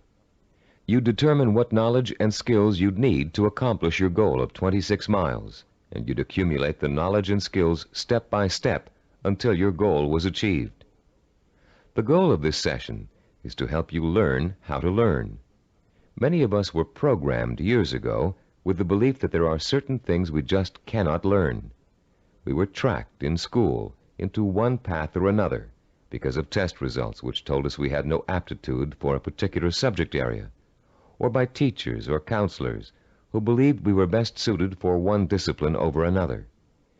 In some cases, the stereotype was as blatant as girls take home economics, boys take shop. In other cases, the grounds for tracking could have been racial or economic, or some other person's perception of our intelligence. In a now famous psychological study, new teachers in an elementary school were told that certain students in their classes were gifted and certain others were slow. In truth, there was no measurable difference in the student performance up till that time. But by the end of the following semester, the students labeled gifted were doing work above grade level, while the slow students were performing below. The only thing which had changed was the teachers' attitudes toward the children. Much of our response to learning has been based on what we've been told about our ability to learn. In this session, you'll learn how to break through the learning barrier and clear away the mental blocks that have you falsely entrapped in the belief that you can't learn certain difficult subject matter and skills. You'll learn how to learn all over again, this time recognizing that your potential is as unlimited as your imagination. You, like other self-disciplined achievers, will know how and when to acquire the essential knowledge and skills that will enable you to achieve your goals.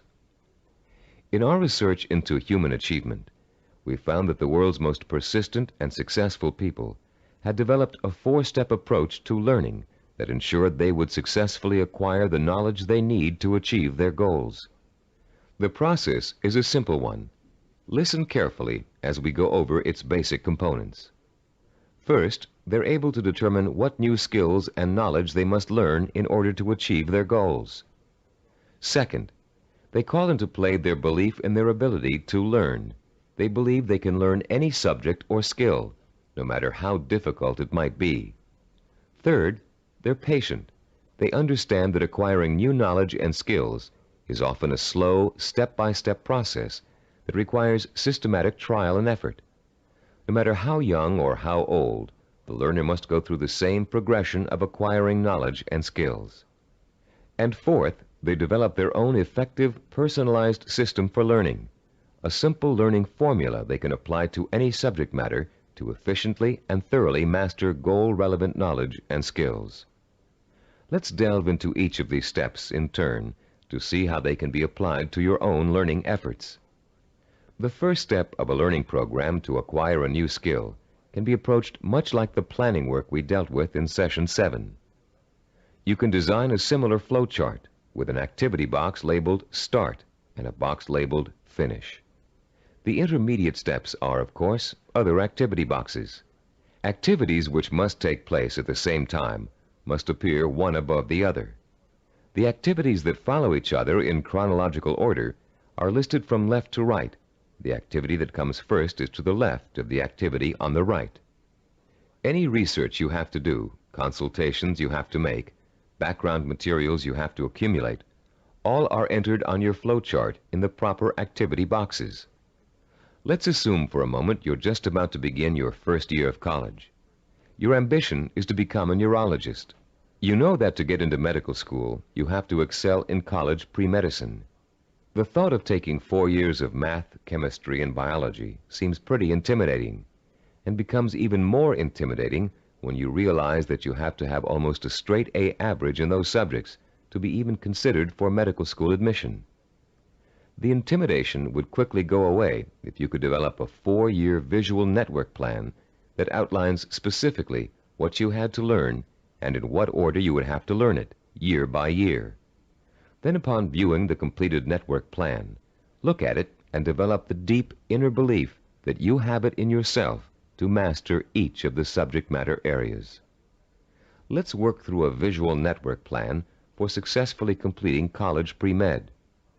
Granted, most of you listening to this program won't want to become medical doctors, but this example is applicable to any situation in which new knowledge and skills must be learned. Turn to Diagram 9.1 on pages 48 and 49 of your study guide. I'll pause a few moments while you find Diagram 9.1.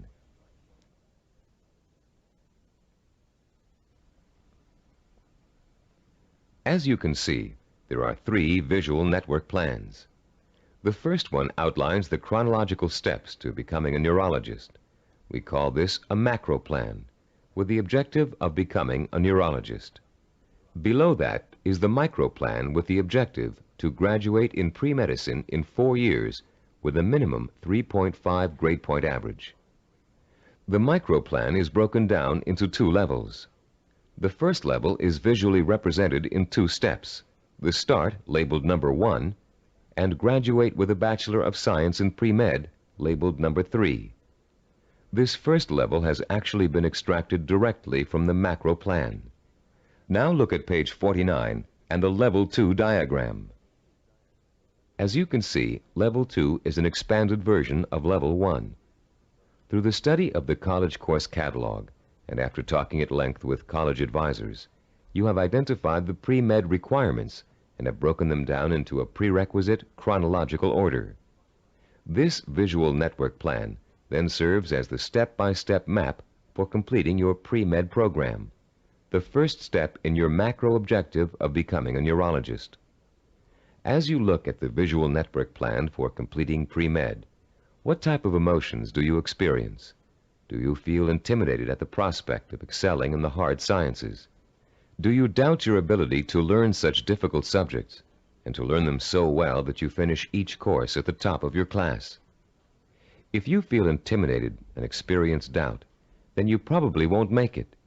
If you look at the plan and feel deep down inside that with enough effort, study, and application, you can master each of the courses, then you'll probably succeed. The difference, you see, is really not in ability or intelligence.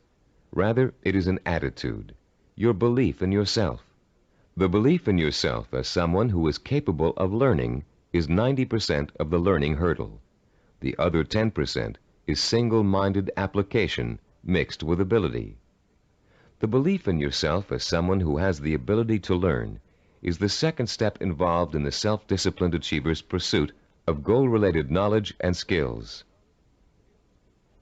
Much of your own belief in yourself as someone who is capable of learning complex material may have been educated right out of you in school for a variety of reasons, some of which we explored at the beginning of this session. One major reason for this belief is a vicious cycle people get caught up in early in their learning experience. Take math, for example. Many people have learning blocks when it comes to math. They feel that they just don't have the aptitude to learn complex mathematical concepts, and they can prove this lack of ability to you from their grades and success in math classes. What most of these people lack is not the aptitude for math, but the application of self-discipline. Math requires progressive learning. You have to master one concept before you can go on to the next. If you miss a few steps in between, then it's really easy to get lost. And once you get lost, it's nearly impossible to catch up. To stay on top in math requires a daily effort of study. Most people who enter math because of their lack of self-discipline think that they can get by with a minimum of effort. Most of these people are intelligent. They can get by in most other courses by just coasting. They think they can do the same thing in math, but soon they get behind and can't catch up, and usually do poorly in the course. Then, after such an experience, they label themselves as poor in math. They carry this label with them throughout their lives. This label shades most of their decision-making when it comes to choosing courses of study and careers. Such people will avoid careers that require mathematical understanding because they think they don't have the aptitude. Actually, they probably had and have the aptitude, but not the attitude.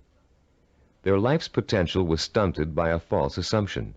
All they needed was someone to teach them the value and skill of self-disciplined application. Most of the people we studied in the creation of the neuropsychology of self-discipline program were not extra intelligent, but they did have a firm belief in their ability to learn anything and everything. To them, 90% of their ability to learn was their belief in their ability to learn. If you examine your own positive role models, you'll probably discover that few of them test out at genius level on intelligence tests. Most people think that Albert Einstein, for example, was a mathematical genius, when in actuality he flunked his college entrance exams and was a poor student in mathematics. As a youngster, he envisioned himself one evening riding through space on a beam of light. In his imagination, he sensorially experienced the theory of relativity. He knew what it was, but he was not able to explain it to others in a language they could understand. The only language was mathematics. Driven by his vision, he forced himself to learn mathematics. For Einstein, it was a day-by-day struggle, but he finally developed enough mathematical knowledge to simply express his experience mathematically. Einstein's theory of relativity and its mathematical expression ushered in the age of nuclear energy. Another scientist, whom most people attribute genius, was the inventor of the laser, Dr. Theodore Myman. While at Stanford University, he flunked his PhD oral exams and had to take them over again. Learning didn't come easy for him. It was a daily, step-by-step struggle. Baseball hitting great and cybervision role model for its baseball neuromuscular training video cassette, Rod Carew, didn't make his high school baseball team because his coach thought he wasn't a good enough hitter. Since then, through thousands of hours of practice, Carew has won 7 American League batting titles and is one of 13 players ever to get more than 3,000 career hits. The list goes on.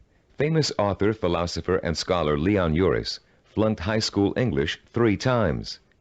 Malcolm Forbes, publisher of Forbes magazine, one of the most successful business publications in the world, did not make the staff of his college newspaper. The editor said he lacked the basic skills of reporting and editorial writing. Stephen DeVore, who founded Cybervision, speaks the Finnish language, considered by language experts to be the most difficult language for Western tongues to learn. Though he mastered this difficult language, he lays no claim to a superior intellect either. When I was 19, he told an interviewer, I was selected to go to Finland for 2 years of volunteer work. I had no foreign language ability at that time. In fact, I had nearly flunked out of high school French and Latin. So I thought of myself as having absolutely no ability to learn languages.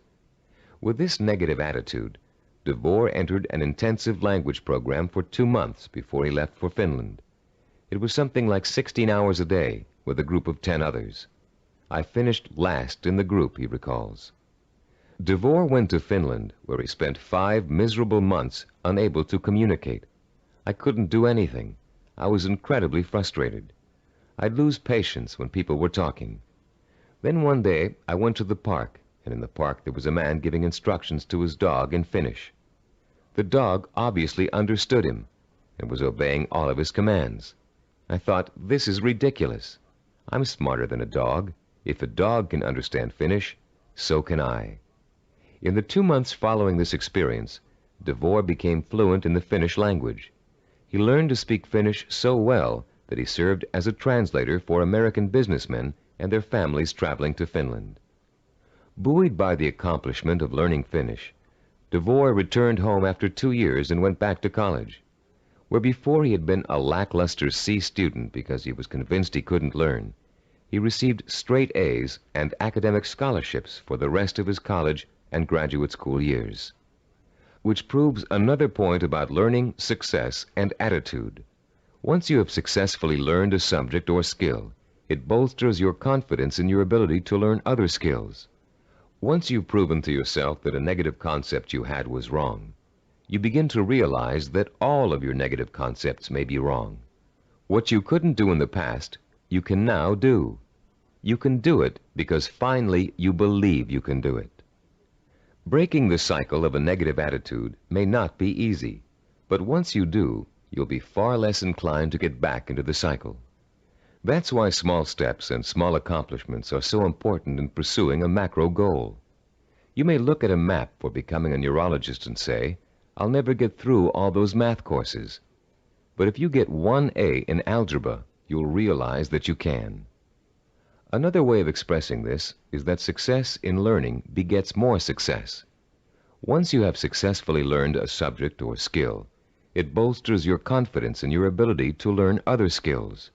Your past, in which you may have been labeled or labeled yourself as a non-learner, is precisely that, your past. It is not your present. It has little relation to what you are capable of accomplishing now. What has happened to many of us is that we have been conditioned into a negative feedback loop where learning is concerned. The step-by-step accumulation of new skills is the way to break this loop and replace it with a much more positive cycle. Which brings us to the 3rd step in the learning process, the attitude and value that learning takes time and patience. Most of us, at the time we are exposed to our greatest concentration of education, haven't developed the necessary self-discipline skills to be able to take advantage of it. And why should we? We were only children. Excellence, as we've been learning in this neuropsychology of self-discipline program, is based on seasoned learning. Skills like medicine, mathematics, chemistry, dance, law, music, pottery, writing, languages, architecture, masonry, carpentry, the list is endless. All require seasoning, the accumulation of knowledge over time. The perseverance to stick with a task over a long period of time, sometimes decades. The ability to find pleasure in the accomplishment of steps toward a goal, rather than seeking the instantly gratifying quick fix. All these are the hallmarks of the self-disciplined. A wise philosopher, in speaking of the seasoning of a learner, once said, "There are very few human beings who receive knowledge complete and staggering by instant illumination. Most of us acquire it fragment by fragment, on a small scale, by successive developments, cellularly, like a laborious mosaic." One other myth about the acquisition of knowledge has it that you can get too old to learn. This bit of fallacious thinking has been handed down in the aphorism that you can't teach old dogs new tricks. It's worth laying to rest. A classic incident from the life of the great poet Longfellow illustrates the relationship between age and learning. Told by Howard R. Driggs, the story goes, it happened that while the poet, at over 80 years of age, was still teaching at Harvard, one of his appreciative students asked him, "How do you keep so perennially young, Professor Longfellow? We never get tired of your classes. You always have something new and interesting to give." "I've never had that question put to me before," returned the poet. Then, looking out of the window, he said, "You see those 2 apple trees in the yard? Do you observe any difference between the blossoms on the older tree and those on the younger one?" "No," replied the student. "They look just alike to me." "How do you account for the fact that the old apple tree flowers out as beautifully as does the young one?" persisted the teacher. "Let me tell you the secret. That old tree managed last year to grow enough wood to put forth its new blossoms. Blossoms, you know, always come on the new wood." "Oh, I see," said the young man. "To keep young, one must keep growing." "Yes," came the quiet response. Einstein, in his later years, was asked the secret of his ability to learn. His reply also illustrates the point and importance of lifelong learning. Einstein said, "The more I learn, the more I realize I don't know. The more I realize I don't know, the more I want to learn." Age should be no barrier to the acquisition of new knowledge and skills. If you have the self-discipline to see your efforts through, you can learn anything at any age. Let's now discuss the 4th step in the learning process, a set of tried and proven principles that work together as a system to make learning easy. If you'll turn this cassette over now, we'll introduce you to a very simple yet powerful system to learn effectively at any age, whatever the subject area. A recent movie called Educating Rita beautifully illustrates the points we're going to discuss in the remainder of this session. This film is about a working-class Englishwoman who has a dream about becoming educated. The film tells the story of a personal odyssey as she pursues her vision, her dream, in the face of incredible obstacles. She faces at one point or another during the story conflicts with work, with transportation, with her parents, with schedules, with her mentor's desire and ability to teach, with the disdain of other more educated students, and with a husband who wants her to stay home and make babies, not thesis. Through it all, she perseveres, driven by the dream of herself as an educated woman, a woman who can discuss important issues, who can commune with the great thinkers and writers who make up such a rich part of her English heritage. She burns with the fire of her vision, a vision rich in dignity and strength. It's a vision she can hear, smell, taste, touch, and see. The actress, Julie Waters, expresses her character's struggle to change, to improve, to better herself, with such credibility that you can see the woman, Rita, change before your very eyes. There was nothing abstract about Rita's quest for education. Each book she read, each class she took, each time she met with her advisor or participated in a class discussion, was a visible step toward the completion of her goal. It was extraordinarily obvious how closely her vision and her process of learning were interconnected. Sometimes that connection is less obvious. So that's what the remainder of this session will speak to: how to recognize the connection between learning and the successful achievement of your goals. Learning is not simply the rote memorization of useless facts, or even useful facts. Of course, we're all aware that in 1492, Columbus sailed the ocean blue. But what does that have to do with our vision? The same lack of relationship to vision is often true with our attempts to understand abstract principles, as in mathematics, chemistry, or physics. They are very difficult to learn and use if we cannot see the direct applications to our everyday lives, to the pursuit of our purpose and vision. We ask ourselves, how is this going to help me in achieving my vision?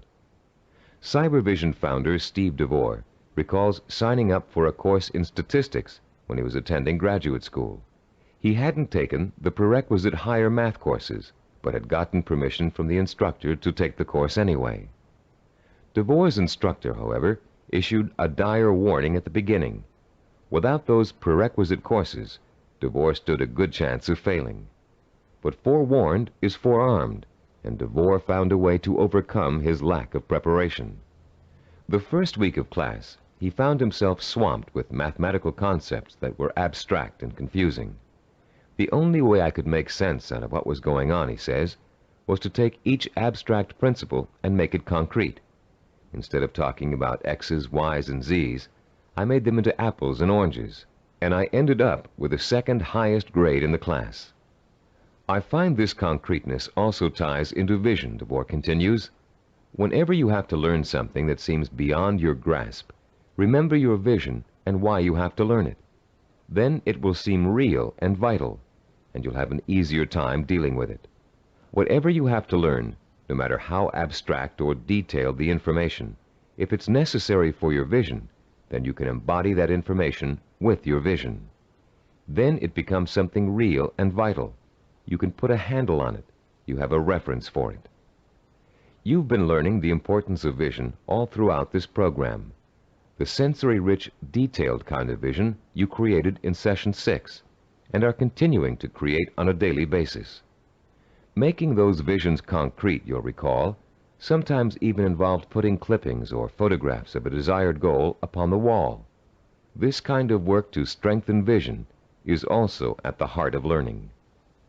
As I promised earlier, I'm about to introduce you to a powerfully effective, easy-to-learn method of learning that will carry you through the rest of your life. This four-part learning system is the application of certain principles that reveal themselves in the course of our research with self-disciplined achievers. Learning and applying these principles will enable you to approach any subject matter with confidence and thoroughly learn the material no matter how difficult it might be. We call this system mega learning. We use the word mega to connote power. The power to achieve you acquire through the acquisition and application of knowledge. Let me quickly preview each of the 4 steps and then look at the process in greater detail. First, recognize the need to learn a principle. Second, relate the principle to your personal vision or goal. Third, internalize the principle by relating it to your own experience. And fourth, apply the principle in action. Let's examine each of these 4 steps in turn. First, recognize your need to learn new information and skills. You cannot reach your goal without getting an education first. This doesn't necessarily mean attending school. It means identifying the key skills and competencies that you must master if you are successfully going to reach your goal. Ask yourself, will I achieve my goal without this knowledge or skill? If your answer is no, then you have a strong motivation for learning. Your learning is now crucial, for without it, your road to achievement is blocked. Learning is a lot easier if you have a specific reason to learn. Once you recognize that you have a need to learn, you've taken the first step toward achieving your goal. Step 2 is simply asking yourself, how can I use this? How will it help me fulfill my vision? Imagine yourself achieving your goal and using the new knowledge and skills you are about to learn. See how each skill and bit of knowledge applies directly to your future success. no matter how unrelated or trivial it might seem to be in the beginning. This process is akin to putting a jigsaw puzzle together. You have a picture of what you want to achieve on the jigsaw box. Inside the box are hundreds of related but unrelated pieces of the puzzle. You put two pieces together. You pick up a third piece. You toy with it, mentally turning it over, looking at its edges, its contours, its unique characteristics, looking at the ways it might fit into the whole picture. Then comes the aha moment. You see exactly where the new piece of puzzle fits, how the contours of the piece are shaped to fit the pieces already in place. And as you place the piece in the puzzle, you get an idea of what the larger picture will look like. Perhaps you refer back to the picture on the jigsaw box, which is analogous to the mental picture you have of the goal for which you're striving. The very act of studying the information and putting it in its proper place helps you bring the picture on the box to life. The third step in our learning process is internalizing the principle by relating it to your own experience. If you're learning about electrical waveforms and frequency, for example, think about the times you've thrown a pebble into a pond and seen ripples form on the water. The bigger the pebble and the harder you threw it, the bigger and faster the waves would be. In Newtonian physics, you can easily understand the law that states, for every action there is an equal and opposite reaction, by remembering how you stand up from a sitting position. Do you just shoot straight up, or do you have to first push your weight down on the chair to stand up? In order to stand up, you have to first push down. That's Newton's law in action. Every time you find an example from your own experience to illustrate a bit of knowledge you're trying to learn, you'll reinforce your understanding of that knowledge. And you'll remember it because it's anchored to something very personal. Every time you think of Newton's law, you'll picture yourself pushing off a chair to stand up. It works for just about any abstract theory you can think of. The fourth critical step in learning is the actual application of the principle you're trying to grasp. Throw pebbles in a pond and watch the action when you're learning waveform theory. Sit down and stand up over and over again until Newton's law is firmly planted in your mind. If you're studying a new language, use the new vocabulary you learn every single day. As you walk down the street or through your living room, try naming every object you see in your new language. Using these 4 steps to learning will make the experience easier, less frightening, and more fun. You'll make mistakes just as everybody does, but persistent application of the mega-learning system will pay off in greater understanding, greater memory retention, and a better education overall in whatever it is you're trying to learn. The 4 steps to enhance learning we've outlined here are similar to and related to the 4 stages which make up the process of creativity. Our definition of creativity is taking the knowledge and skills you learn and applying it to the realization of your purpose, vision, and goals. To be creative, you have to be armed with knowledge and skills tempered by experience. The first stage in the creative process is preparation. Creative problem solvers consciously collect all the information they can, gathering tools which will help them solve a problem or get a job done. During this stage, if there's a problem to be solved, the person might be perplexed, but at the same time excited about the possibility of coming up with a solution. Stage 2 is called incubation. Once the research has been done and the necessary information has been collected, the creative person often releases the problem and turns to something else, including rest, relaxation, or physical activity related to the problem. During this stage, the knowledge begins to reform itself below the level of consciousness, shifting and realigning until it becomes a whole. During this stage, tantalizing flashes of insights and glimpses of parts of the final solution may emerge. Stage 3 is called illumination. This is the moment of discovery. It is the point in time where all you have learned and experienced has been distilled in your mind. The solution or inspiration springs forth almost miraculously. Miraculously, if you don't recognize how much preparation and groundwork you've already laid in stage 1. Often this stage is accompanied by an overwhelming feeling of certainty that says, yes, this is the piece of art I want to create. Or yes, this is the product idea I want to explore. Stage 4 is called verification or revision. This stage takes place again on a conscious level. The details of an experimental process, if you are a scientist, must be worked out. If you're an artist, you must decide whether this picture will be painted in watercolor or oil. This stage involves visible work and rational thinking. It involves drawing from your base of knowledge and fundamental skills to make your work conform to the vision of your creative insight. As you can tell, the knowledge and skills you acquire are the tools for the creative process. The parallels to the simple approach to learning we've outlined here and the process of creativity should also help put to rest the misconception that self-disciplined people are not creative. That discipline involves being married to lists and systems to the exclusion of freedom and creativity. On the contrary, creativity is the byproduct of a disciplined, well-informed mind. A mind that is using its storehouse of knowledge to solve problems and achieve goals. The more you learn, the more creative you can become. If your heart is set on becoming a professional musician, you can hardly be expected to know how to compose a symphony until you've become an expert in reading music and have studied music history. If you want to become a heart surgeon, you can't expect to pioneer new techniques in heart surgery until you've thoroughly mastered all the existing techniques.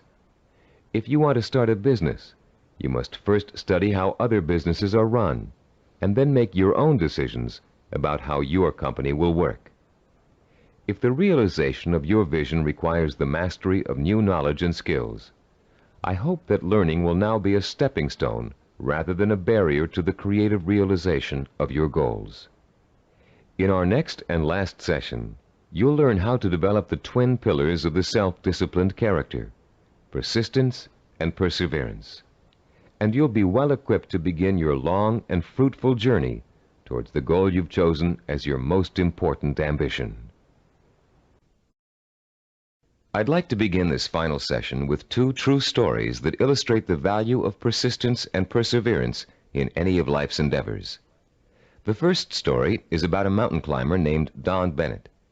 After successfully scaling 14,000-foot Mount Rainier, one of the highest mountains and most difficult climbs in the United States, Don Bennett was interviewed about the experience by a local reporter. "How did you do it?" the reporter wanted to know. "How did you keep going for 14,000 feet and not giving up?" Bennett thought for a moment before answering.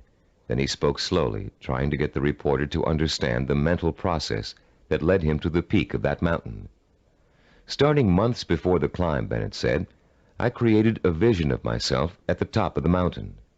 That vision was so real that I could actually feel the cold wind blowing in my face, and I could see the spectacular mountains and valleys all around me. I saw and felt this vision 100 times a day. It inspired me. It motivated me. It kindled my determination to see the climb through to the end.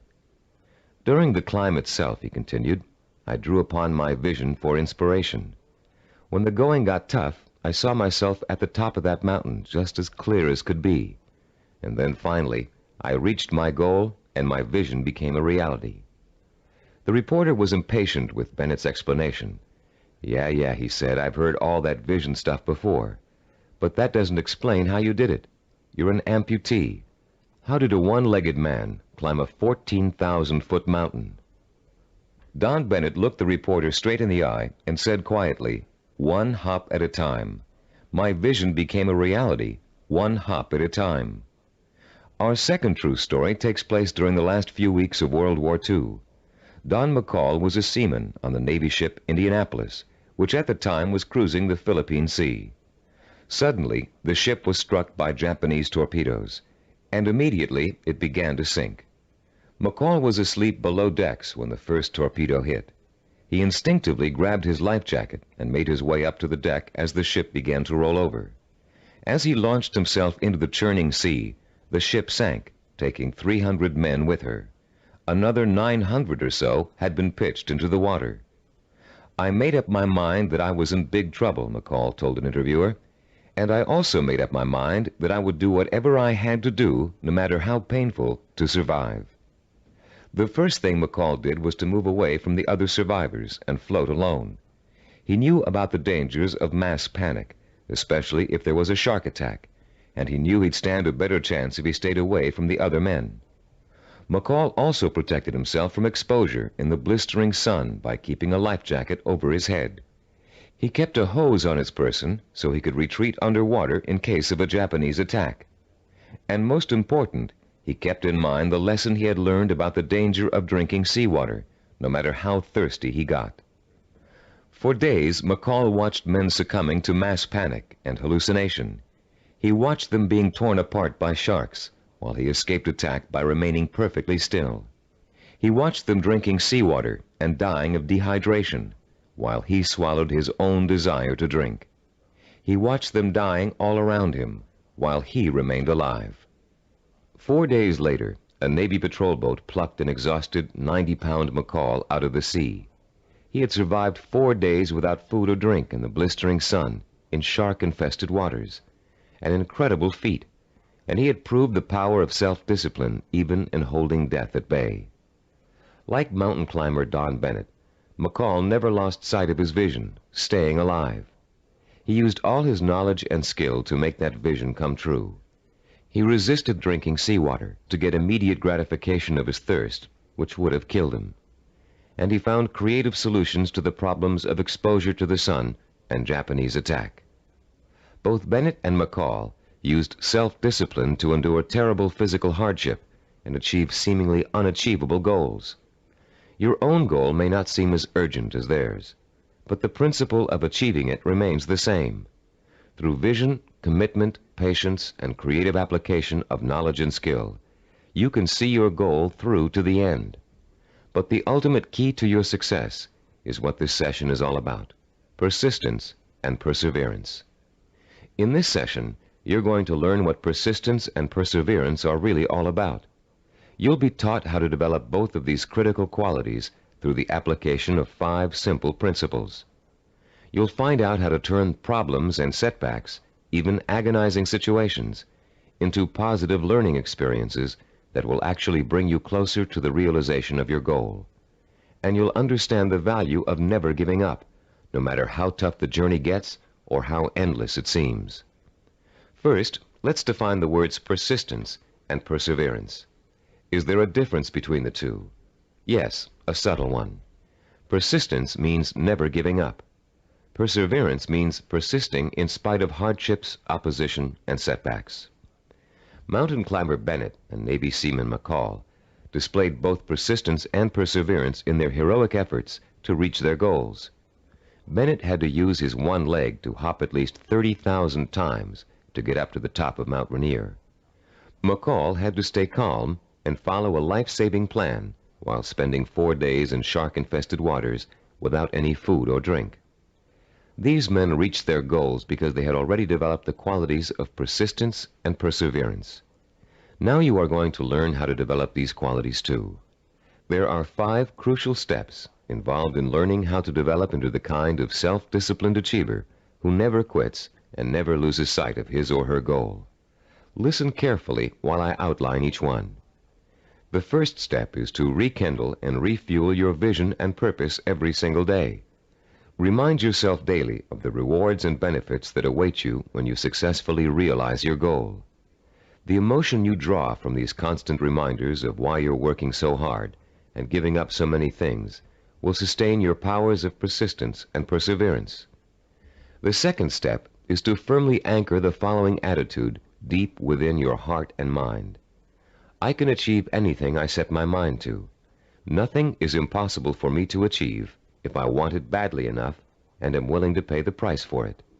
No matter how much hard work it takes, no matter how long it takes, no matter how difficult it is, I can and will achieve my goal.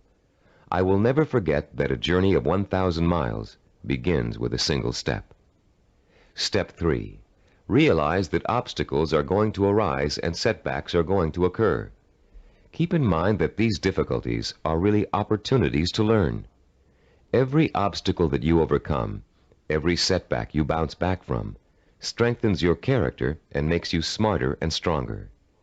Whatever you do, don't try to hide from or ignore problems. They never go away by themselves. Meeting challenges squarely and solving problems creatively is at the heart of self-discipline and at the heart of achievement. As Benjamin Franklin said, those things that hurt instruct. When your progress seems blocked, it means that it's time to increase your knowledge and look for creative solutions. This is the fourth step in developing persistence and perseverance. You may be doing the wrong things for the right reasons, and now is the time to find out. Start experimenting with taking different paths to your destination. But whatever you do, don't quit.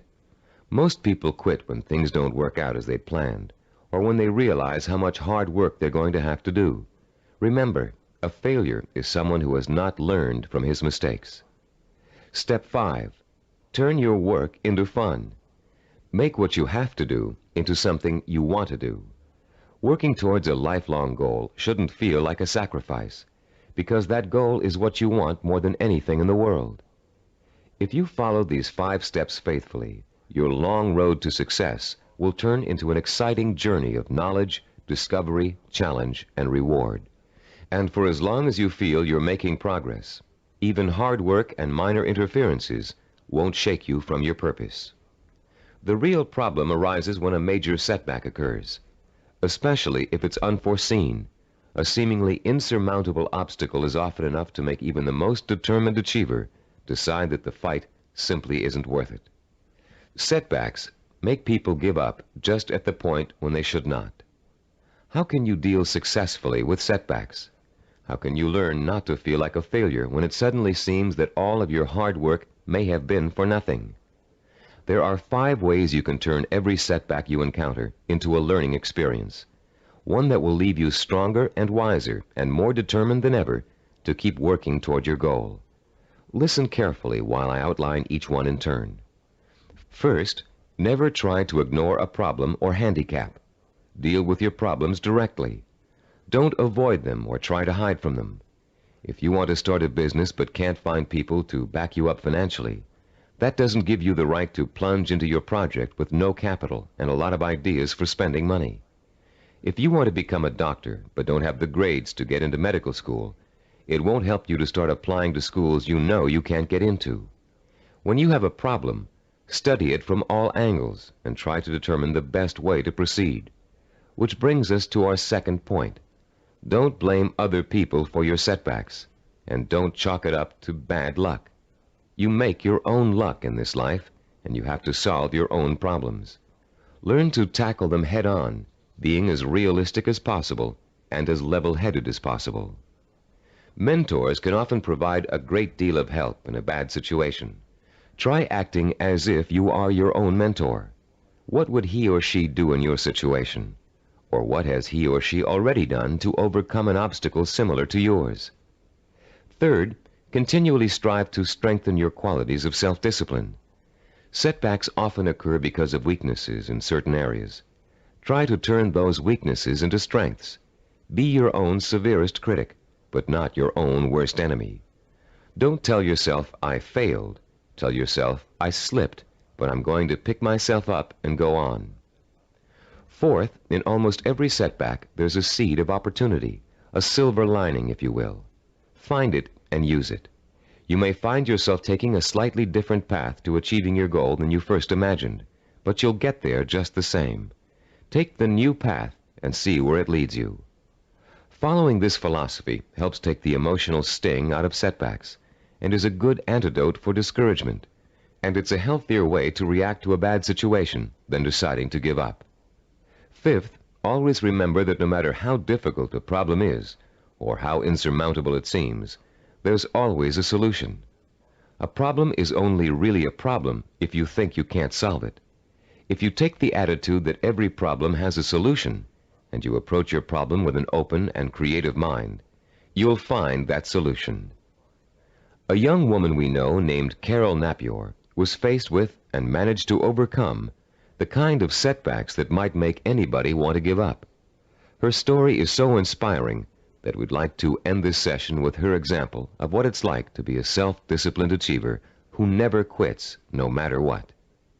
At 26, Carol had a degree in marketing and a good job as a marketing assistant. With an eye to moving up in the company she worked for as soon as there was an opening for a higher position. Carol had diabetes, diagnosed when she was 12, but had always been able to keep it under control with insulin shots, and had always lived a perfectly normal, relatively healthy life. In the spring of Carol's 26th year, she began having trouble with her eyes. Doctors told her that her diabetes was causing her to slowly lose her eyesight. At first, Carol refused to believe it, but when she began having trouble driving, she realized the doctors were right, and she would have to re-evaluate her job and her purpose in life to deal with the problem of approaching blindness. But before Carol could come up with a solution to that problem, her kidneys also began to fail. Ultimately, she needed a kidney transplant, which was done successfully when she turned 27. Everything seemed to be going fine when a sudden episode of insulin shock left Carol paralyzed from the waist down. Carol recalls wanting to quit then and there. At that point, I just wanted to go to sleep and never wake up.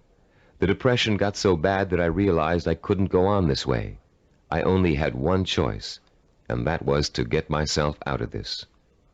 Slowly, Carol regained her strength, learning to walk again with the aid of physical therapy. She rewarded herself for her progress by making a trip across the country alone to visit her parents for Thanksgiving. A trip friends tried to dissuade her from taking, but which proved to Carol that she could still make it on her own. Today, Carol is attending college, studying for a master's degree in rehabilitative education. She has decided to spend the rest of her life helping people face and overcome problems like hers. She is completely blind and still walks with a cane, but that has not stopped her from pursuing a goal many healthy people would find difficult to achieve. The key to reaching any goal is to develop the strength of character that makes you refuse to give up, no matter how bad things look. The most amazing thing about persistence and perseverance is that they make it almost impossible for you not to succeed in your endeavors. In this session, you've learned the importance of not being a quitter, of learning from your mistakes, and of keeping an open mind when it comes to finding creative solutions to problems you may think are unsolvable. In the next session, we're going to review everything you've learned in the Neuropsychology of Self-Discipline program and give you some tips for developing the lifelong habit of self-discipline.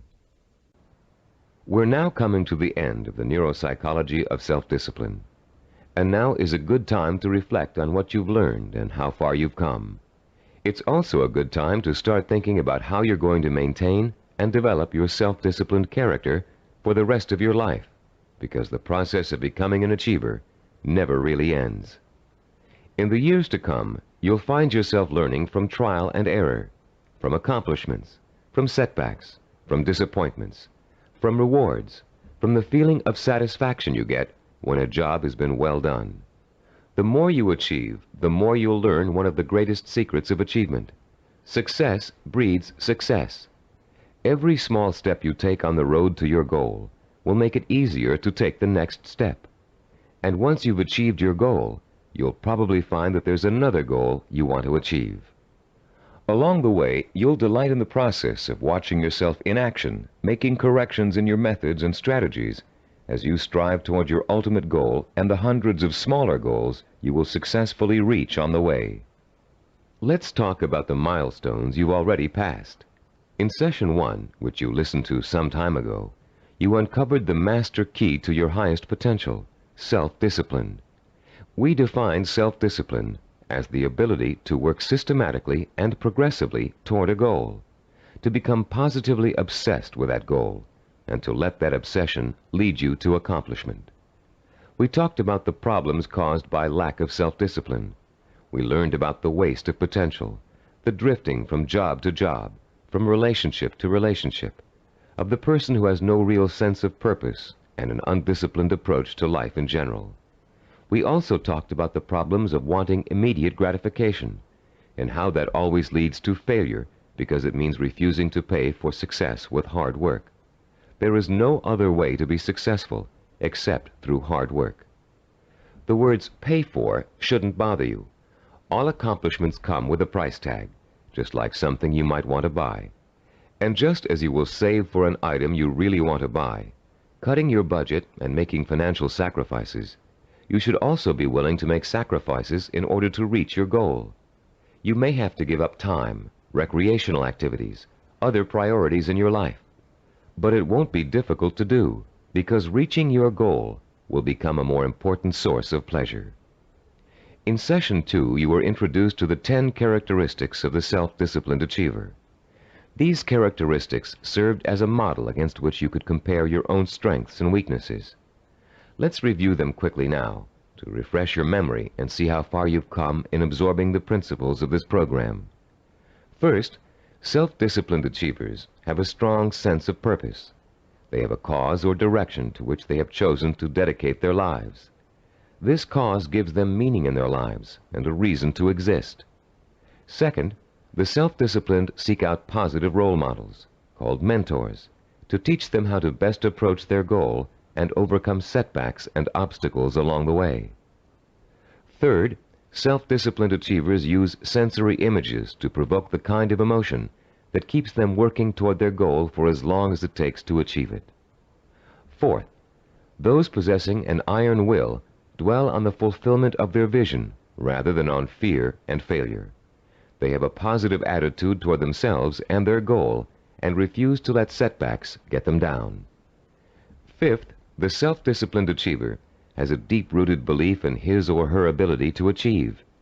This "I know I can do it" attitude is nurtured by their study of mentors and their realization that the only thing that stands between themselves and their goals is hard work and self-discipline.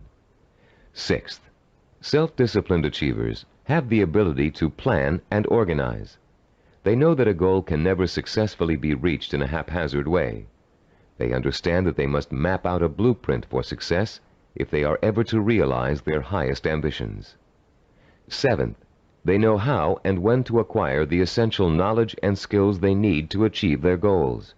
This comes from the planning and organization work they did earlier. Eighth, self-disciplined achievers have patience.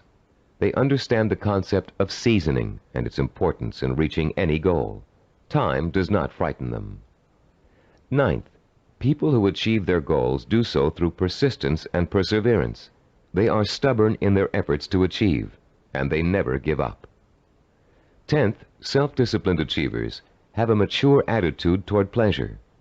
Rather than seeking any diversion that will temporarily make them feel better, they take the most pleasure in doing the work that will help them achieve their goal. How many of these 10 characteristics did you remember? We suggest you play Session 2 over and over again until you can recall every one of them without prompting. Making these qualities a part of your own personality is what acquiring self-discipline is all about. And the more you listen to them, the more you think about them, the more they will become a part of your own life. In Session 3, we delved deeply into the scientific basis for this program.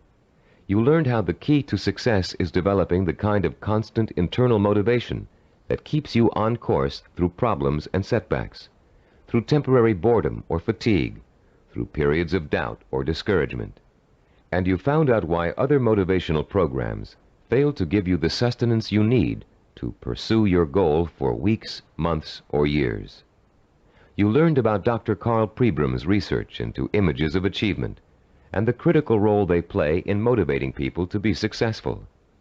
Dr. Pribram's discovery of the power of sensory-rich images to provoke the drive of motivation made the creation of this unique program possible. In Session 4, we discussed the power of purpose. Here you learn to focus your energy like a laser beam on what you want to accomplish. You learned how your macro or major purpose really could be broken down into a series of micro or minor achievements. You heard examples of how well-known achievers tackled major goals by turning them into step-by-step plans for success that they could deal with one at a time. In the same session, you participated in a fascinating exercise that lets you pinpoint, perhaps for the first time, what your most important goal in life really is. You then used that goal to create a statement of purpose that would stand as a beacon in your quest for achievement. In Session 5, we talked about mentors and role models. You learned about the process of modeling, the basis for human learning. We talked about how models are both a blueprint and an inspiration for our own activity and our own growth. You learned how models help shorten the trial and error process we must all go through before chalking up an accomplishment. You also learned how to choose a role model and how to turn that model into an inspirational but not awe-inspiring figure. You learn the value of realizing that your role model has faults and weaknesses just as you do, but has succeeded in spite of them. In Session 6, you learned how to translate your purpose into sensory images that would fuel your inner fire of determination and ambition. And you learn how to daily reinforce your mental images of achievement, to make them a permanent part of your body and mind. In Session 7, you were introduced to visual network planning. This planning system applies to any endeavor from making a movie to making a run for the presidency. The system works by breaking down what you want to accomplish into logical building blocks. It helps you keep track of your achievements over a long period of time and is a reward in itself for work well done. In the same session, you learned to become a storyteller. The story was that of your own success. You used your rich powers of imagination and your best verbal skills to detail the steps you took to accomplish your most important goals. In Session 8, you learned about the self-disciplined achiever's attitude toward time. You learned how achievers value patience, how they oppose the kind of quick-fix mentality that leads to general dissatisfaction with life, and how they use single-minded hard work to experience time quickening, a sensation that time is passing much more rapidly than it really is. You also learned about the problem of procrastination, its psychological causes, and the ways in which you can overcome it.